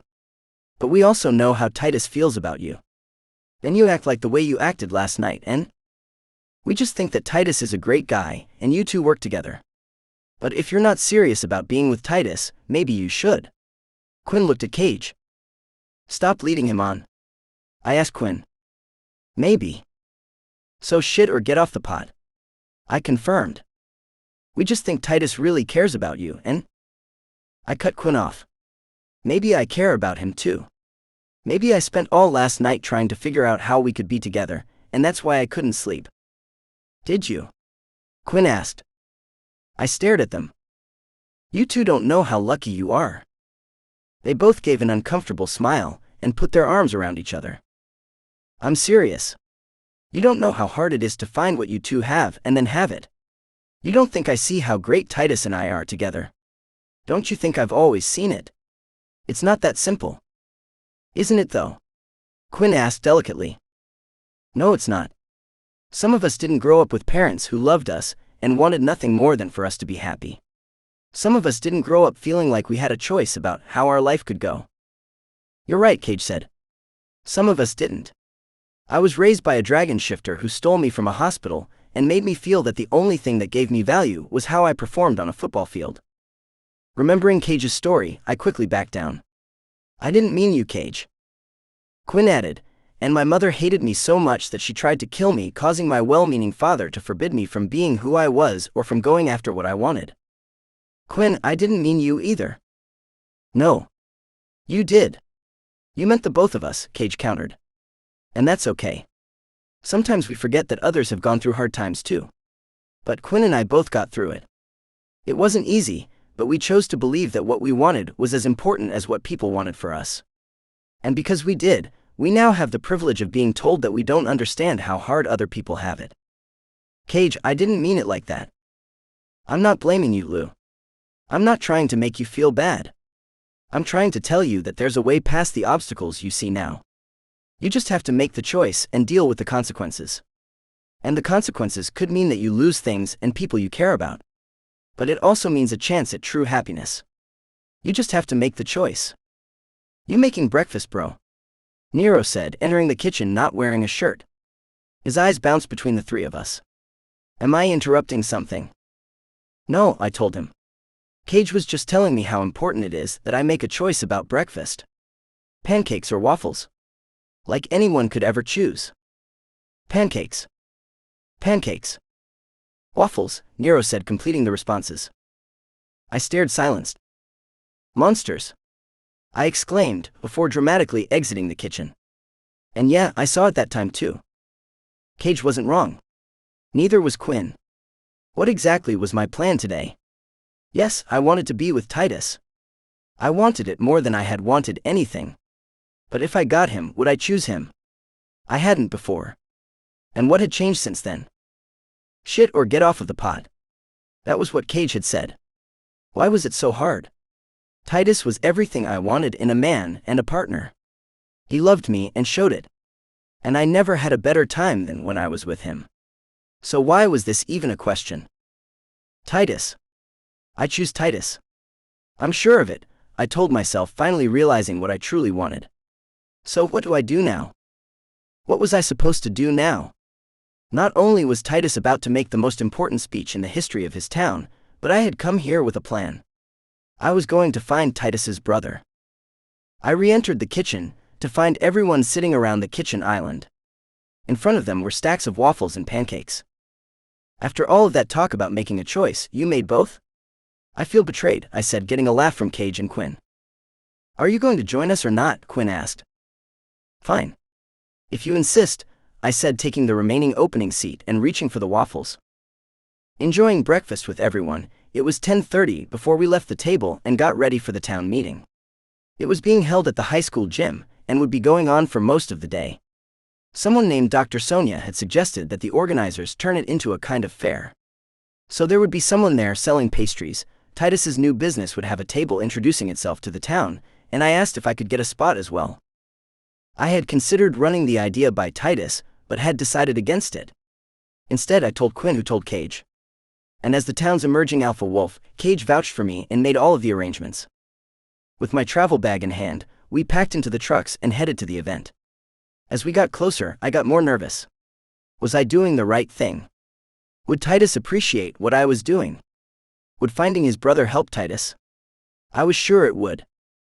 What's this? Titus asked when he arrived and saw me sitting behind one of the tables that lined the room. Hello, sir, I began. My name is Lewis Armory, and I'm doing a project for school that deals with family trees in small towns. If you would like to participate, I'm giving away free DNA testing for today only. With it, you will be able to find out which part of the world your ancestors are from. You might even find a long-lost relative or two. Would you like to participate? It's free, I told Titus with a smile. Titus stared at me without saying a word. Getting nervous, I said. You said I could help you find your brother. Well, I'm helping. I figured that since your brother could be anywhere, the most reasonable place to start would be close to home. And when I heard about the town hall and Cage told me I could have a table, I had an idea. What do you think? He continued to stare at me blankly. Okay, you're starting to make me nervous. I only did it because I thought you might like it. What if your brother was someone in town? You're not mad at me, are you? It was only then that his lip twitched. His stone face dissolved into emotion. That's the most thoughtful thing anyone has ever done for me. I don't get it. Who's paying for this? At least one good thing had to come out of my parents stealing my inheritance and controlling my life, right? Any samples I get, I'm charging to their credit card, I said with a smirk. You're amazing. Thank you for this, Titus said, moved. But... He paused. But what? The people from last night are the only magical beings you know, right? Maybe. What does that matter? Titus grimaced. I'm trying to point out that although there are a lot of us out there, you don't know about them. And the reason you don't is because they like it that way. So as great of a gesture as this is, you might not get as many offers to participate as you think, especially from shifters. It's free, I reminded him.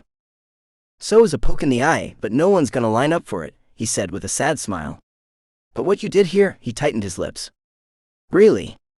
I can't tell you how much I appreciate it, even if you don't give away a single test. You don't think anyone's gonna get one?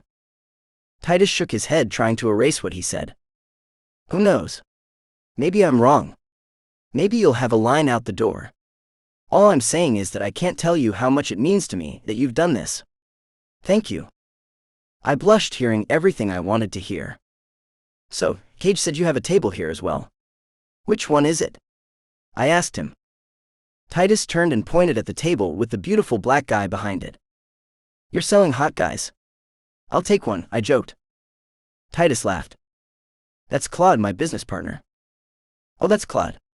Cage mentioned something about him. He's single, isn't he? Titus looked at me. Not that I am, or that I'm interested, I said, trying to back my way out of the corner. Asking for a friend. Titus chuckled. Would you like me to introduce you, for your friend? I mean, it would only be polite, right? I asked, continuing the joke. Titus walked me across the room, drawing Claude's soulful eyes to mine. Claude, this is Lou. Lou's a good friend of mine. Lou, this is my business partner, Claude. We played on our high school football team together. Claude stood and offered me his hand. He was very different than Titus and Nero. Claude was serious and composed. He reminded me of royalty. I didn't feel like joking around in front of him. He looked like he had more important things on his mind. Nice to meet you. So, you two are business partners.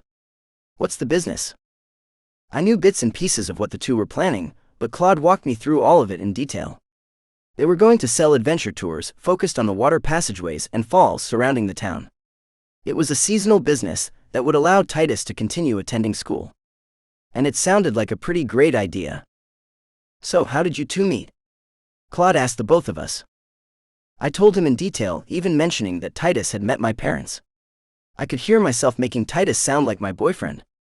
I wasn't sure if Titus wanted his business partner to know he was into guys, but I couldn't help it. I wanted to be with him. I wanted it so badly that my heart ached thinking about it. That sounds nice, Claude replied sincerely.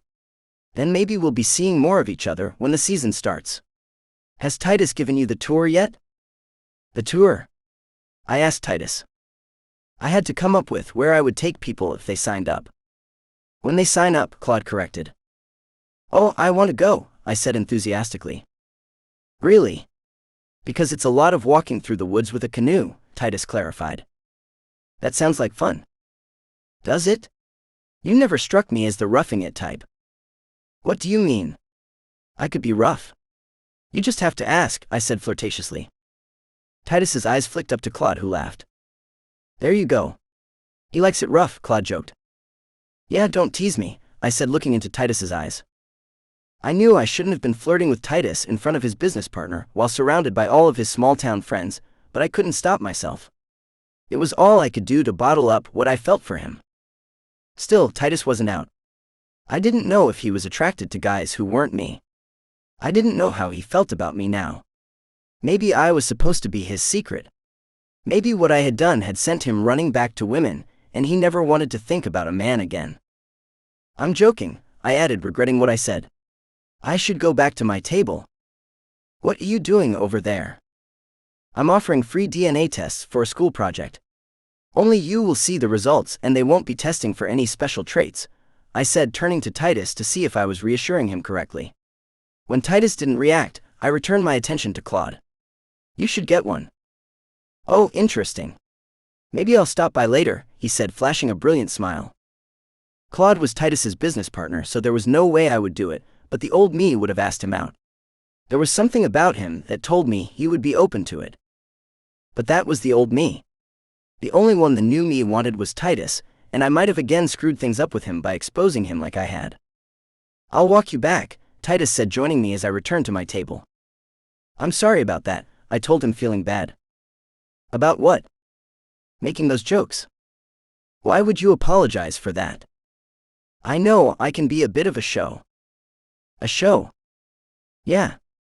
I tightened my lips as my swirling thoughts jammed the path to my mouth. I don't want to embarrass you. This is your home. Everyone knows you a certain way here. I just don't want to ruin anything by mentioning what happened between us. Ruining things by mentioning what happened between us. Yeah. I turned to put my hands on his chest and then stopped, remembering where we were. Yeah. I should go back to my table and recruit a few victims. I mean volunteers, I said, trying to lighten the mood. You should work the room, Mr. Politician. Lou. You should go, I said, wanting to be alone. Titus listened and left without saying another word. I watched him walk away. I didn't want to ruin his life. I didn't want to lead him on. I didn't want to hurt him. Maybe the best thing I could do for him would be to leave him alone. I didn't question how much I loved him. I loved him more than I thought it possible to love anyone. But was that enough to be with someone? I'm a mess. I know that. I've always known that. I've always been more than even a mother could love. If I truly loved Titus, wouldn't walking away be the best thing I could do for him? That was all I could think about as I sat at my table. Quinn stopped by and sat with me for a while. So did Cage. It was good because other than the occasional visitor who kept on moving, as soon as they found out what I was offering, they were the only ones I spoke to. So what are you doing here? A familiar face said, snapping me out of my thoughts. Callie, right? You're Titus's roommate. And you're Lou, he said like we had met more than once. Right. I'm offering free DNA tests.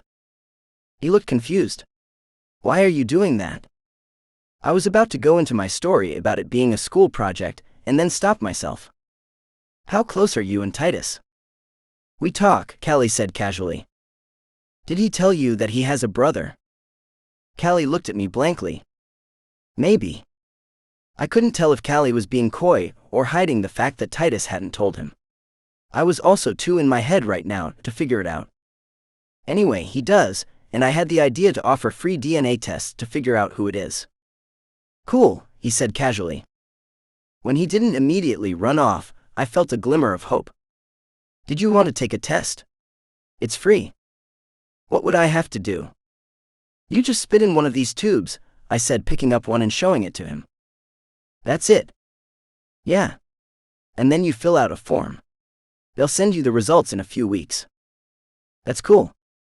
So you want to? Sure. I walked Callie through everything, trying to hide my excitement.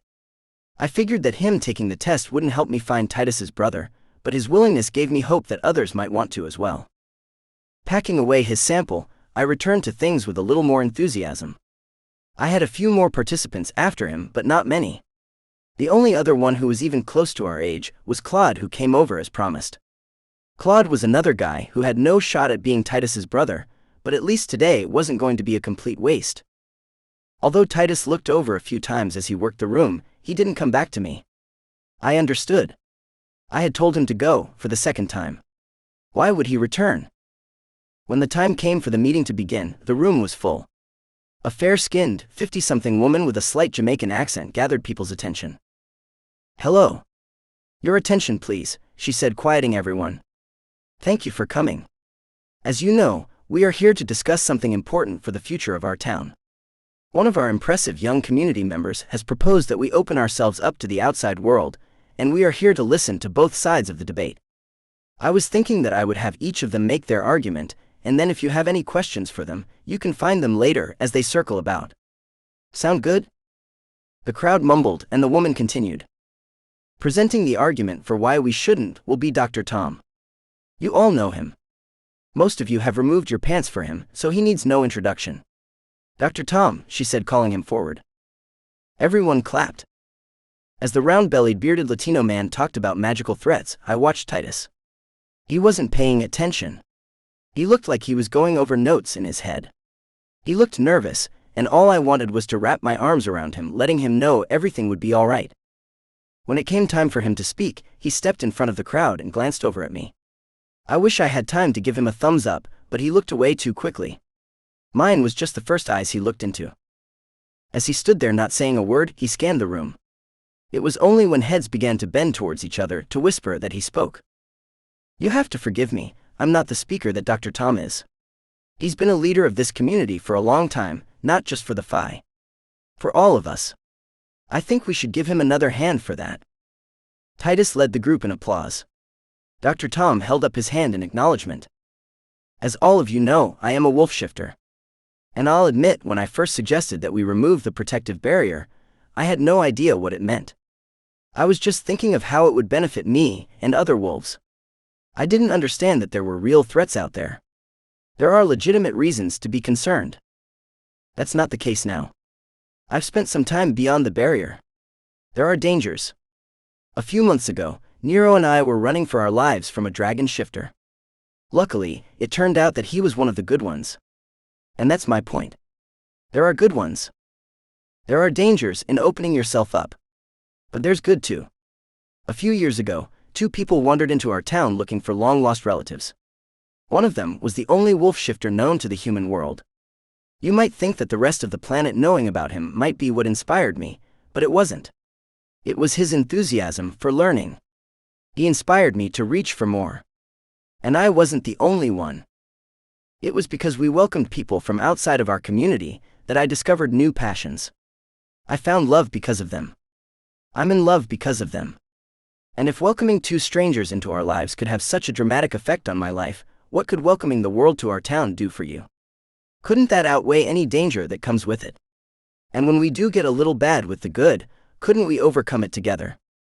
Please, when considering how you're going to vote on this issue, don't just think about the things you're trying to keep out.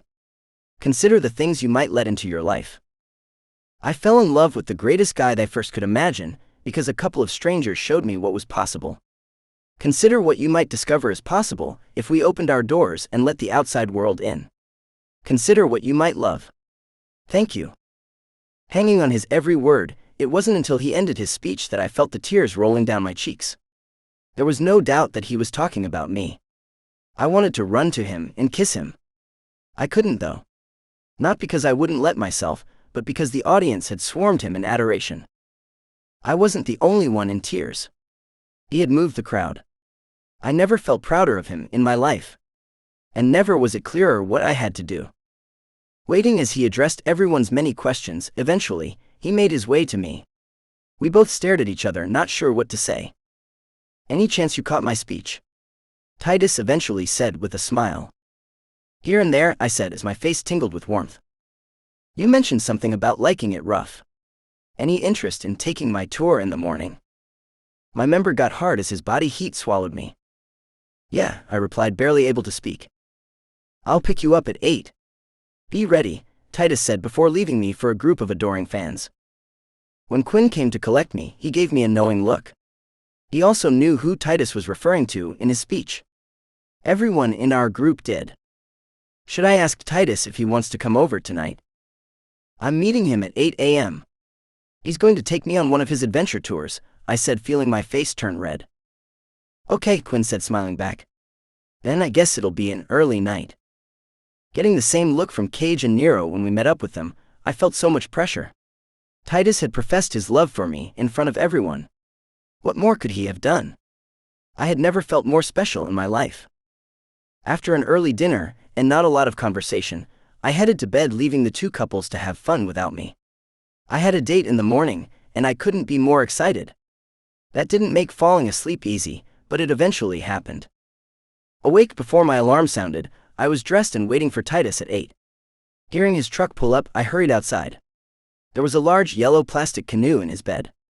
Webbed inside of it were paddles and life vests. Should I be worried? Am I going to survive this? I said jokingly. There's no way I would ever let anything happen to you, he said confidently. My heart skipped a beat knowing he wouldn't. I felt like putty in Titus's hands. I was willing to do anything he asked me to. And as the morning went on, he asked me to do a lot. Parking the truck on the side of the road, we carried the gear for a quarter mile to a river. Putting on the vest and a helmet, we paddled down the river for half an hour. The crisp morning air was electric and the view was beautiful. From there, we removed the canoe from the water and carried it to the next river. That river had a series of rapids that were as thrilling as they were challenging. With every stroke, I thought we would tip over. We didn't. Titus was not only an excellent guide but the hottest outdoorsman ever. We dipped in and out of rivers all morning. By afternoon I felt alive but exhausted. I had never done anything like it and I loved it. But carrying the canoe the final few hundred feet, I could barely remain standing. Can we rest? I asked, sure I couldn't take another step. Do you hear that? I listened. The only thing I heard was the sound of crashing water. What? The waterfall. The waterfall. It's pretty close. Do you think you can make it there? I listened again. It didn't sound that far away. Probably, but when we get there, I'm going to need to rest. Promise, he said with one of his brilliant smiles. As the waterfall came into view, I realized why he had suggested that we keep going. Not only was the watery monster amazing, but on the far side of the lake was a blanket. He had set up a picnic, complete with a picnic basket. It was the most romantic thing I had ever seen.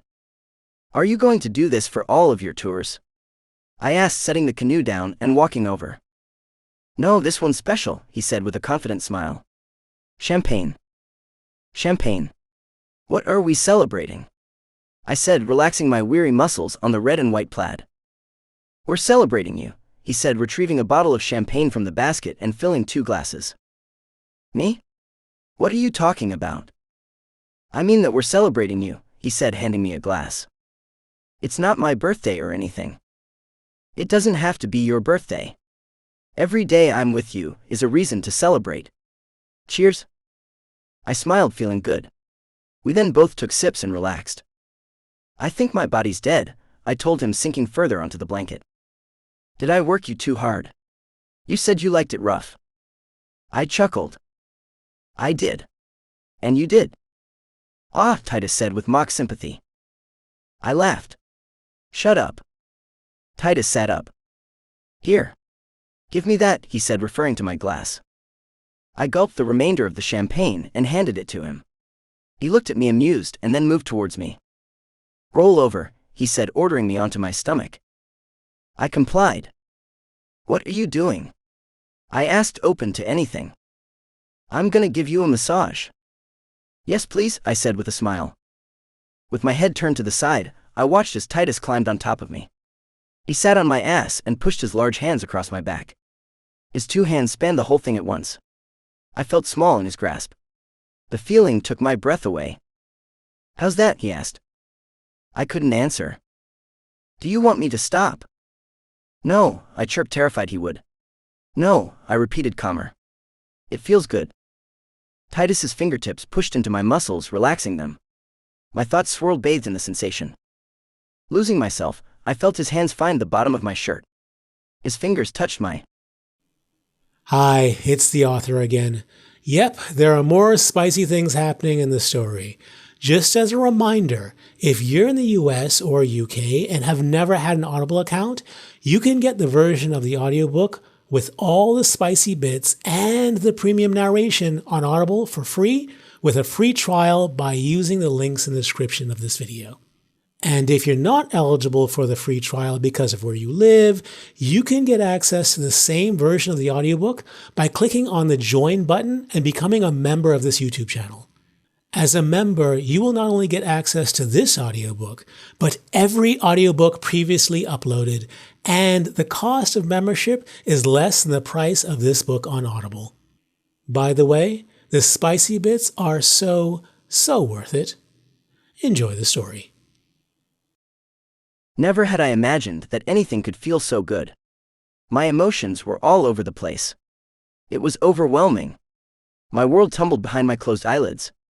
And when my love wrapped his arms around me and pulled me tight, sinking my body into his grasp was the only thing I could do to not melt into a puddle of goo. When I could speak, I said, "I want to be with you. I never want to be away from you again." "How do we do it?" he asked me. "I don't know," I responded before my thoughts crashed into the real world like the waterfall into the lake beside us. Titus and I lay naked on the blanket for a while. We both knew the problem. We wanted to be together, but I was engaged. More than that, my parents controlled my life. They wanted me with Say, and had threatened to stop paying for school if I didn't do as they said. I was a junior. I still had another year left. I could never afford to pay for East Tennessee University without their help. I couldn't even afford my dorm room without my family's money. Yet I knew who I loved and what I had to do. I was going to have to figure out a way. I couldn't keep doing this to myself or Say. Sure, Say wasn't the greatest boyfriend in the world. He never texted me, and we never did anything I wanted to do. But he wasn't a bad person. I'm going to break up with Say. We can't do anything else until then, I told Titus, breaking the silence. What are you going to tell your parents? I thought about that. I didn't know. Maybe I could not tell them, and they wouldn't know. If I ended things positively with Say, then there was no reason they had to find out. I could just say that Say was busy or something, if they ever asked about him. But what were the chances of that? No one in my family ever thought about anyone but themselves. I don't even think they remembered they had a second child when I wasn't around. I'm not going to tell them anything. You're gonna pretend he never existed? Are you sure that's gonna work? They seem to like him a lot. He's the gay son they wish they had. But that's not saying much. My parents always regretted having kids. So I'll just give them the space to forget I exist. And once my final year of school is paid for, I will walk away from them forever. I'm sorry, Lou, Titus said, pulling me tighter. You're just going through this because of me. I rolled over within his warm embrace and looked him in the eyes. That's not true. It is. If I didn't tell you how I felt, you would still want to be with Say, and you could still have your family. Without you, I would never know how it feels to be loved.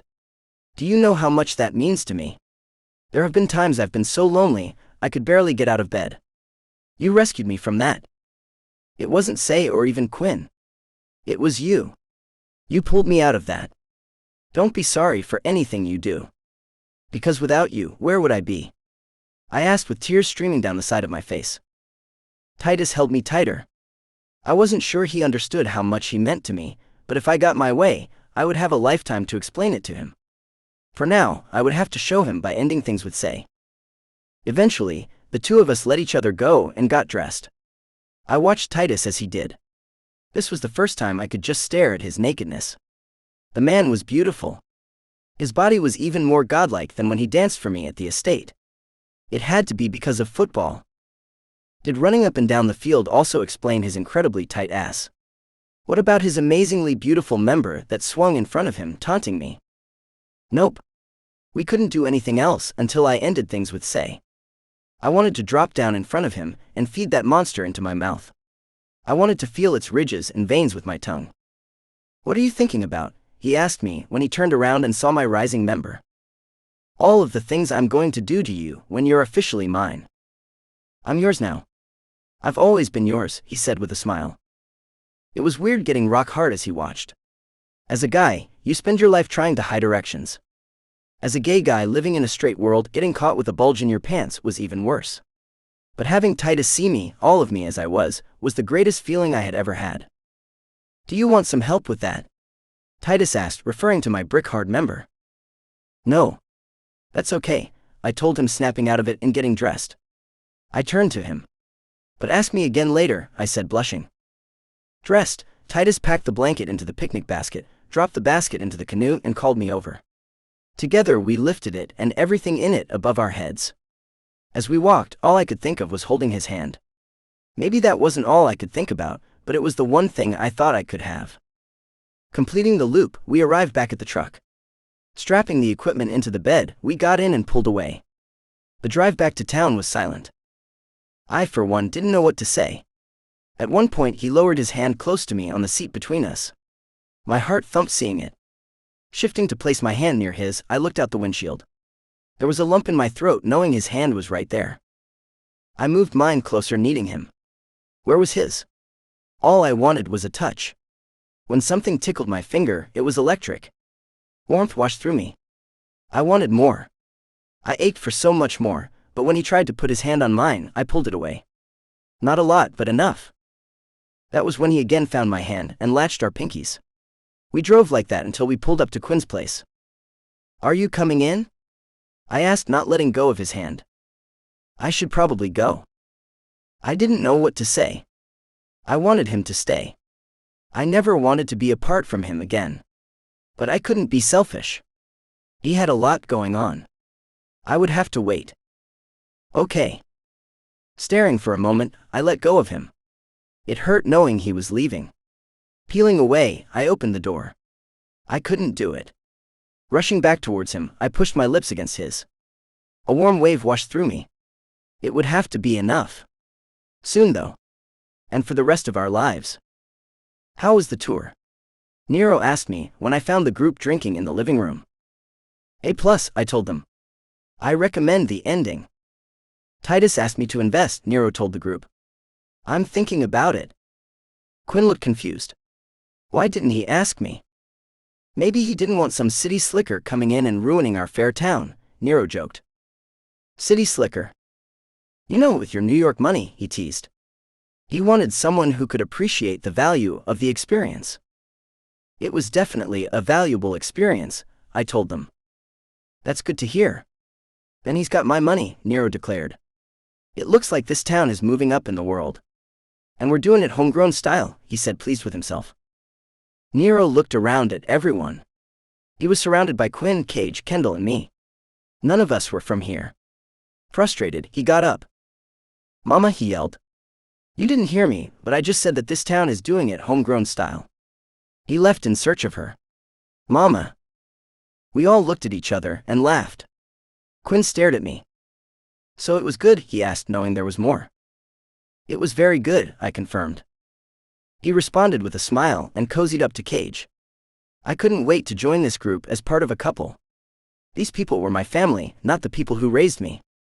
And being with Titus, this town was going to become my home. A tear rolled down my cheek from joy. As anxious as I was for my new life with Titus to begin, it took me a day to text Say asking to meet. It took him 2 more days to agree to it. If I had had any doubts about breaking up with him, that exchange removed them. The two of us weren't meant to be together. Yeah, we were both gay, from an old Tennessee family, and hot. But we only worked on paper. We were very different people, who moved and communicated differently. We wanted different things. At least I think we did. Who knew what he wanted? It wasn't like he shared anything deeply personal with me. We had to bring this to an end. Maybe then we could both get what we wanted. Arriving at the restaurant first, I was seated. It took him 20 minutes longer than the time we arranged for him to get there, but I was willing to forgive him, considering what I was about to do. Sorry I'm late, he said, leaning across the table to kiss me. I shifted my head to offer him my cheek. His gesture reminded me of what I had liked about him. No matter where we were, he was never ashamed to show his affection. It was something Titus was still working on. Him declaring that he was in love with a man in front of the whole town was a great first step. But there's something undeniable about Say's unashamed confidence. I hope the next guy he's with appreciates it. That's fine. But I was thinking, since the restaurant will be closing soon and you probably have something you have to run off to, maybe we should just order drinks. Say sat and stared at me suspiciously. No, you have me for the night. And this place will be letting people in for another 30 minutes. I was just thinking that. He cut me off. Lou, what's going on? I was going to have to say it. I took a deep breath, centered myself, and spoke. Say, you're a great guy. But I think we need to break up, I said sensitively. Say's mouth dropped open. He looked stunned, but only for a moment. Regaining his composure, he looked around for a waiter. Making eye contact, he signaled for them to bring him whatever I was drinking. He then turned to me and casually said, No. I stared at him confused. Was he in shock? Had he not heard what I said? What do you mean, no? No, he said as if it were obvious. I don't think it works like that, I said, unsure what was going on. Can I tell you a story? Before I could reply, the waiter put his drink in front of him. Thank you, he said with all of the charm in the world. He then turned back to me, not waiting for my answer. Do you know how my parents found out I was gay? How? Luck? I asked, still confused. Say laughed. We do get lucky more than most. But luck is how we obtain power. The way great families keep it is by always doing what's smart. I'm going to share something with you. I was 14, still not sure what I was, and there was a boy in my class one had feelings for. Brock. I didn't know if I was straight or gay, but I knew how I felt about him. I couldn't stop thinking about him. I decided I needed to be friends with him. The funny part was that he wanted to be friends with me too. So, what happens when you put 2 horny boys in the same room together and they like each other? Stuff happens. And stuff happened one day when I had invited him to my place. Goddamn, the tension between us was insane. It was like being near him made me lose my mind. Losing my mind was the only way I could describe it too, because in my bedroom, without locking my door, the two of us got naked and, let's just say, stuff happened. At least things began to happen. Maybe my mother was walking by and heard Brock groan. Maybe they suspected something and were keeping a watch.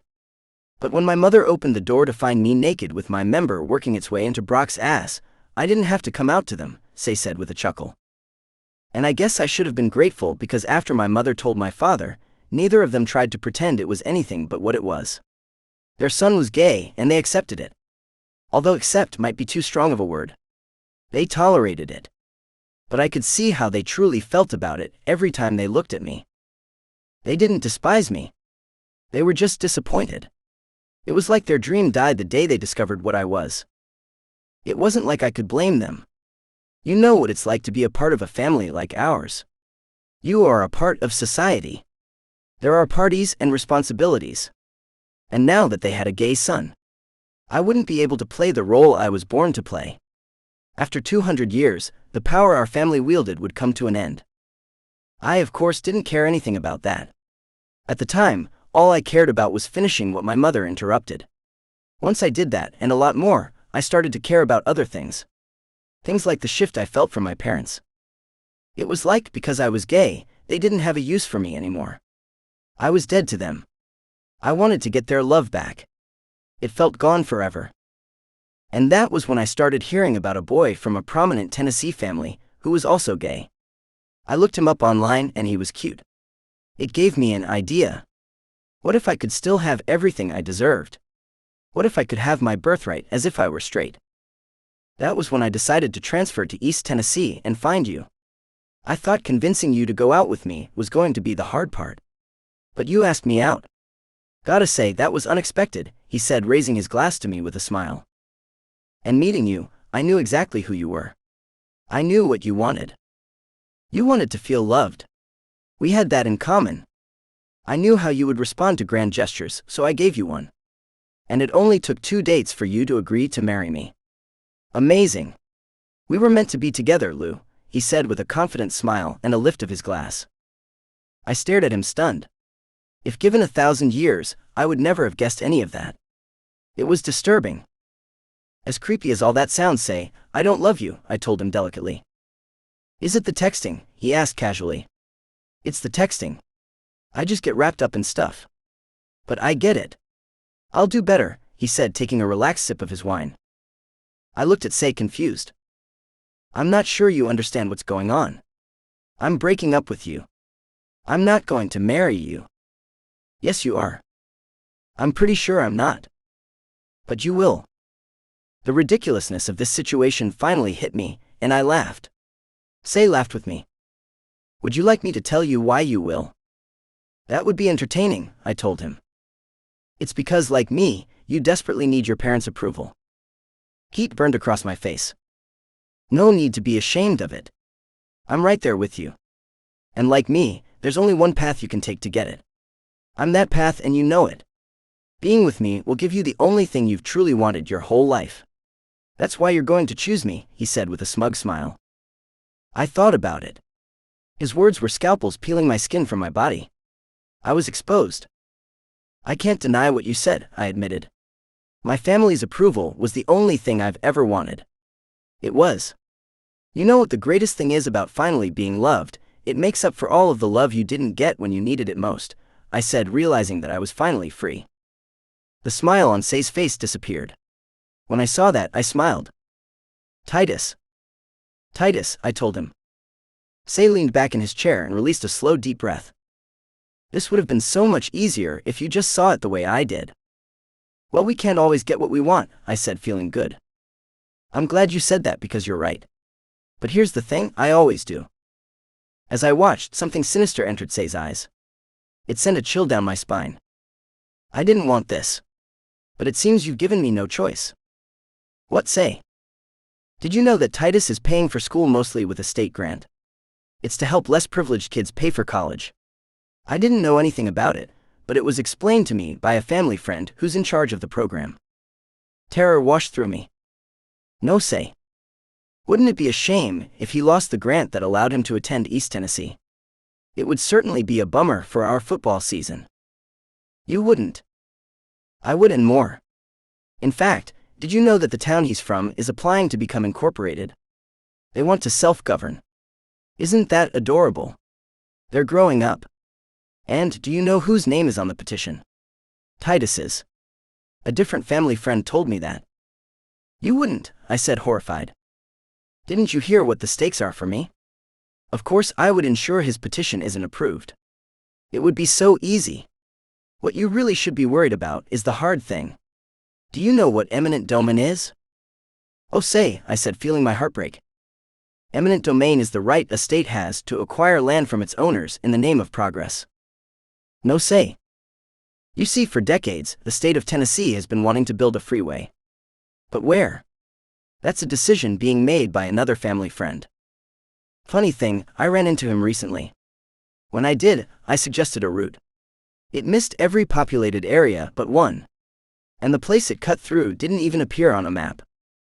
Luckily, eminent domain would allow the state to acquire the land and build the freeway. How does that sound? To me it sounds like progress. Tears rolled down my cheeks. Why are you doing this, say? Why am I doing this? You're really asking why I'm doing this. You agreed to marry a guy after 3 dates to prove something to your parents, and you're asking me why I would do this? For love, Lou. I'm doing this for love, he said with heartbreaking anguish in his eyes. That's when I was sure that he had never loved me. He couldn't love anybody. All he wanted was the approval I was willing to do anything for just days ago. The drive for that approval was powerful. It blinded you to everything else. His weren't idle threats. He would destroy Titus's life and the life of everyone in Titus's hometown if I didn't agree to marry him. He had me. Catching himself, he sat up and looked around. He was back to looking like the guy the first had fallen for. Every moment I had spent with him had been a lie. But I digress. Let's not focus on the negative. And what's the positive? He smiled. The positive is that I've already discussed it with your parents. We will be having a December wedding, and your parents have graciously agreed to pay for it. You're going to be the second best-looking groom in Tennessee. He looked at me enthusiastically. You have to know that we are going to have an incredible life together, right? Merging our two families, in no time we're going to be running this state. Maybe even the country. And wherever we go, you are going to be the perfect husband. Poised charming. You're going to have to work on that, of course, but I'll help you with it. By the time we're ready to make our mark on this world, you'll know exactly how to act. It's going to be amazing. Oh, and you can never see Titus again. But that went without saying, right? We can't have a repeat of whatever happened last weekend, he said with a laugh. Now, how about we order dinner? I'm starved. I couldn't respond. I couldn't breathe. In that moment, everything went dark. I passed out. Chapter 10. Titus. Driving away from Lou after we had had sex for the first time was the hardest thing I have had to do. I was uncontrollably, head over heels in love with him. Lying by the waterfall with Lou naked in my arms, I could see the rest of my life in front of me. Lou was my future, and he agreed. That was why it was weird when I stopped hearing from him. He had said that we couldn't do anything together until he spoke to Say. But that didn't include texting each other. Between when I left him at Quinn's place and his meeting Say, we had to have texted 100 times. Most were just a few words letting the other know we were thinking about them. But after he said Say had arrived at the restaurant, it all stopped. How'd it go? I texted him. You still with him? I texted later in the night when I didn't get a response. Seriously, let me know how it went, I wrote hours later. You're freaking me out a little, I sent before starting with the calls. A day went by and then 2. What had happened? Did he lose his phone? Was he all right? Have you seen Lou? It's an emergency, I texted Quinn. Yeah? What's going on? He responded quickly. He okay? I haven't heard from him. Quinn's response wasn't as quick. He says he's fine. That didn't make any sense. If he's fine, then why hadn't I heard from him? You sure about that?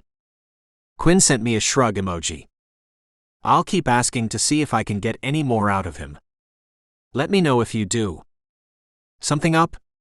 A voice asked, pulling my attention away from my phone. I looked up and fire ripped through me. I'm fine, I told Say, who was standing above me half-dressed after a shower. I shoved my phone into my bag and started taking off my football gear. It just looks like you lost something. Lose something there, Titus? He asked smugly. That's when it hit me. You did something to him. If you heard him, I bellowed as my wolf shot to the surface. I sprung up and grabbed him. He was ready for me, but that didn't mean much.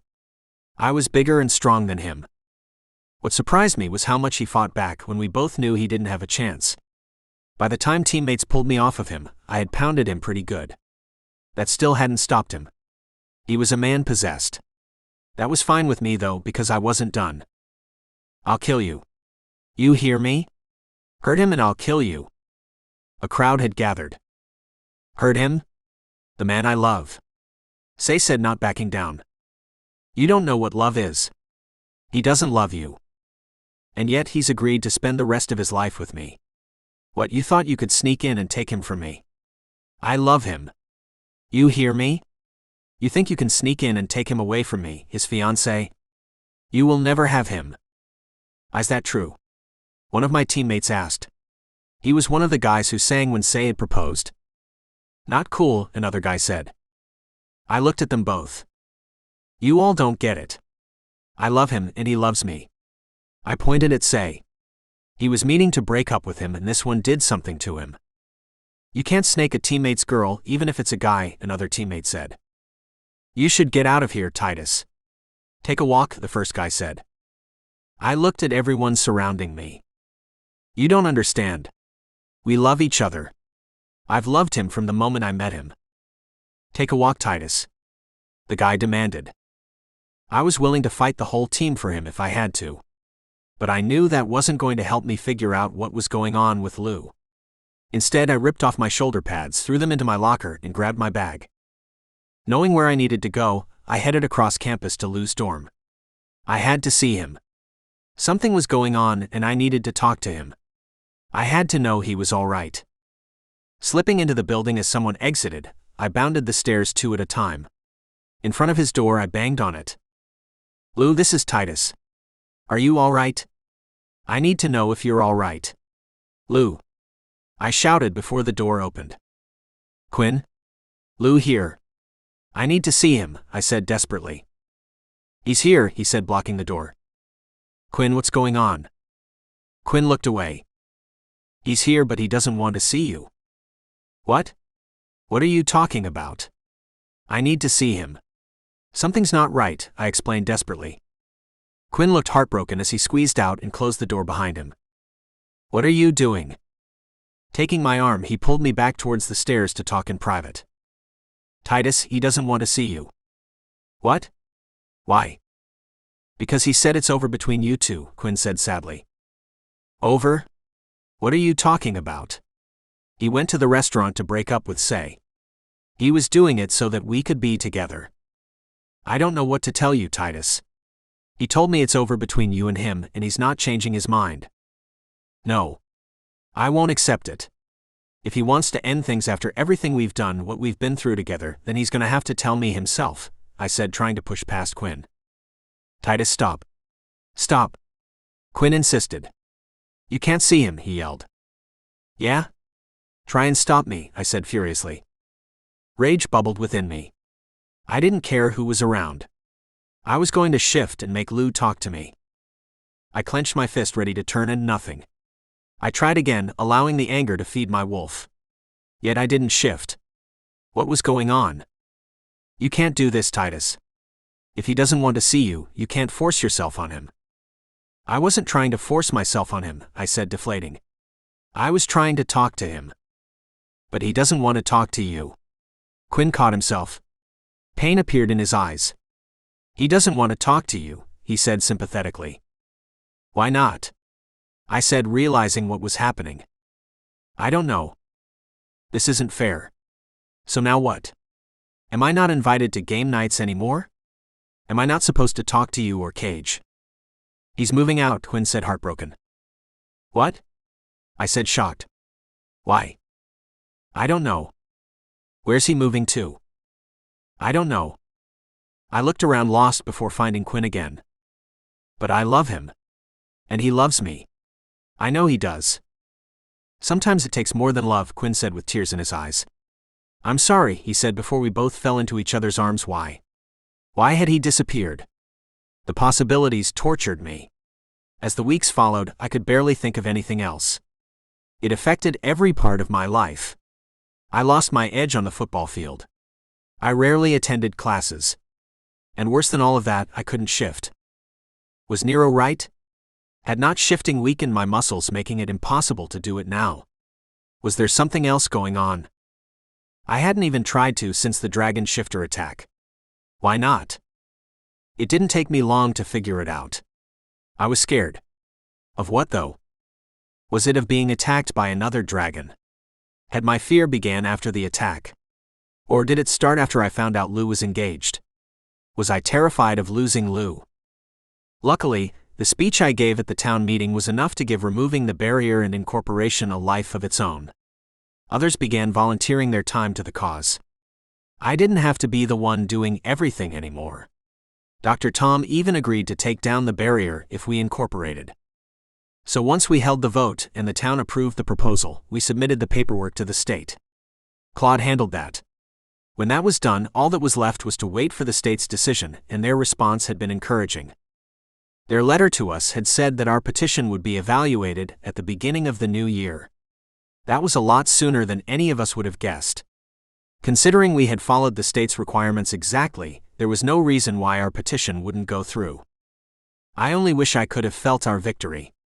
Whether it involved the town or our football team's wins, I felt nothing. And the only thing I could think of was Lou. Where was he? Why didn't he want to talk to me? Didn't he love me? You leaving bed today? Callie asked as he got ready for his first class.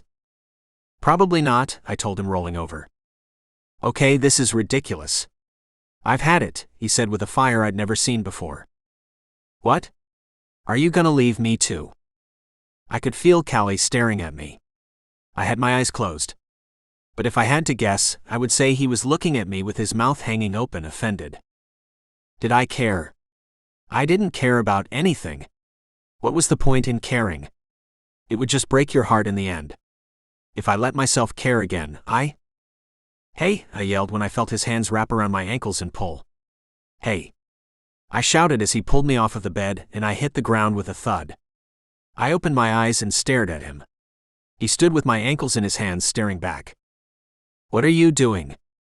He didn't respond, but I figured it out when he began dragging me across our bedroom floor to the door. Quit it. What do you think you're doing? He didn't say, but it was clear. He decided that I would be leaving our room today. I fought it, but the guy had gotten pretty strong. I would have been impressed if he wasn't pulling me into the hallway. Stop it, I said before finding the strength to kick him off of me. It was too late. He had won. I was lying outside my door in my underwear. I looked up at him like he was insane. I had never seen this side of him. The guy wasn't backing down. He had to know that I could still take him and my wolf could still take his. It would never come to that, and I couldn't shift if I tried, but he had to know it, right? I stared up at him, waiting for some type of explanation. It never came. Once he broke eye contact, he went back into our room and returned with his book bag. Looking down at me again, he paused as if he was going to say something, and then walked off. I watched him go. Without looking back, he traversed the hallway to the stairwell and disappeared behind the door. It only took a moment before I heard, "Are you okay, man?" I looked back and saw a guy who lived down the hall. He wasn't the only person staring at me. Our scuffle must have been louder than I thought. Everyone was staring out their doors like there had been a fight. I lowered my head, thinking about his question. Was I okay? I was lying in the hallway in my underwear, and I didn't give a shit. I was definitely not okay. "Do you want me to help you back to your room?" the concerned guy asked. Did I want to go back to my room? What was I gonna do there? Lie in bed and think about Lou for another 12 hours? Fuck it, I said, having had enough. I got up, brushed the dirt from the carpet off of me, and re-entered my room. It was just for a second. When I returned to the hall, I was in a towel. I was going to take a shower. If I was being honest, that was probably why Callie dragged me out. I kind of stunk. No more though. I was done with whatever bullshit I was going through. The water droplets pelting my naked body felt good. It made me feel alive again. So did dressing in clothes that smelled like detergent instead of me. Everything I did felt better than what I had been doing.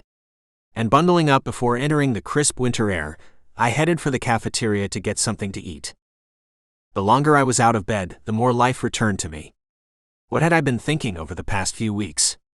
Yeah, Lou refused to talk to me and it hurt. It hurt a lot. But wasn't there more going on than how it made me feel?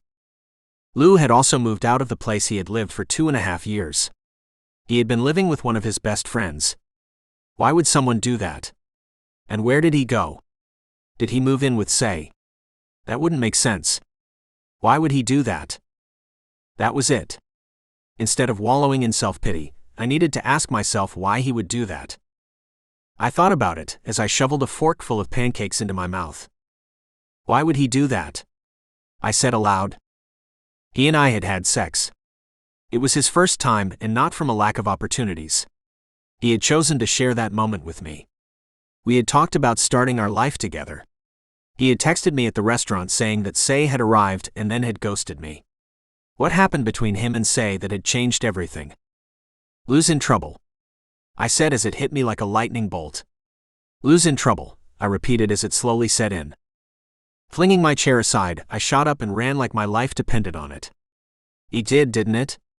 Lou was my life and he needed me. I know he did. I had lost myself in my own bullshit, but I saw it now. How had I not seen it before? Sprinting across campus, I went to the last place I knew he was. Buzzing the intercom to be let into the dorm, I couldn't be sure Quinn was home. Cage always used a code to tell Quinn it was him at the door. I pressed the button in the same way. Hello, Quinn asked confused. Quinn, it's Titus. I need to talk to you. Titus? Quinn, Lou needs our help. You need to let me in. There was a pause, but eventually, the door buzzed open. Bounding the stairs 2 at a time, I exited the stairwell on the 2nd floor and ran to Quinn's door. Titus, he said again when he looked me in the eyes. It was almost like he wasn't going to let me in, but I pushed past him and entered. Pacing the living room, I took a second and looked up. Quinn was standing in front of me in a pair of boxers. You coming back to bed? Cage asked, exiting Quinn's bedroom in a towel. He must not have heard me because the bulge stretching across the front of it told me I had caught them in the middle of something. Titus, he said, spotting me. What are you? I'm sorry. I can see I'm interrupting something, but this is important. Lou needs our help. Cage and Quinn gave each other a knowing look. What? I asked, feeling the tension. You should tell him, Cage said to Quinn. I'll get dressed. Tell me what? I said with my wolf's claws tearing at me, fighting to get out. We got this in the mail yesterday, Quinn said, retrieving an envelope from the dining table. He handed it to me. It was square-shaped. With the flap already open, I reached in and pulled out a card. Seymour Charleston and Lewis Armory cordially invite you to share the special day of their wedding. I stopped reading aloud when I realized what it was.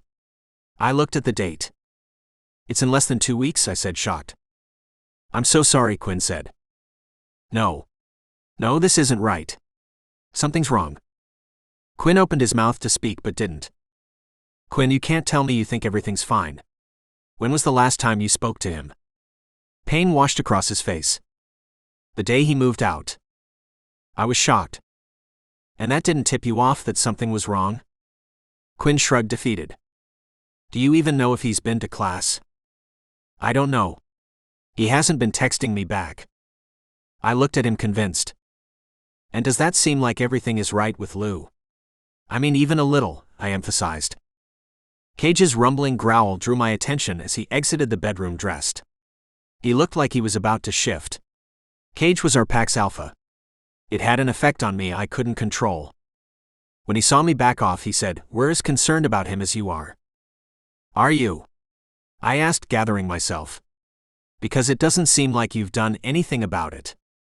Titus, we got this yesterday, Cage said, holding up the invitation. Why do you think I'm here? I came down to help Quinn figure this out. We understand you're concerned about him. But you're not the only one. We're on the same side. And which side is that? I asked, challenging him. Yours, Quinn snapped. Titus, we think you two should be together. We always have. You two love each other. He approached me, reaching out to touch my shoulder like I was a wild animal. We can figure out what's going on with Lou together. Realizing I wasn't alone almost brought me to tears. Seeing my head droop, Quinn wrapped his arms around me. It felt good. Cage was next. We were going to figure this out. Together, I knew we could do it. But the first thing we needed to know was where he was. Between Quinn and me, we figured out his class schedule. With that, we could figure out the name of his professors. The classes at East Tennessee University were often pretty big. But with a little luck, at least one of them would have seen him or noticed him missing. With Cage and Quinn taking 2 professors, I took the other 2. Neither of them could tell me anything, I told Cage and Quinn when we met for lunch to share our results. The same here, Cage said. I would have thought Lou would be hard to miss, he joked. And what about tests? I asked. Shouldn't they notice if someone was missing from that? Or at least their grade? He's in a lot of large classes, Quinn volunteered. Okay. So what do we do now? I asked. If they're getting married, Say probably knows where he is, Quinn suggested. You're right, I agreed. But he's not going to tell me that. And neither of you know him, so he's not going to tell you. There's got to be someone who knows where he is, Cage insisted. I thought for a second. There is. Who? Quinn asked.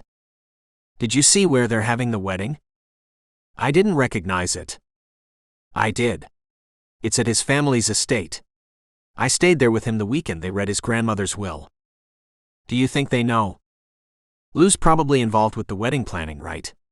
That doesn't seem like something Say would do, I said. Someone there has to be in contact with him. Can you call them? Quinn asked. There are 2 problems with that.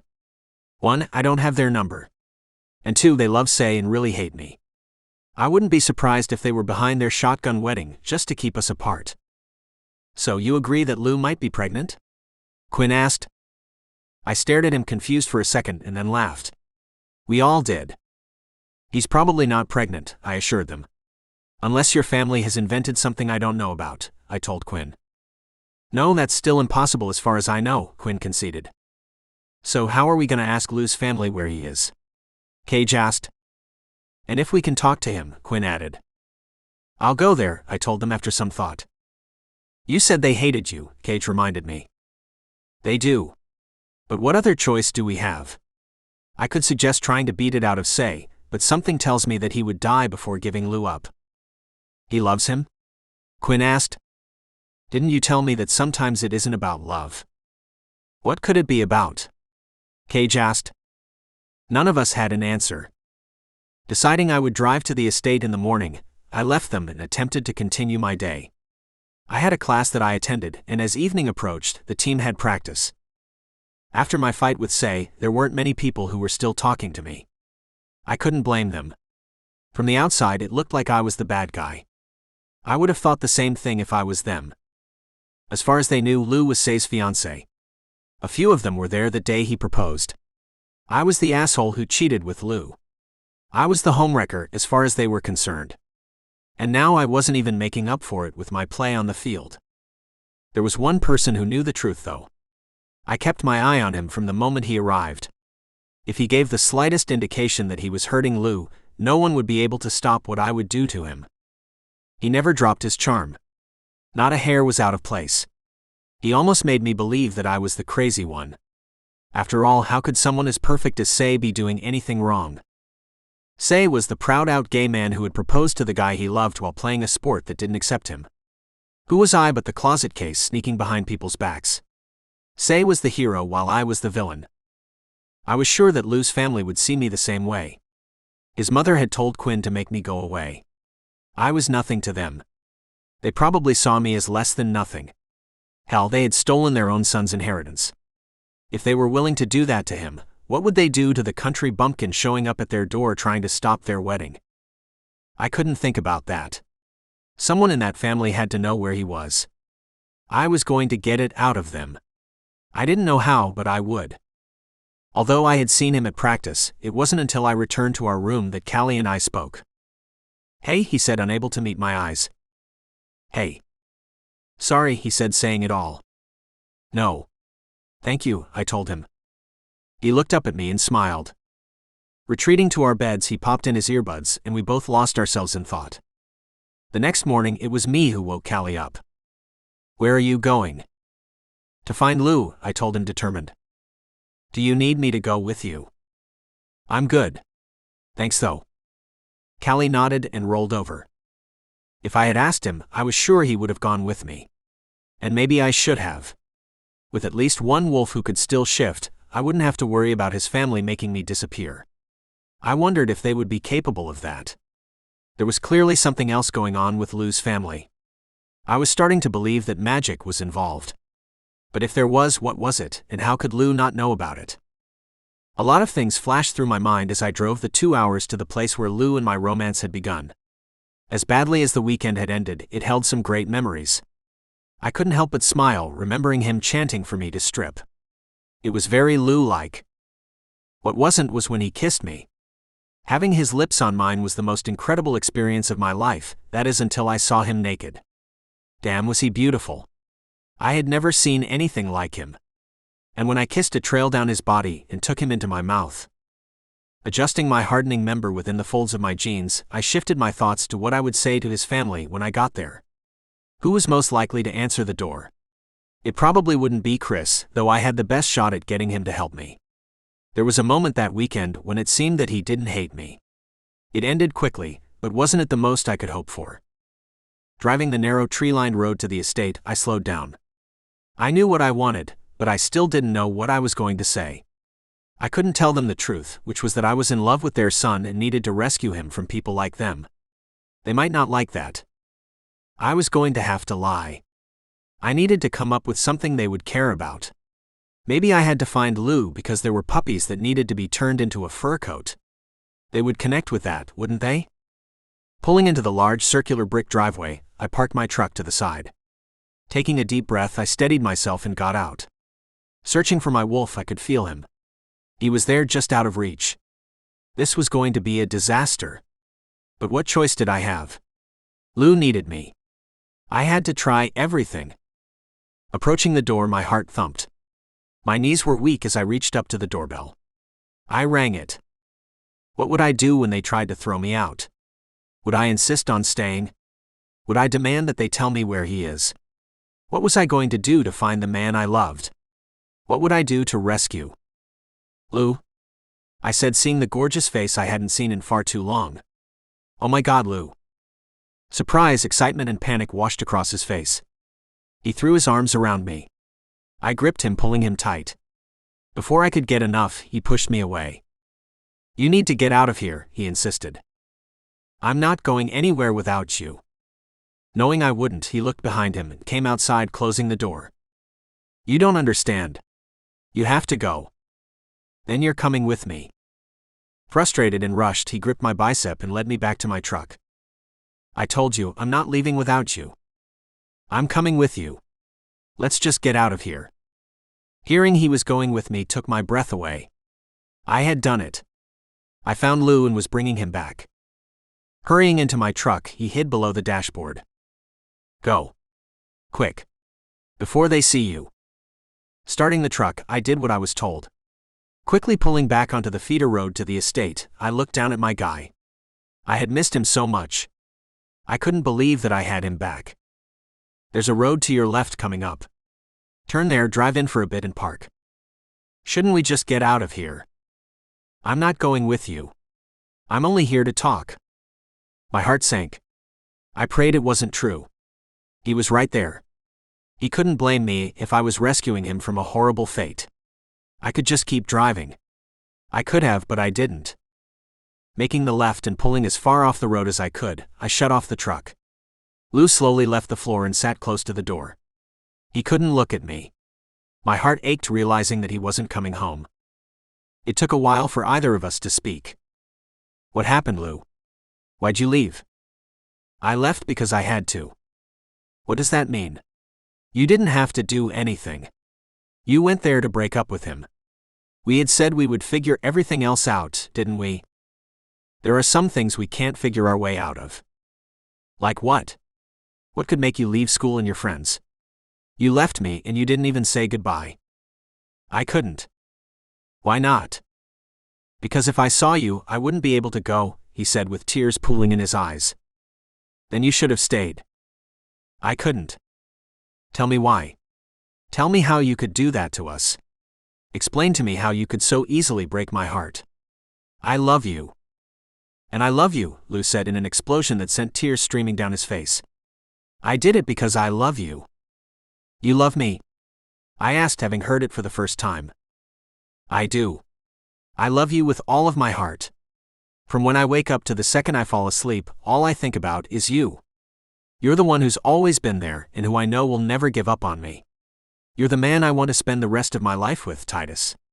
You. I stared at him, achingly confused. Then why? Lou looked down, shaking his head, refusing to say. My heart broke for him. There was something painful going on. In a life that battered him around and had made him feel worthless, there was yet another thing that tore him apart. I eased across the bench seat and slowly pulled him into my arms. He came without resistance. He wanted to be there. It gave me a glimmer of hope. Lou, whatever it is, you can tell me. I think maybe you're trying to protect me. Thank you for that. But if there's one thing I know, it's that the two of us work better when we're together. Whatever it is, we can figure it out together. Lou listened and sniffled. I pushed my fingers into his hair and scratched his scalp. He chuckled. Now you're just not playing fair, he said with a smile. I play to win, I joked. You can tell me, Lou. I promise we'll figure it out together. Lou wiped his face on my shirt. I don't know why, but I liked it. It felt intimate. He threatened to hurt you, he said with his cheek on my chest. Who? Your brother? No. Say. He. What? How? His family has a lot of friends in the Tennessee state office. He said you have a state grant for your tuition. He said he could take it away. Say did. I asked, confused. Yeah, he said, pulling away and looking into my eyes. And he could. He said it would be easy for him. My mind swirled. Yeah, Say was right. My entire tuition was being paid for by a grant from the state. If I lost that, it would hurt. If he took that away, then I would apply for a federal grant. Or maybe I'd get a loan. That's how most people pay for college, right? I could do that. It's not a big deal. That's not all he said, Lou admitted, disappointed. Despite what I said, losing my grant would be a big deal. It would throw my life into a mess that it would take me all summer to work my way out of. The thought that there could be more sent a chill down my spine. Oh. What else did he say? He said he would reject your petition to get your town incorporated. He can't do that. He can. I didn't even have to tell him about the petition. He knew. He said he saw your name on it. He can't do that, I said, seeing my future slip away from me. That's not all. Hot prickles washed across my face. What else did he say? I asked hesitantly. He said that he could get the government to build a highway through Snow-Tip Falls. He could destroy your town. That's why I left. I couldn't let him do that to you, not because of me. I wouldn't let you risk it. I couldn't believe it. I knew Say. We weren't friends, but we were teammates. How could he consider doing such a thing? Does he love you that much? I asked, grasping for answers. No. I don't know if he cares about me at all. He wants to merge our families and to have me on his arm. He doesn't love me. I don't understand this. I tried to tell you. This is what people like my parents and Say do to keep power. They take what they want. They don't care about who they have to hurt to get it. The thought of bulldozers destroying my home flashed through my mind. It was a nightmare. I saw kids and families becoming homeless. I pictured them being scattered like ashes. I couldn't let that happen to them. But I couldn't let Say destroy Lou's life either. What if we fought back? I said, capturing Lou's attention. How? We have nothing. No money. No connections. He has us. I thought for a second. I don't know if that's true. What do you mean? When your grandmother told you that you were going to inherit everything, didn't she also tell you to get prepared? She did, but I didn't listen, he admitted regrettably. Was your grandmother the type to take her own advice? What do you mean? Would your grandmother tell you to get prepared and not prepare herself? Lou thought about it. I mean, I think she did prepare. At least she tried. She had that law firm that was supposed to handle her will. The one that specialized in the estate of authors. Yeah. The one that your father's law firm got her away from? Yeah. Do you think she knew what was going on in her final days? I mean, did she have dementia or anything? She died in her sleep. Before that, she seemed like she would live forever. That's why I wasn't in contact with her as much as I should have been, he said, looking down. Then if she was of sound mind and told you to prepare, she probably knew that there was going to be a fight. Mightn't she have taken steps to win that fight? Steps that could give her side the advantage. Secret steps. You're saying that she might have left something behind that might help me get my inheritance. Does that sound like something she might do? Lou thought about it. His eyes darted from side to side. As he did, excitement covered his face. I recognized this person. It was the man I fell in love with. It does. Did I tell you that she wrote mysteries? Clues were everything to her. I smiled. Lou, you did not tell me that. I think you're right. She might have left clues. But what? If she did, it would be somewhere back at the house, right? Maybe, Lou said.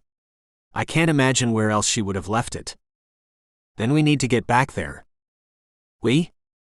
You think I'm gonna let you go through this alone? Besides, it's a 3-story house. You can't search that place on your own. Not in the time you have left. The wedding's in a week and a half, he said, starting to panic. Titus, I really don't want to marry Say. You won't have to. I promise. Even if it means destroying everyone who stands in my way, I'll protect you. That was when Lou took my face in his hands and kissed me. It took my breath away. I had missed his lips so much. And when I cradled the back of his head in my hand and touched his tongue with mine, I knew I had found my way home. Over the next hour, we came up with a plan. I needed to get back into the house. The place was big enough that I could be there without anyone realizing it. That was our advantage. I could search without them suspecting anything. Together we could cover more ground. Secure on what we had to do, Lou walked back to the estate while I drove to the nearest diner and killed the rest of my day. I wanted to start searching right away, but Lou thought it better that I wait to sneak in when it was dark. When the time came, I returned to the side street and parked my truck. I pulled as far into the trees as I could get.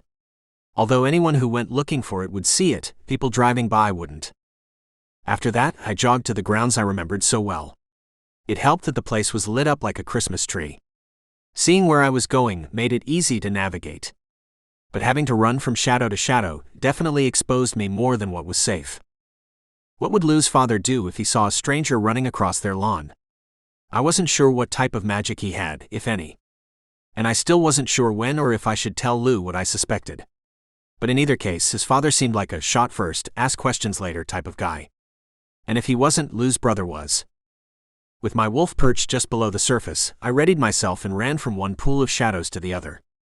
As I did, I told myself that I was the one who needed to do this even if I could shift. Yeah, my wolf could do it more easily, but once I was there I was going to need my clothes. Sweat dripped from me as I got closer to the side door Lou had unlocked.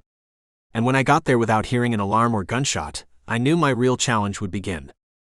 Opening the door, I entered the guest bedroom and made my way to the hall. I had to stay low. On the opposite side of the house was the dining room where Lou said his family would be. The only thing between us was a short divider and the spiral staircase that was aligned with the front door. Depending on where I stood, the person seated at the head of the table could see me. Yet, I had to get from the guest bedroom to the stairs and up it with nothing but railing pedestals to hide me. It seemed impossible. My father will sit there, Lou had told me. His eyesight isn't very good, and he refuses to wear his glasses. So as long as he's not staring at Martha, he probably won't notice you over her shoulder. Lou also promised to create a distraction. The bad part was that he couldn't say what the distraction would be. I just had to make sure I was in place when I should be, and wait for it. I'm tired of you guys. Lou shouted from the dining room. Sit down, Louis, his mother yelled. It's my wedding, he screamed. You hear me? It's my wedding. I may as well go upstairs right now, considering how much of it you're letting me plan. I may as well go upstairs right now. I smiled hearing Lou's cue. With my head down, I peeked into the other room. Exiting the hallway, I could see Lou throwing a fit at the dinner table. All eyes were on him. That was my guy. And knowing I would have the time I needed, I ran up the stairs circling them until I reached the 3rd floor. Finding the door to his room, I locked myself in. I had done it. My heart was beating a mile a minute. It was such a rush. If I had Lou in front of me, I would toss him onto the bed and make love to him. Getting here was more exhilarating than a football game. The only thing I could do to come down from it was to throw myself onto his bed. The sheets smelled like Lou. It didn't help how much I wanted to fuck him. By the time I heard a knock, I had come down from my high. I hurried out of bed and approached the door. A step away, the floor creaked. I couldn't breathe. "It's me, Titus. Let me in."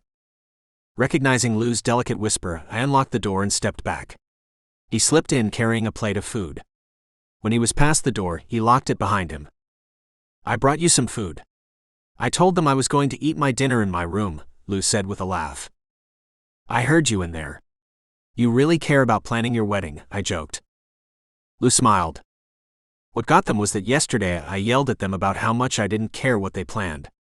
They have to think I'm losing my mind." "Well, they're forcing you to get married. I think you're allowed," I said with a chuckle. He didn't think it was as funny as I did. I could see the pain of it wash through him. "Titus, what do I do? I really don't want to go through with it. I can't marry him. I can't be someone's arm piece for the rest of my life." I held his shoulders, looking into his eyes. "I won't let that happen, Lou. If we have to, we'll run away together.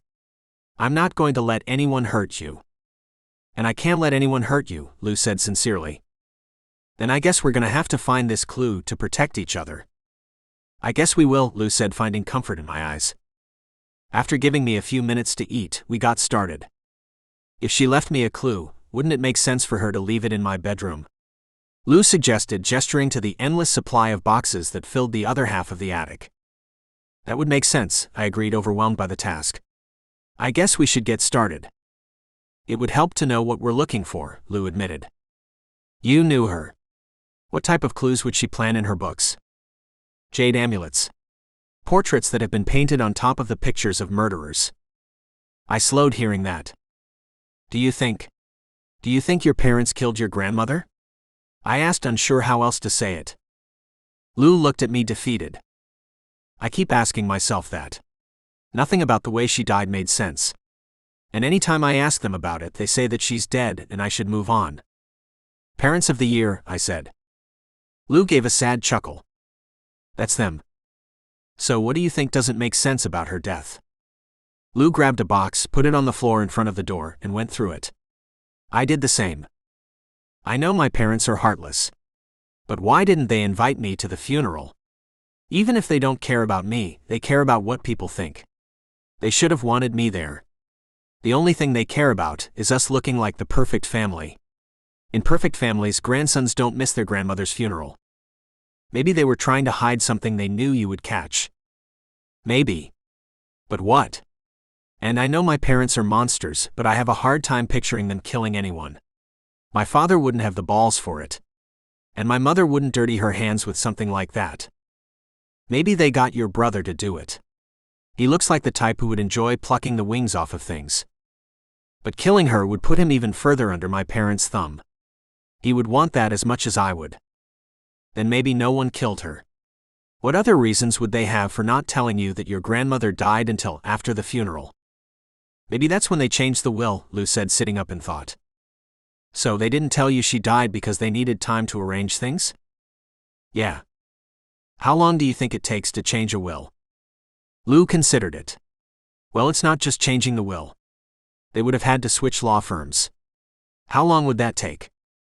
"When my grandmother died, she was buried within a few days." "What's the longest people usually wait to hold a funeral?" "I don't know." "A week?" Lou guessed. "What if the reason they didn't tell you about the funeral was because she had been dead longer than a week?" "How much longer?"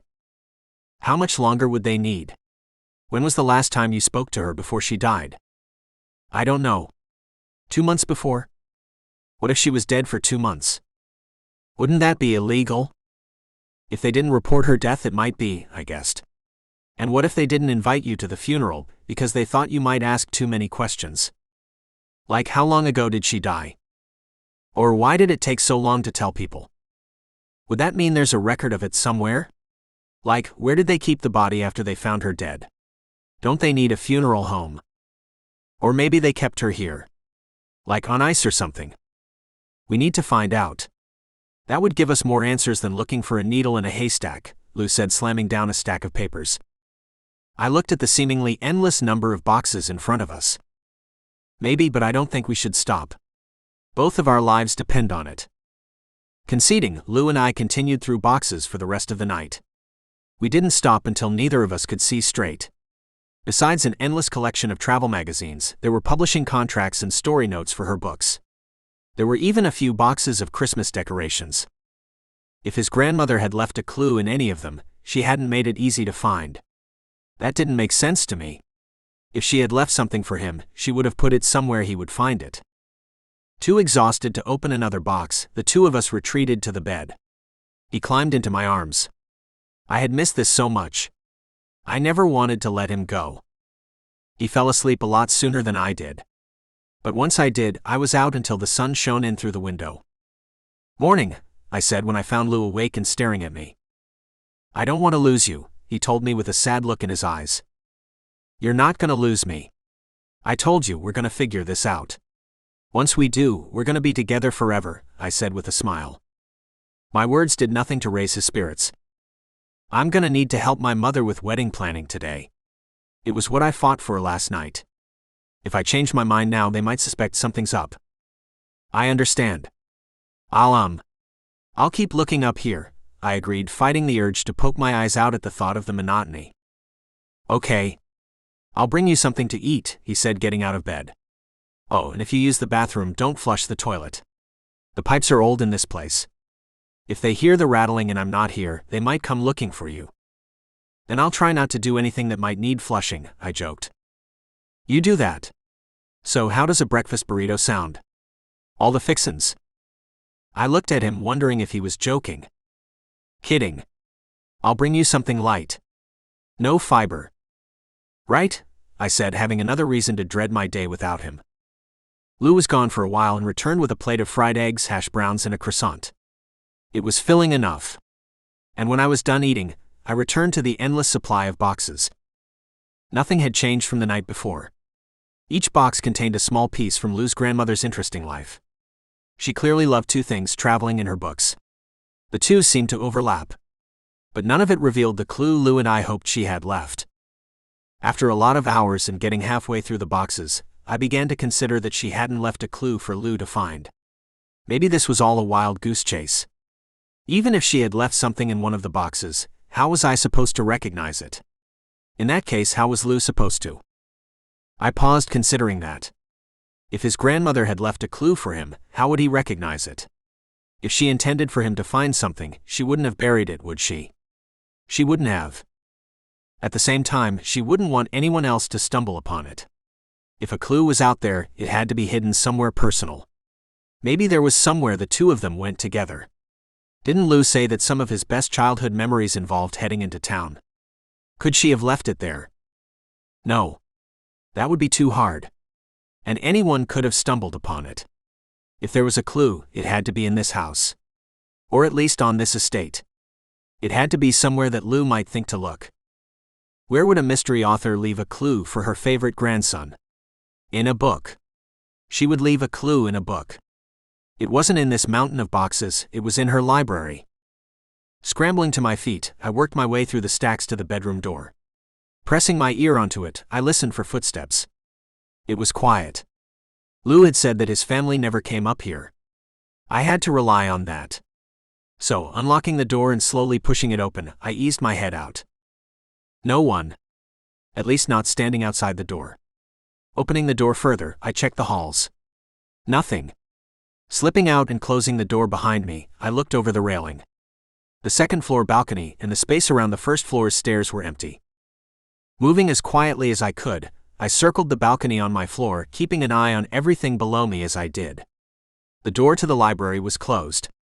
Opening it as slowly as I had the last one, I peeked through the crack. The room was empty. Slipping in and closing the door behind me, I scanned the room. There were thousands of books. Heading to the nearest shelf, I began reading titles. There were a lot that sounded like mysteries. But as I read, I noticed something else. These weren't just mysteries. These were supernatural mysteries. They were stories about magic and witches. There were even a few about Phi. I pulled out one that listed Agatha Armory as the author and flipped through it. Magic exists right under our noses, a worn traveler once told me, I said, reading the first line aloud.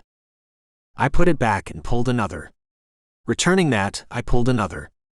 All of them began by proclaiming the existence of magic. Was this her clue? Was she trying to tell Lou that magic was real? Was Lou's family magical? Still looking for his grandmother's message, I scanned the titles of the books again. How had I not seen it before? They were all about magic.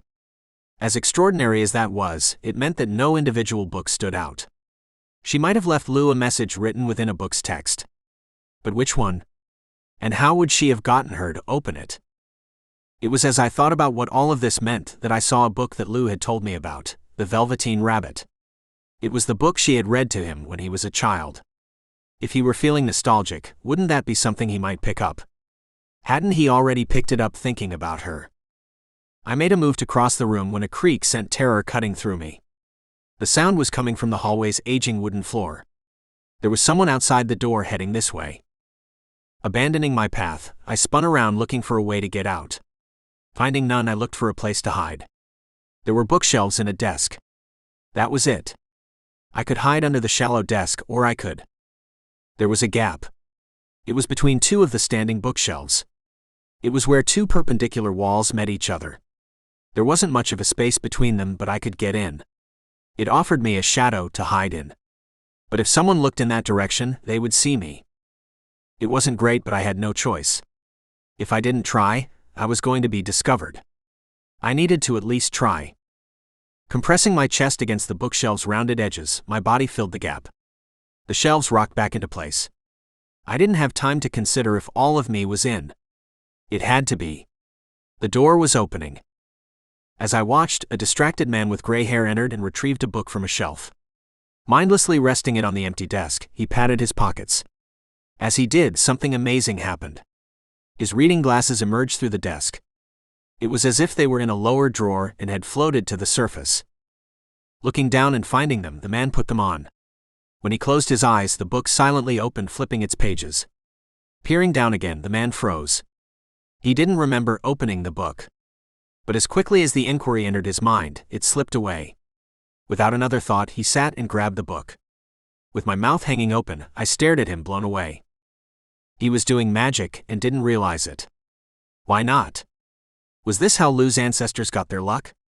By unknowingly doing magic? What was going on? For 2 hours, Lou's father sat lost in whatever book he was reading. As he did, I considered every explanation I could think of for what I saw.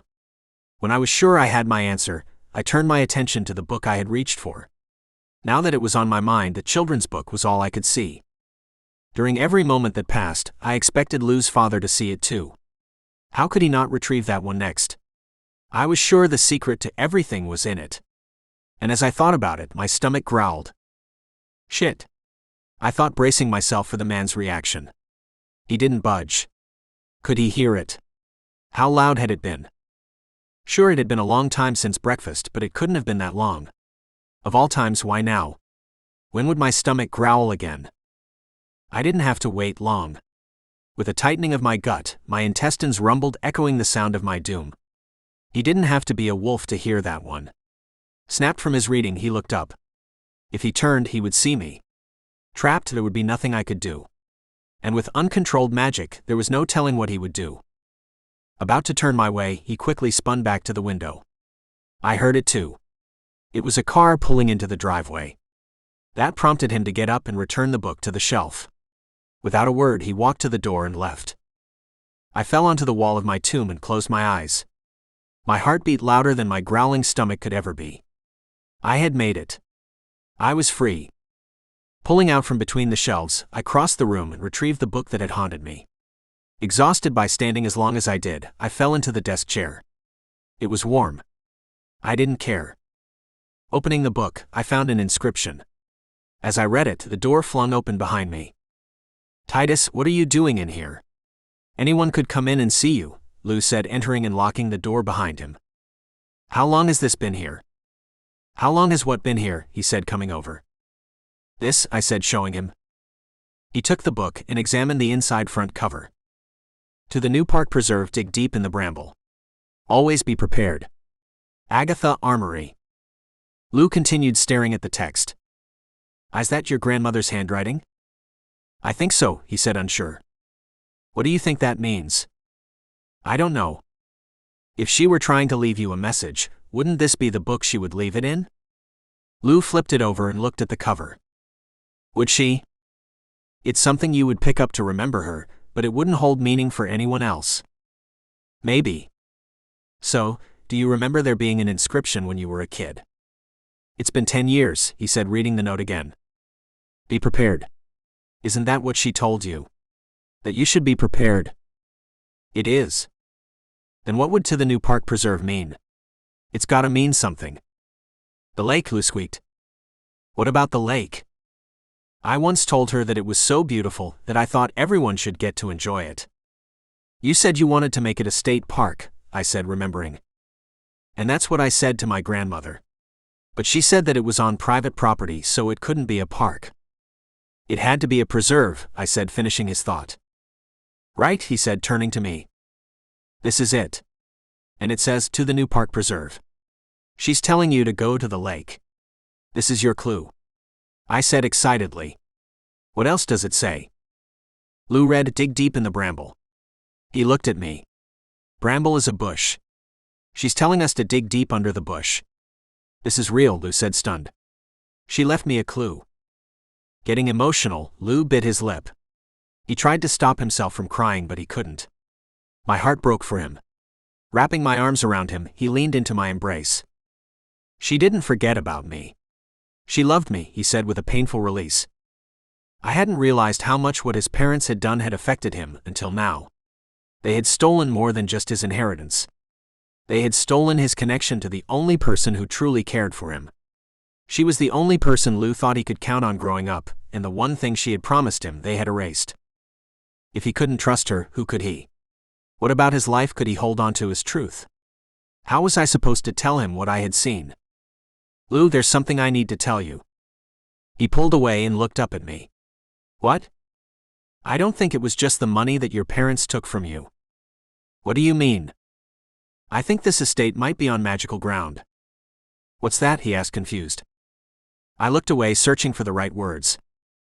As I understand it, there are patches of land that give magic to the person who owns it. It's what professional football stadiums are built on, so shifters don't kill each other during games. Okay, Lou said, looking at me like I was insane. It's something the dragon shifter that attacked Nero and me told us. And you think this is real? I don't just think it's real, I know it is. Before the will reading, could your father do magic? My father? No.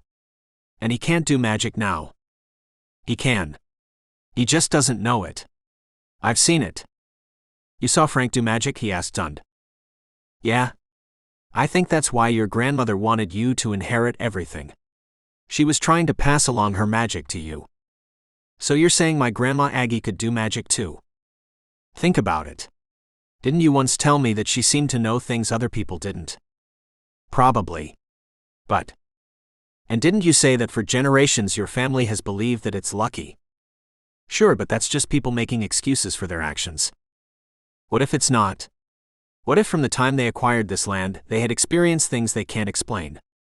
And not knowing about the supernatural world, their only explanation was that they were lucky. Lou's eyes dipped, considering it. That means that I could have been one of you, he realized. One of us? Yeah. Like everyone else in our group. I could be special like you. I clutched his shoulders. Lou, you don't need magic to be special. You say that, but you're a wolf shifter. You're about as special as they come. I can't shift, I admitted, letting him go. What? I've lost the ability to shift. You've lost it. I haven't been able to since the thing with the dragon. First I thought I was a little freaked out about the attack. Then I thought that visiting your estate was like being at a football stadium, and that it was preventing me from turning. But after being away from here for weeks I still couldn't. I just can't do it. So if not having magic means you're not special, then I'm not special either. Lou rushed to me, wrapping me in his arms. I didn't know. You never said anything. What was there to say? That you were hurting and needed my help. I took hold of him, pushing him away. There's nothing you can do. I don't know what anyone can do. I'm sure it's all in my head. I'm trying not to think about it so I don't make it worse. It's just hard to keep out of my mind. What do you want me to do? Lou asked vulnerably. Nothing. Let's just find what your grandmother left you. I told Lou, needing to do this for him. It's in the bramble, he repeated. We can go there now. No, he said, touching my chest and looking up into my eyes. We need to wait until it's dark.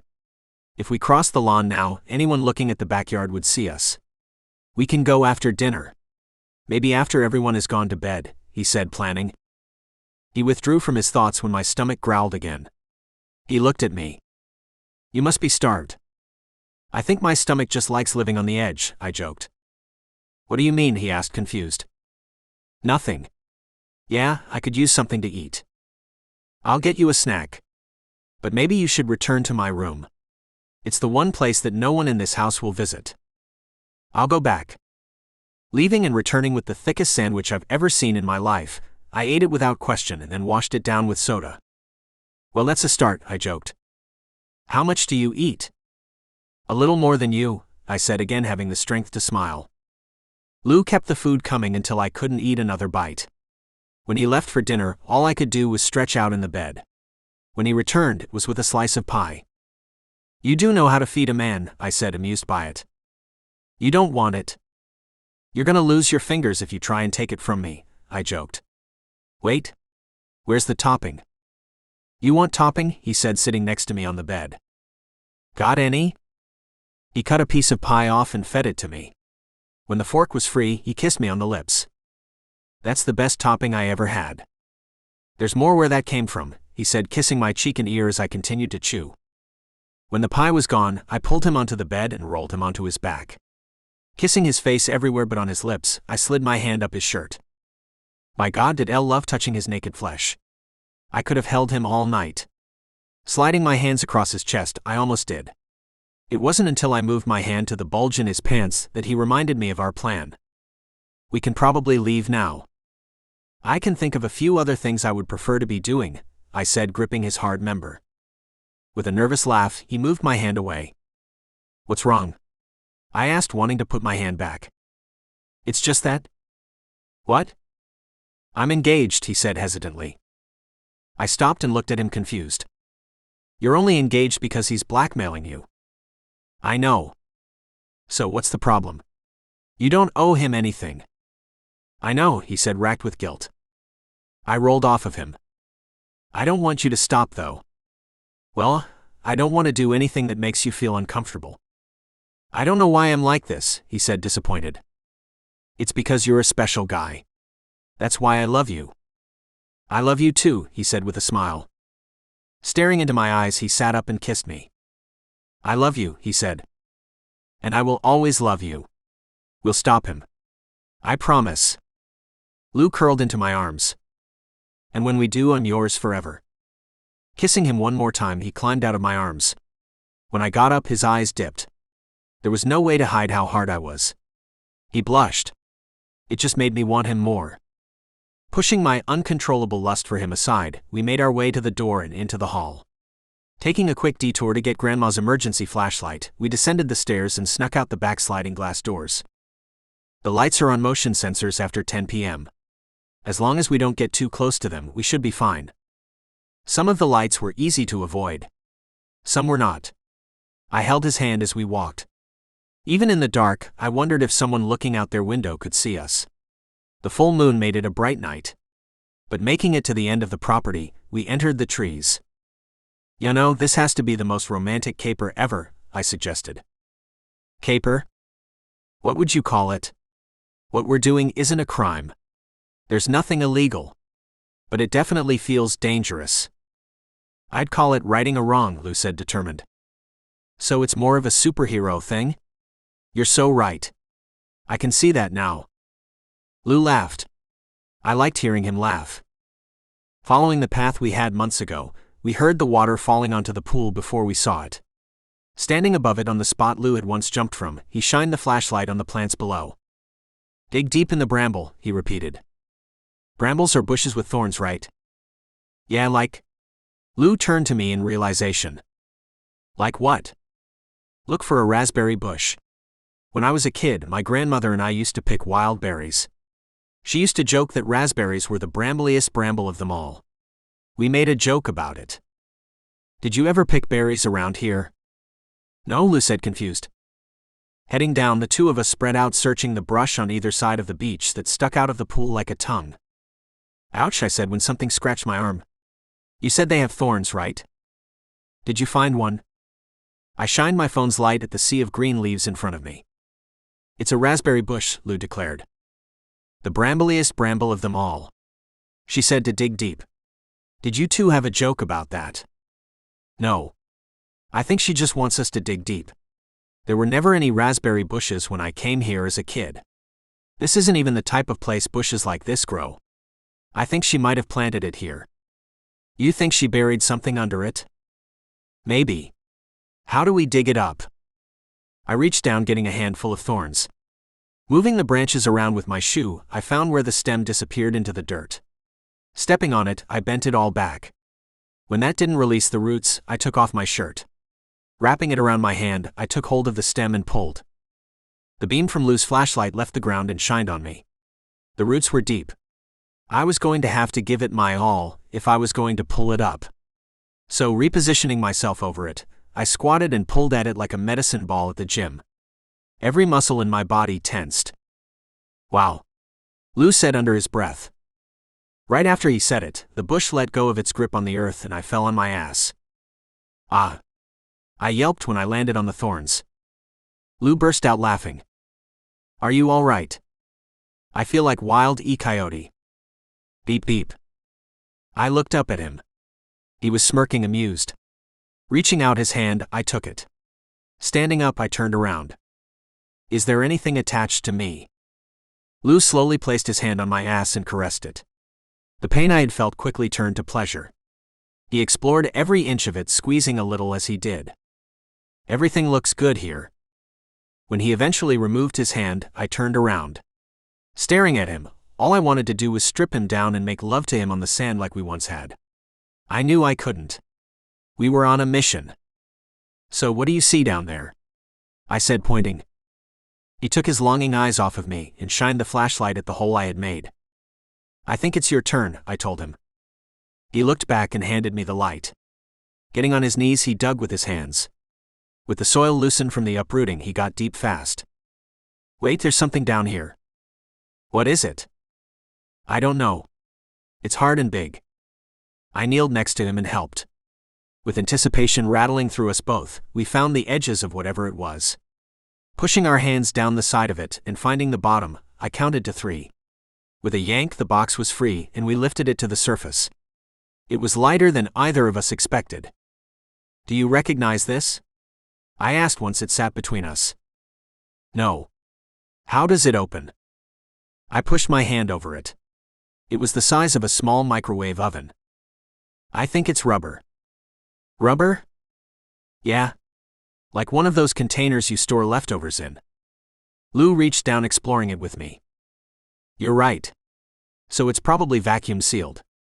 Doesn't that mean we just have to pull the top open?" "Try it." I gave Lou space. As he searched the lid, he found a tab and pulled it.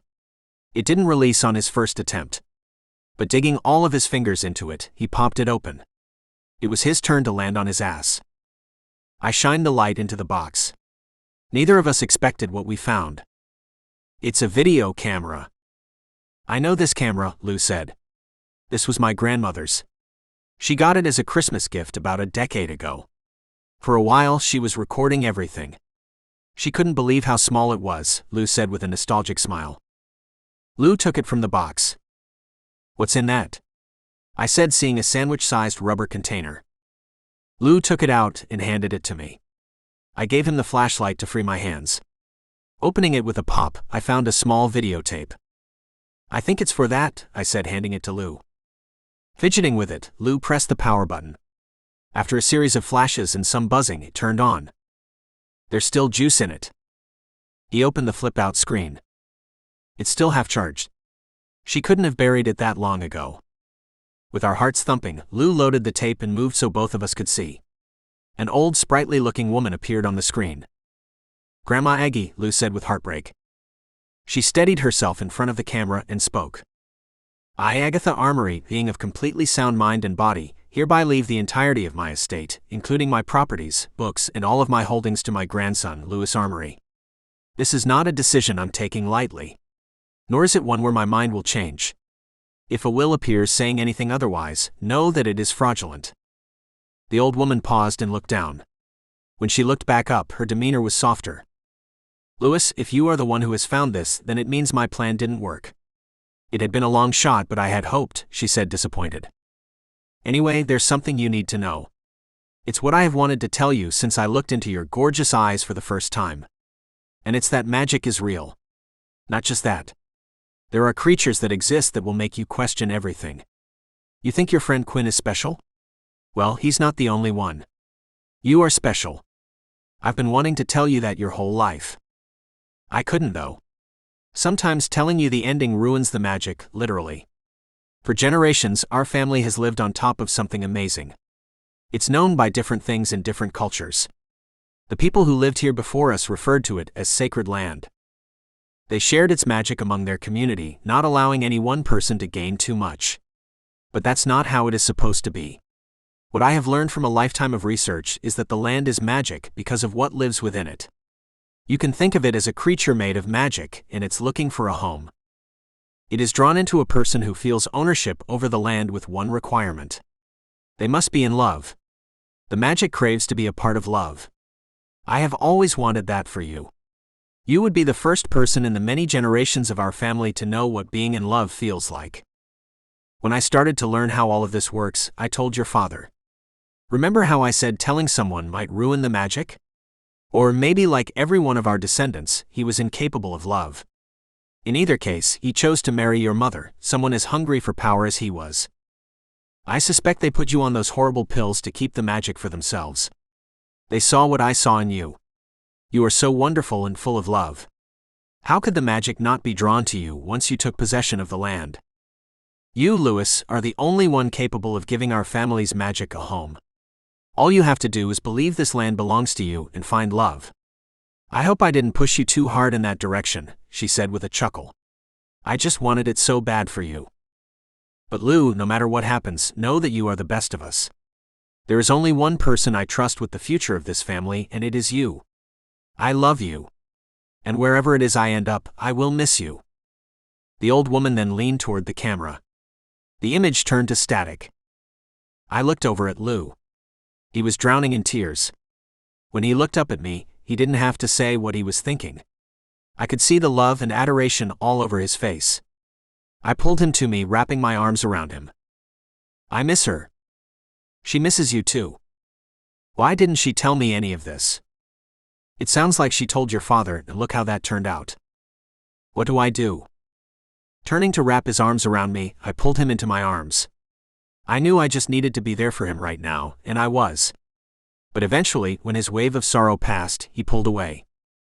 The thing she said in the beginning about me inheriting everything, that's legally binding, isn't it? He asked. I would guess it is. And did you see the date on the screen? It was recorded a few months before she died. Do you think something your parents did inspired her to make this? Probably. But what do we do with it? Do we show it to them? I think the first thing we do is make a duplicate. Do you know how to do that? No, but I'm sure we can find somewhere in town that can. We'll go there tomorrow. Also, if you're sure that this path and everything that comes with it is what you truly want, I said, pausing so he could say otherwise. There was a lot that came with being supernatural. Not all of it was good. But didn't he already know that? Hadn't he been there from the beginning? Hadn't he seen as the rest of us went through our struggles? Wasn't he better prepared to make this decision than anyone? When he didn't reply, I straightened my back, stiffened my resolve to help him get what he wanted, and continued. Then we'll need to know what we're dealing with. Was your grandmother alive when her will was changed? If she was, we're dealing with a whole different situation. If she was alive, she was coerced. I have to think something like that is hard to prove. But if she had already passed, my parents committed fraud. They could go to jail. I looked at Lou, wondering how he felt about that. I couldn't tell. He had looked away, lost in thought. Lou remained quiet as we collected everything and replanted the uprooted bush. "You're gonna have to guide us back," I told him. "Of course," he said, taking the flashlight while I carried everything in the box. Lou's stunned state didn't change during our 40-minute walk back.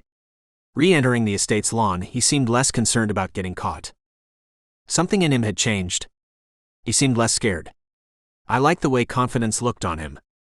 And when we made it back to his room with the door locked behind us, he watched me set the box aside and then stared at me with lust. "What?" I asked, unsure what he wanted. I didn't have to wonder long because, as if unbottled, the man I loved rushed towards me, finding my lips. Slipping his hand behind my neck, he took control. Parting my lips, he inserted his tongue. Finding mine, he sucked it while pressing our bodies together. Wrapping a leg around me, I grabbed his ass and lifted him. Never in my life had I imagined Lou being this aggressive. He had been released. I loved it. With his limbs locked around me, I stumbled back. Finding the edge of the bed, I sat. As he gripped and pulled my hair, he pushed me onto the bed.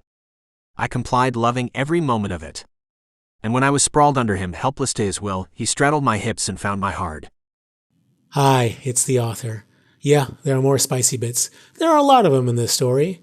And if you want to get the version of the audiobook narrated by sexy narrators, you can get it on Audible for free by using a link in the description or by becoming a member of this YouTube channel. I hope you consider it. Enjoy. I wasn't going to say anything about it, but he was definitely different. Sure, it was late, and the chance of anyone still being up and walking the halls was slim. But they weren't zero. So him walking around naked didn't match with the guy who, up until hours ago, had been so desperate for his family's approval. When we were both clean and relaxed, Lou climbed back into my arms. "I love you," he said, making me feel as good as I had ever felt. "I love you too," I reminded him before we both fell asleep. Though he had been incredibly bold the night before, he wasn't quite that the next morning. "We need to sneak you out somehow. If we were thinking, I could have slept in my truck last night. But then we wouldn't have been able to do what we did," Lou said with a smile. "And that was pretty great." A warm wave washed through me, remembering it. "Yeah, it was. So what do we do now?" "I mean, we could just walk out. What can they do to us? What could your father, who currently possesses your family's magic, do to us? We don't even know what we have yet," I reminded him. "Lou, if what you need is a piece of paper saying you own this place and your grandmother was alive when her will was changed, we're not going to have enough to get it." "You heard her, though. She said that she wasn't going to change her mind and that if her will says differently, it's fraud." "Sure, but your parents don't seem like people willing to give up without a fight. We need proof that they faked her will. Until we have it, we can't tip them off." Lou conceded. "Well, my mother had planned to do more wedding stuff today. I'm going to have to do something about that. Maybe I could throw another fit. Bridezillas are a thing for a reason, right?" I said with a smirk. "Then I guess I'm about to have a problem with the flower arrangement. Will I know when I should come down?" "I think you'll know," he said with a smile. He wasn't wrong. It took 5 minutes before he entered the backyard with both of his parents in tow. He carried dishes that he broke one by one. His mother was irate. His father was mostly trying to calm his wife down. Making sure I had the camera and tape, I exited the room and descended the stairs. When I got to the second floor, I looked around and jumped at what I saw. Lou's brother was leaning against his bedroom's doorframe with his arms crossed. It was like he was waiting for me. When we made eye contact, he laughed and retreated into his room. Shit. That had not gone as planned. Continuing down and out the front door a little less cockily, I jogged across the driveway and onto the feeder street. Winding my way to the truck, I got in and waited for Lou. "Chris saw me," I told Lou when he got in. "Shit. Yeah. Did he say anything?" "No. And I got the impression that he wasn't planning on telling anyone. He likes having something to hold over people. He probably thinks I'm cheating on Say with you. If he knew what we were about to do, things might be a little different." "Then I'm glad he doesn't," I said, starting the truck and pulling away. Our first stop in town was at a store that sold cameras and video equipment. We're looking to make a copy of what's on this, I told the attendant, holding the tape in my hand. What is that, mini DV? He asked, examining it. I guess. We brought the camera in case you need it. I held it up and he took it. How long is the footage? 2 minutes. I suggested, looking at Lou. He shrugged. To what format? Something we can email, I said, confirming with Lou. Give me 20 minutes, he said, taking the tape and camera into the back. Lou and I looked at each other, barely able to believe what was happening. We were doing it. If we got it onto the cloud, his family could never take it away from us. Lou was almost free. Paying for it minutes later, a copy of the file arrived in Lou's inbox. Opening it and watching it again brought tears to Lou's eyes. Now what? He asked me. Now we figure out when she died. How do we do that? I thought about it and then turned to the attendant. You guys have a library in town, right? We do, the guy said, brushing back his unruly hair and adjusting his glasses. Do they have things like local newspapers or town announcements? They should, he asked, confused. Thanks, I said with a smile. Leaving the camera store and arriving at the library, I asked the woman behind the desk where I would find the local obituaries. She walked us to a rack with the most recent newspaper. How would we find information on the funeral for Agatha Armory? The old woman lifted her glasses and straightened her back. You could ask me. Were you there? Lou asked, awestruck. I was. She was a local author. She meant a lot to the community. It's a tragedy she's gone. How was the ceremony? He asked vulnerably. To be honest, surprisingly small. She had millions of fans around the world, yet her whole family wasn't even there. Lou jerked back like she had ripped out his heart. If someone wasn't there, I'm sure there was a good reason, I quickly replied. One would hope, she said, not backing down. Anyway, we were hoping to find out what funeral home took care of her body. The woman's posture broke in surprise. Well, that's a morbid thing to want to know. Please, it's important. If you happen to know, we'd be grateful if you can tell us. Gathering herself, she removed her glasses. Hanging from a chain, she rested them on her chest. The funeral home that assisted at the funeral was the same for all funerals in this area, Thompson's Funeral Home. I hope you're not asking that to make a YouTubes or a TikToky or something, she said sternly. No, ma'am. It's nothing like that, I reassured her. And thank you for your help. Getting the address to the funeral home, we drove there next. Sitting out front, we came up with a plan. Walking in, a solemn man dressed in black came over. Nothing about him was out of place, and he moved with a deliberateness that was sure not to startle anyone. Can I help you? He asked in hushed tones. We're hoping you can, I told him. This is Louis Armory. He is the grandson of Agatha Armory. I think you conducted the funeral for her a few weeks back. Of course. I'm sorry for your loss, he told Lou. Thank you, I said, allowing Lou to remain silent. We're not sure how to tell you this, but you might have been unknowingly tricked into committing a crime. The man froze. I'm sorry, and who are you? He asked me. Right now, who I am isn't important. What is important is that you might have, unknowingly, committed a crime that could shut down your business and put you in prison for the rest of your life. I'm really going to have to ask you who you are, he asked me nervously. You prepared the body of Agatha Armory, a world-famous author, and knowingly put the wrong time of death on the death certificate. I don't need to remind you that a death certificate is a federal document. I am aware of what a death certificate is. So, you will also know putting the wrong time of death on the certificate to aid a crime makes you an accessory. Depending on the crime committed, you could be looking at a long time in prison. The man stared at me as if fighting to remain calm. Do you commit crimes often at this funeral home? Is forging documents something you usually do here? I did not forge a document, he said, trying not to snap. What would you call it, creative criminality? Call it what you will, but Agatha Armory's family was wronged and your business is about to become world famous for committing fraud and embezzlement. Embezzlement? What are you talking about? He turned to Lou. Your family asked me to put that date to save them the embarrassment of having discovered her weeks after she died. They said that they didn't want anyone to think that someone so famous was the subject of neglect. I was sympathetic to their situation and instead put the date they found her. That's all. I did it as a favor for a respected Tennessee family. The guy was sweating watching his world crumble around him. I wasn't sure if he felt better or worse when Lou pulled out his phone and showed him that we had recorded what he said. But after, he looked calmer. "What's going on?" he asked, his eyes bouncing between the both of us. "What's going on is that you are going to tell us exactly what you did for his family. You are going to include all of the gritty details, or we're going to make you one of the most famous criminals in America," I told him, knowing we had him. Along with a lot of claims that he didn't know what was going on, he walked us through what happened. Not everyone in a town as small as this required an autopsy. That was the case with Lou's grandmother. She was in her 80s and could be listed as having died from old age. Having examined the body, he said that that was what she died of. We had no reason not to believe him. That was especially after he admitted to not only putting the wrong date on the death certificate, but ignoring the damage to the corpse's skin, which was most likely caused by it being in direct contact with the floor of a walk-in freezer. "We got him," I told Lou when we returned to the truck. "We have your grandmother's will. We have a recording where someone admits to putting the wrong date on the death certificate. All we need is the date your grandmother's power of attorney was switched to your father's law firm. If it was after your grandmother's death, it's done."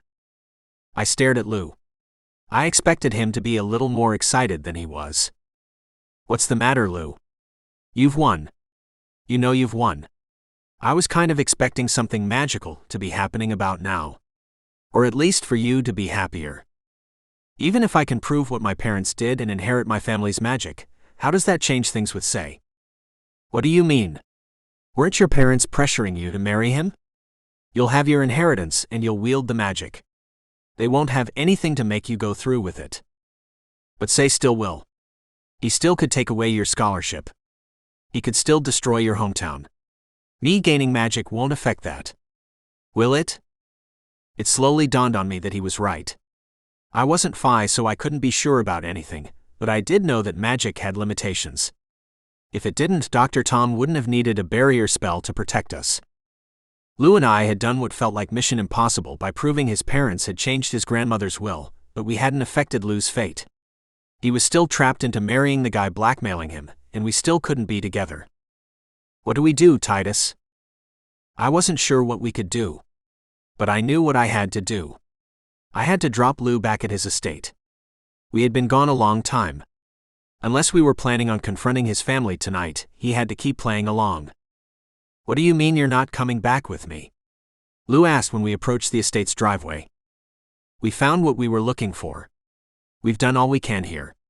But as the official representative for our town, there might be something I can do." "I can come with you," he said, taking my hand. "You can't give your parents a reason to suspect anything's up. Who knows what they'll do if they think their lives are on the line." "I don't want to be away from you," he said with tears in his eyes. "I don't want to lose you again." "You'll never lose me. I'm yours and you're mine," I said before giving him a kiss. Lou wanted to leave the truck as little as I wanted him to go. But he did. And when he disappeared past the gates and into his driveway, I turned my truck around and headed back to campus. "Where have you been?" Callie asked me when I was back in our dorm room. "You've missed practice." "There's something more important I've been taking care of. You should talk to Coach. He's really upset. He was talking about kicking you off the team." I considered what Callie said. But as much as I knew I should have cared about my place on the team, I didn't. The only thing I cared about was Lou. He needed me. So did my town. Nothing else mattered. Having arrived late, I went to bed soon after. When I woke up, I got back into my truck and drove to the state's capital. I needed to know if there was anything to Say's threat to prevent us from incorporating. Arriving at the office where I had sent all of our correspondence, I entered and found the receptionist. She sat behind glass in a sterile room by herself. When she spoke, I recognized her voice from my many calls to her office. "Hi, I came to check on the status of a petition I filed." "I think we've spoken before," I said with a friendly smile. The sturdily built older woman looked me up and down. "What petition is this regarding?" "I can give you the petition number." I did, and she typed it into her computer. As she read, my wolf recognized the scent she released. It was panic. But without changing her expression, she returned to her paperwork. All status update requests must be in writing and mailed in, she said dismissively. I know. And I'm more than happy to fill out any form or go through any procedure you require. But I was told that there was some chance that the petition won't go through. If that's the case, I figured that since I'm here, I can address it. Might save you some work. Who needs more work, right? I said with a smile. All requests need to be made in writing and mailed in. No exceptions, she said, pointing to a sign on the wall beside me. Yep, there it is. It says it right there, I said, losing faith. Unsure what else I could do or say, I was about to leave when I stopped. Listen, I know it's your job to be a gatekeeper for your boss, and I respect that. And from what I can tell, you're very good at it. I can't imagine that anything happens here without you knowing about it. What's your point? She said, cutting me off. I stopped, startled. Realizing that she wasn't going to listen to anything I said, I took a deep breath and steadied myself. The point is that there's this boy and I love him. He loves me too. But there's a chance he might have to marry someone else because of you. Because of me? She asked, replacing her stone face with confusion. You control what happens in this office, don't you? You decide what and who your boss sees. What does this office have to do with who anyone marries? We handle governmental petitions. Well, today you handle love. I really don't see. You saw the petition. You know there's something going on with it that's not right. I can tell. All petitions are pending the approval of your boss. I know. But I've been told that your boss is willing to refuse the petition if the man I love doesn't marry his blackmailer. And my love is willing to spend the rest of his life with a man who treats him like property because he loves me. If I love him, how can I let that happen? I didn't, she faded to silence. You didn't know. How could you? We're just pawns on other people's chessboard. There are those like your boss, like the man the love of my life is being forced to marry, and they take what they want, not caring what happens to the rest of us.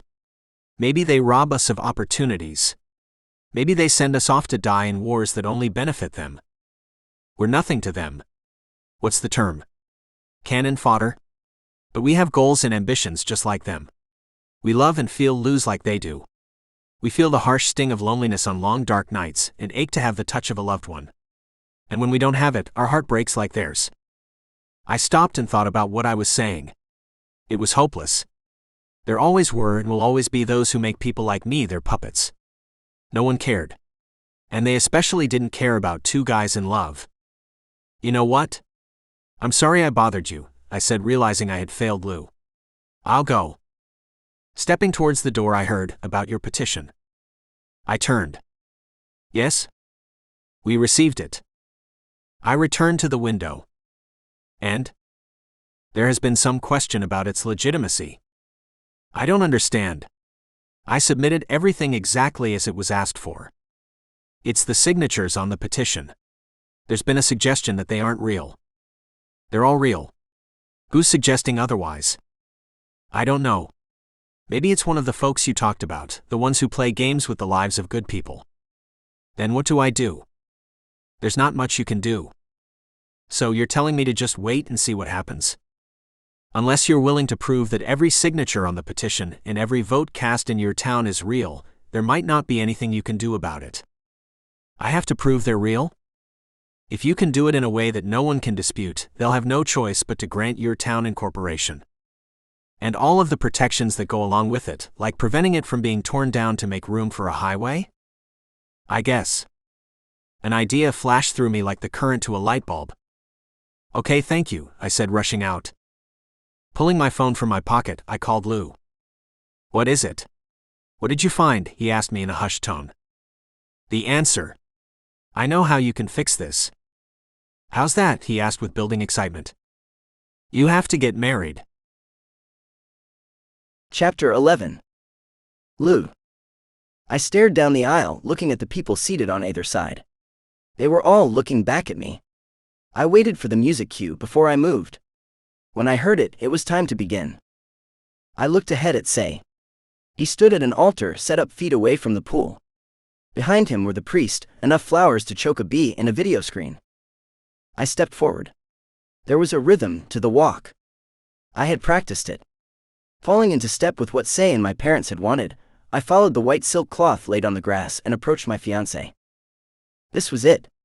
I was getting married. Looking down at the tuxedo I had spent way too long in fittings for, I took a deep breath.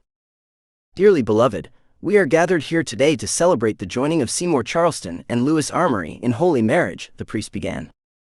I listened to him, not making eye contact with anyone. How could I? I was too busy waiting for exactly the right time. How would I know it was the right time? Lou. I heard Titus shout from across the lawn. I love you, babe. It's all you. That was when I looked up. The audience murmured. I could hear people asking what was going on. Why would someone rudely interrupt a wedding ceremony? It was because I needed to know when I could begin. It was time. I turned to Say and smiled. I felt good. It had been a long time since I had. Ladies and gentlemen, I have to stop the priest, who was giving a lovely sermon by the way, because there's someone who isn't here today who should be a part of this. My grandmother Agatha Armory, who many of you might know as a world-famous paranormal mystery author, and I simply knew as Grandma Aggie. She would have loved what's going on today, and for that, I would like to make her a part of the ceremony. Recently I found. I say I, but in truth it's we. I gestured to Titus, who now stood at the end of the aisle staring at me with a smile. We found some lost footage of my grandmother that I would like to share. I looked for the man who had duplicated the video. He wasn't hard to find. He was the one recording the wedding. Finding him, I signaled. That was when he lowered his camera, took a remote control out of his pocket, and pressed a button. There were ahs when Grandma Aggie's image appeared on the screen behind me. My mother couldn't understand why I had insisted that a giant projection screen be placed behind us at the altar. I had told her that the videographer needed it. And instead of fighting, she let me have it. I looked over at her sitting in the front row. She was starting to understand. I, Agatha Armory, being of completely sound mind and body, hereby leave the entirety of my estate, including my properties, books, and all of my holdings to my grandson Lewis Armory, the recording began. As my mother watched, the vein on her forehead looked like it would explode. I only played the part of the recording that included the will. When it was done, my mother, father, and brother were staring at me with their mouths open. My parents were horrified. Chris looked impressed. As I said, I truly wish she could be here with us. But as her one and only heir, I have to be the one to thank you for being here today. Right on cue, my mother stood up. Her face bounced between horror and an uncomfortable smile. She was frantic, and I was ready for her. She laughed and turned to everyone gathered. What Lewis means to say is that as a part of the family that has inherited Agatha Armory's estate, we all welcome you. No, I said it right the first time, I said casually. My mother whipped around to face me. I don't know where you got this video from, but you heard the will, she snapped. This was clearly made before she changed her mind and altered it. I'm going to stop you right there, Mother. I said loud enough to shut her up. Before you say anything else, I would like to thank a few people for being a part of this very special day. Everyone, I would like you to meet Butler Thompson from Thompson's Funeral Home. Mr. Thompson was the person who prepared my grandmother's body for the funeral. It's so rare that we thank the people who do thankless jobs. So, can we give Mr. Thompson a round of applause for the job he did preparing my grandmother?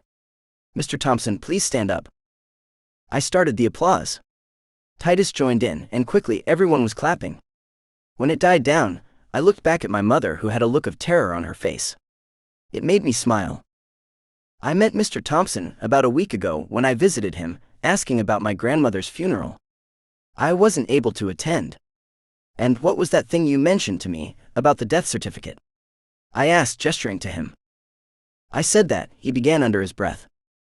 Can you please speak up so everyone can hear? He straightened his back and gathered his courage. I said that I had written the day your grandmother was found dead on the death certificate, instead of her actual death date. I'm not going to ask you why you did it. I'm sure mistakes happen in all professions. But how different were the two dates? There was a 3-week difference between the two. 3 weeks? That's a long time. It is, he admitted. And that means that if paperwork was filed with my grandmother's signature on it during those 3 weeks, it would be considered fraud. Right, Mr. Thompson? I'm sorry.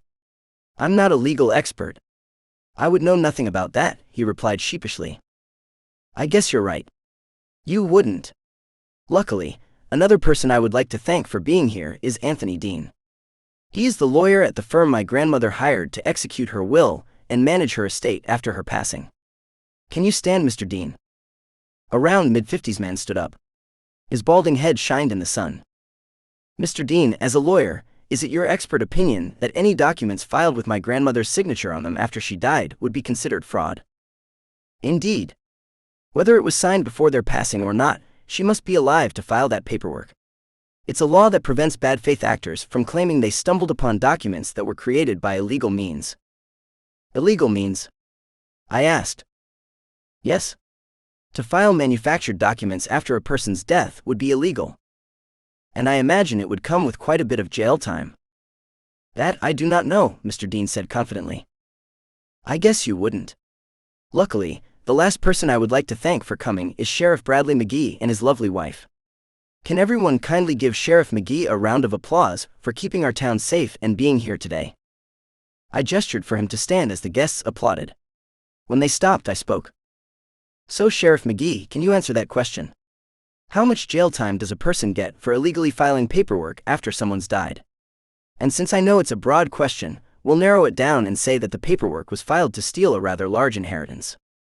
The sheriff stuck his thumbs behind his belt buckle and dipped his head as he considered the question.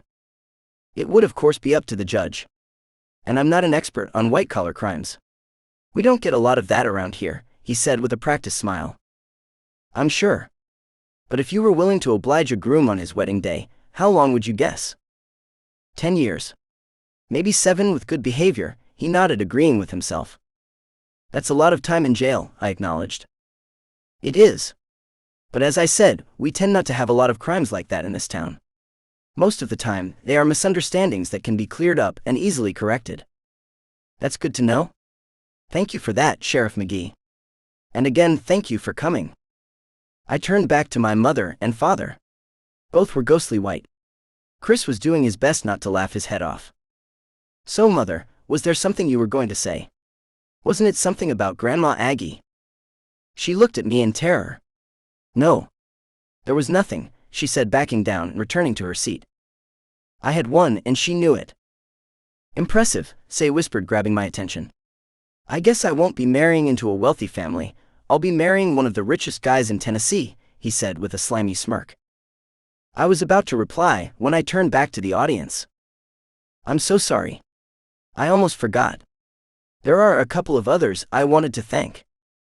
I turned back to Say with a smile. His smile quickly faded. Everyone, I would like you to meet Heston Parker. He's a friend of the Charleston family. I invited him to be here today. Thank you for coming. Interestingly enough, it's Mr. Parker's job to approve towns that have applied for incorporation. You see, recently Titus, a very good friend of mine, applied for his town to be incorporated. But Mr. Parker had to put the petition on hold. I turned to Heston Parker. Having seen what I had just done to my parents, his face turned 50 shades of red. It seems he had some question as to whether the signatures on the petition were real. I imagine signatures are faked a lot. But luckily, to help clear things up, I invited the entire town to the wedding.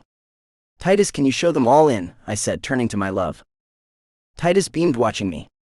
When our eyes met, he put his fingers to his lips and blew.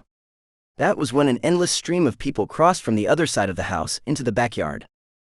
I also invited a notary public to verify that each and every one of these 1,500 people is from the town and is indeed a real person. So, you see, Mr. Parker, you no longer have a reason to doubt the legitimacy of the petition. And the only reason you would have to deny their petition now might be considered fraud. I'm sure there's no need to remind you what happens with that. A hand gripped my bicep. It was tight. Wincing, I turned around, finding Say's bubbling anger. If you think this somehow gets you out of marrying me, you are sadly mistaken. Do you hear me? Nothing's going to stop this from happening. Nothing. Get your hands off my man. Titus shouted from the end of the aisle. Titus was furious. I had never seen him so mad. His body contorted like it was about to explode. It didn't. Instead, Titus shifted into a wolf. It was amazing. I had never seen him do it before. And his wolf was beautiful. Seeing what I saw, Say let go of me, startled. That wasn't enough to stop Titus, though. Because like a predator charging its prey, the wolf shot down the aisle after him. Say couldn't get out of the way fast enough. Nor could he react. In a flash, Titus's wolf leaped into the air, landing on Say's chest. The force of it threw Say back. Stumbling through the flowers and the projection screen, he didn't stop until he tripped into the pool. I was expecting the wolf to dive in after him, but it didn't. Quickly, Titus shifted back to himself. "And never ever touch my man again," Titus yelled as Say floundered, trying to catch his breath. In that moment, I could not have loved Titus more. The feeling was overwhelming. It was like a wave of electricity flowing through me. Slowly, the colors around me became more vibrant. I felt connected to everything in a way I could never have imagined. And as I stared, everyone around me began to glow. I turned to Titus, who stared back at me amazed. "Lou, what's going on?" "We're witnessing the birth of a Phi," someone said from the crowd. I turned and located them. It was the man Titus had debated for the fate of his town. The round-bearded Latino man was rushing down the aisle toward me. "Don't touch him," he said. "No one touch him." For some reason, Titus didn't listen. As if drawn to me, he approached me in his full naked glory. I was glad he had. I loved him so much. I didn't realize how much until right now. And when he cupped the back of my head in his hand and kissed me, I felt complete.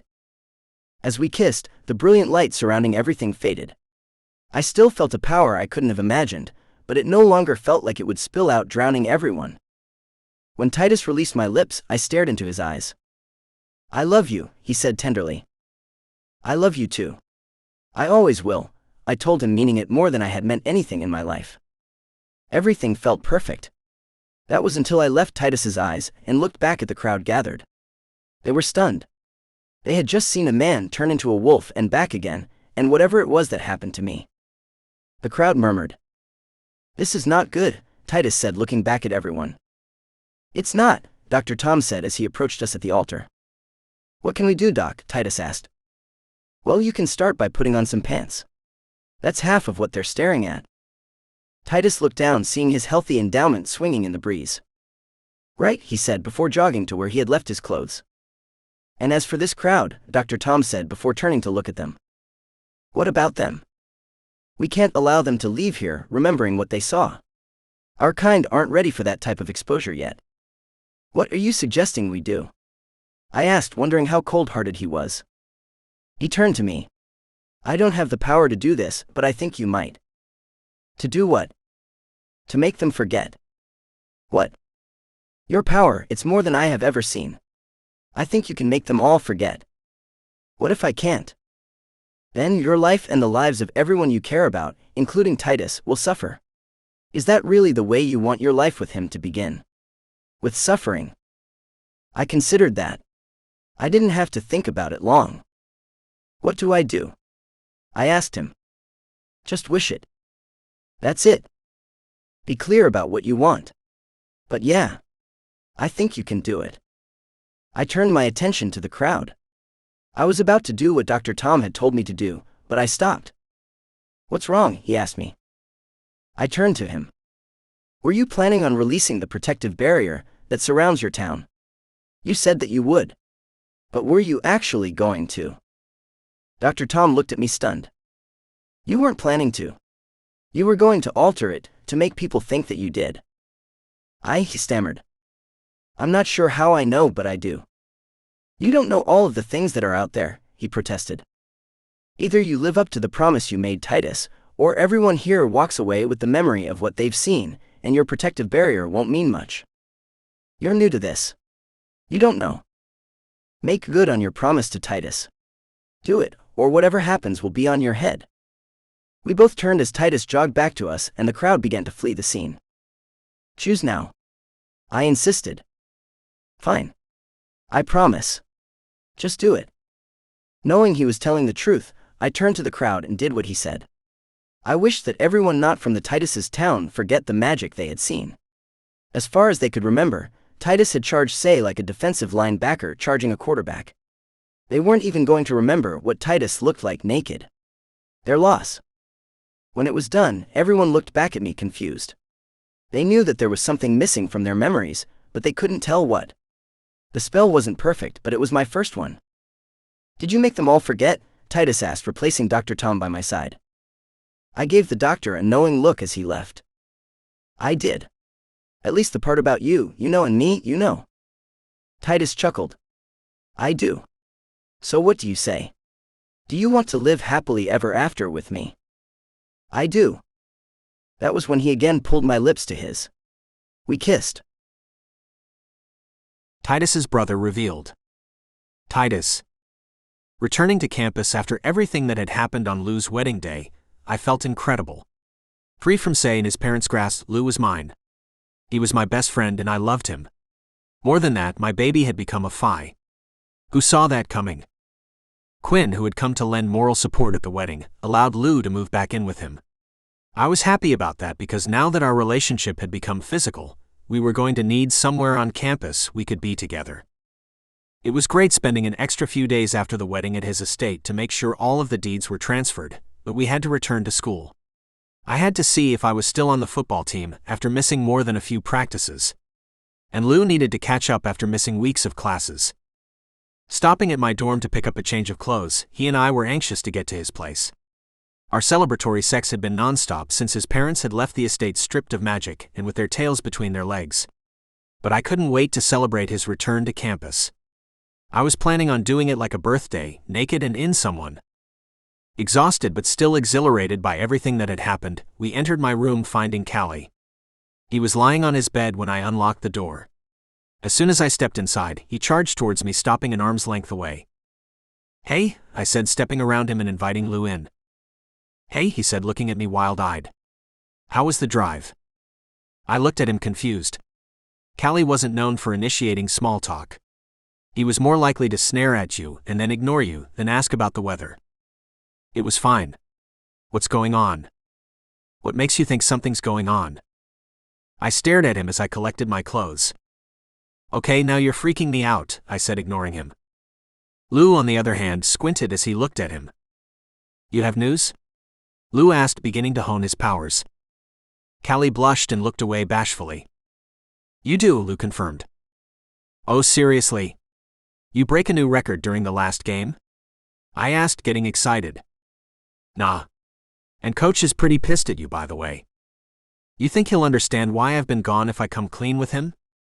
Say's already on coach's shit list for suggesting he might transfer out of here. I think everyone will be on your side once you explain what Say was up to and why he transferred to East Tennessee to begin with. Good to know. I'll talk to coach tomorrow. With my stuff packed, I headed towards the door. Callie continued to stare at me with a big smile. So, are you going to tell us the big news or are we going to have to guess? I figured you would know already, he said shyly. Sorry, man. I don't. You want to clue me in? Callie looked down, turning bright red. Remember when I took Lou's genetic test at the town meeting? I froze. Yeah. He gave me a knowing look. No. He smiled, confirming it. Wait, you were brothers? I asked, shocked. Half-brothers, he said with a smile. I couldn't speak. He and I had gotten close since becoming roommates, and I had often wondered if this was what having a brother was like. Turns out it was. Without saying a word, I threw my arms around him. He didn't resist. Feeling him grip me and knowing who he was, I was brought to tears. Pulling away, I looked at him as if for the first time. The similarities were there. My hair was longer, so it curled more. And he had his mother's fair skin and full cheeks, but the eyes, the dimples, they were just like mine. I can't believe it. Lou, do you hear that? You found my brother, I said, looking back at the man I loved. He was already wet with tears. I grabbed Lou and pulled him into a group hug with Callie. These were now my two favorite people in the world. Callie could contain his smile as little as I could. There's something else, Callie said, slowly pulling away. Yeah? What's that? The app says it found another connection. Turns out that you're not my only brother. I stopped smiling. Seriously? Your mother had another kid? No, he said, saying enough. Then I have two brothers? He shook his head. I think so. Backing up, I found the edge of the bed and sat. This is a good thing, isn't it? Lou asked. Ah, yeah. Of course, I said, stunned. Does the app say who the brother is? Callie nodded his head. I braced myself. Who is it? Claude. My business partner, Claude? Callie nodded. How? I asked, knowing that we had to find out. The end. I hope you enjoyed that story. And here's something else you might enjoy. Would you like to talk to one of the characters from this story? You know, the sexy one? Well, I've created an AI chatbot for my sexiest characters, and you can now chat with them or flirt or have him treat you like he did that character in the story. And you can do it by following the link in the description to either my author website, which is alexandersbooks.com, or my website, bookishboyfriend.com. You should give it a try. It's pretty fun. Also, as a reminder, if you would like to listen to another of my audiobooks, this time with the spicy bits included, you can find the books on Google or the version of the book with a premium narration on Audible. And if you're in the US or UK and have never had an Audible account, you can use my links in the description to sign up for a free trial and get the books for free. Free is always the best option.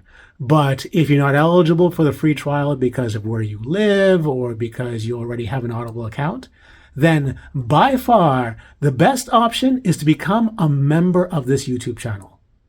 Here's why. Not only is the price of membership cheaper than buying one of my books on Google or Audible, but you will get access to all of the audiobooks previously added to the membership program, as well as the new ones I'll be releasing every month. I've written in a lot of genres: male-male contemporary, male-female contemporary, male-female wolf shifter, male-male wolf shifter, male-male-female, which is reverse harem menage, and a lot of extreme spice, if you know what I mean. There's so much steamy stuff, and that doesn't include the 12 new books I release every year. As a member, you'll eventually get access to all of it, and you'll get it at a price cheaper than you can get anywhere else, while directly supporting me, the author, instead of giving most of what you pay to Amazon. So consider clicking on the join button on any page on my YouTube channel to learn more about it. And whether or not you choose to become a member, consider chatting with one of my sexy characters at bookishboyfriend.com. Because if you liked this book, you'll probably like chatting with one of my characters as well. Enjoy.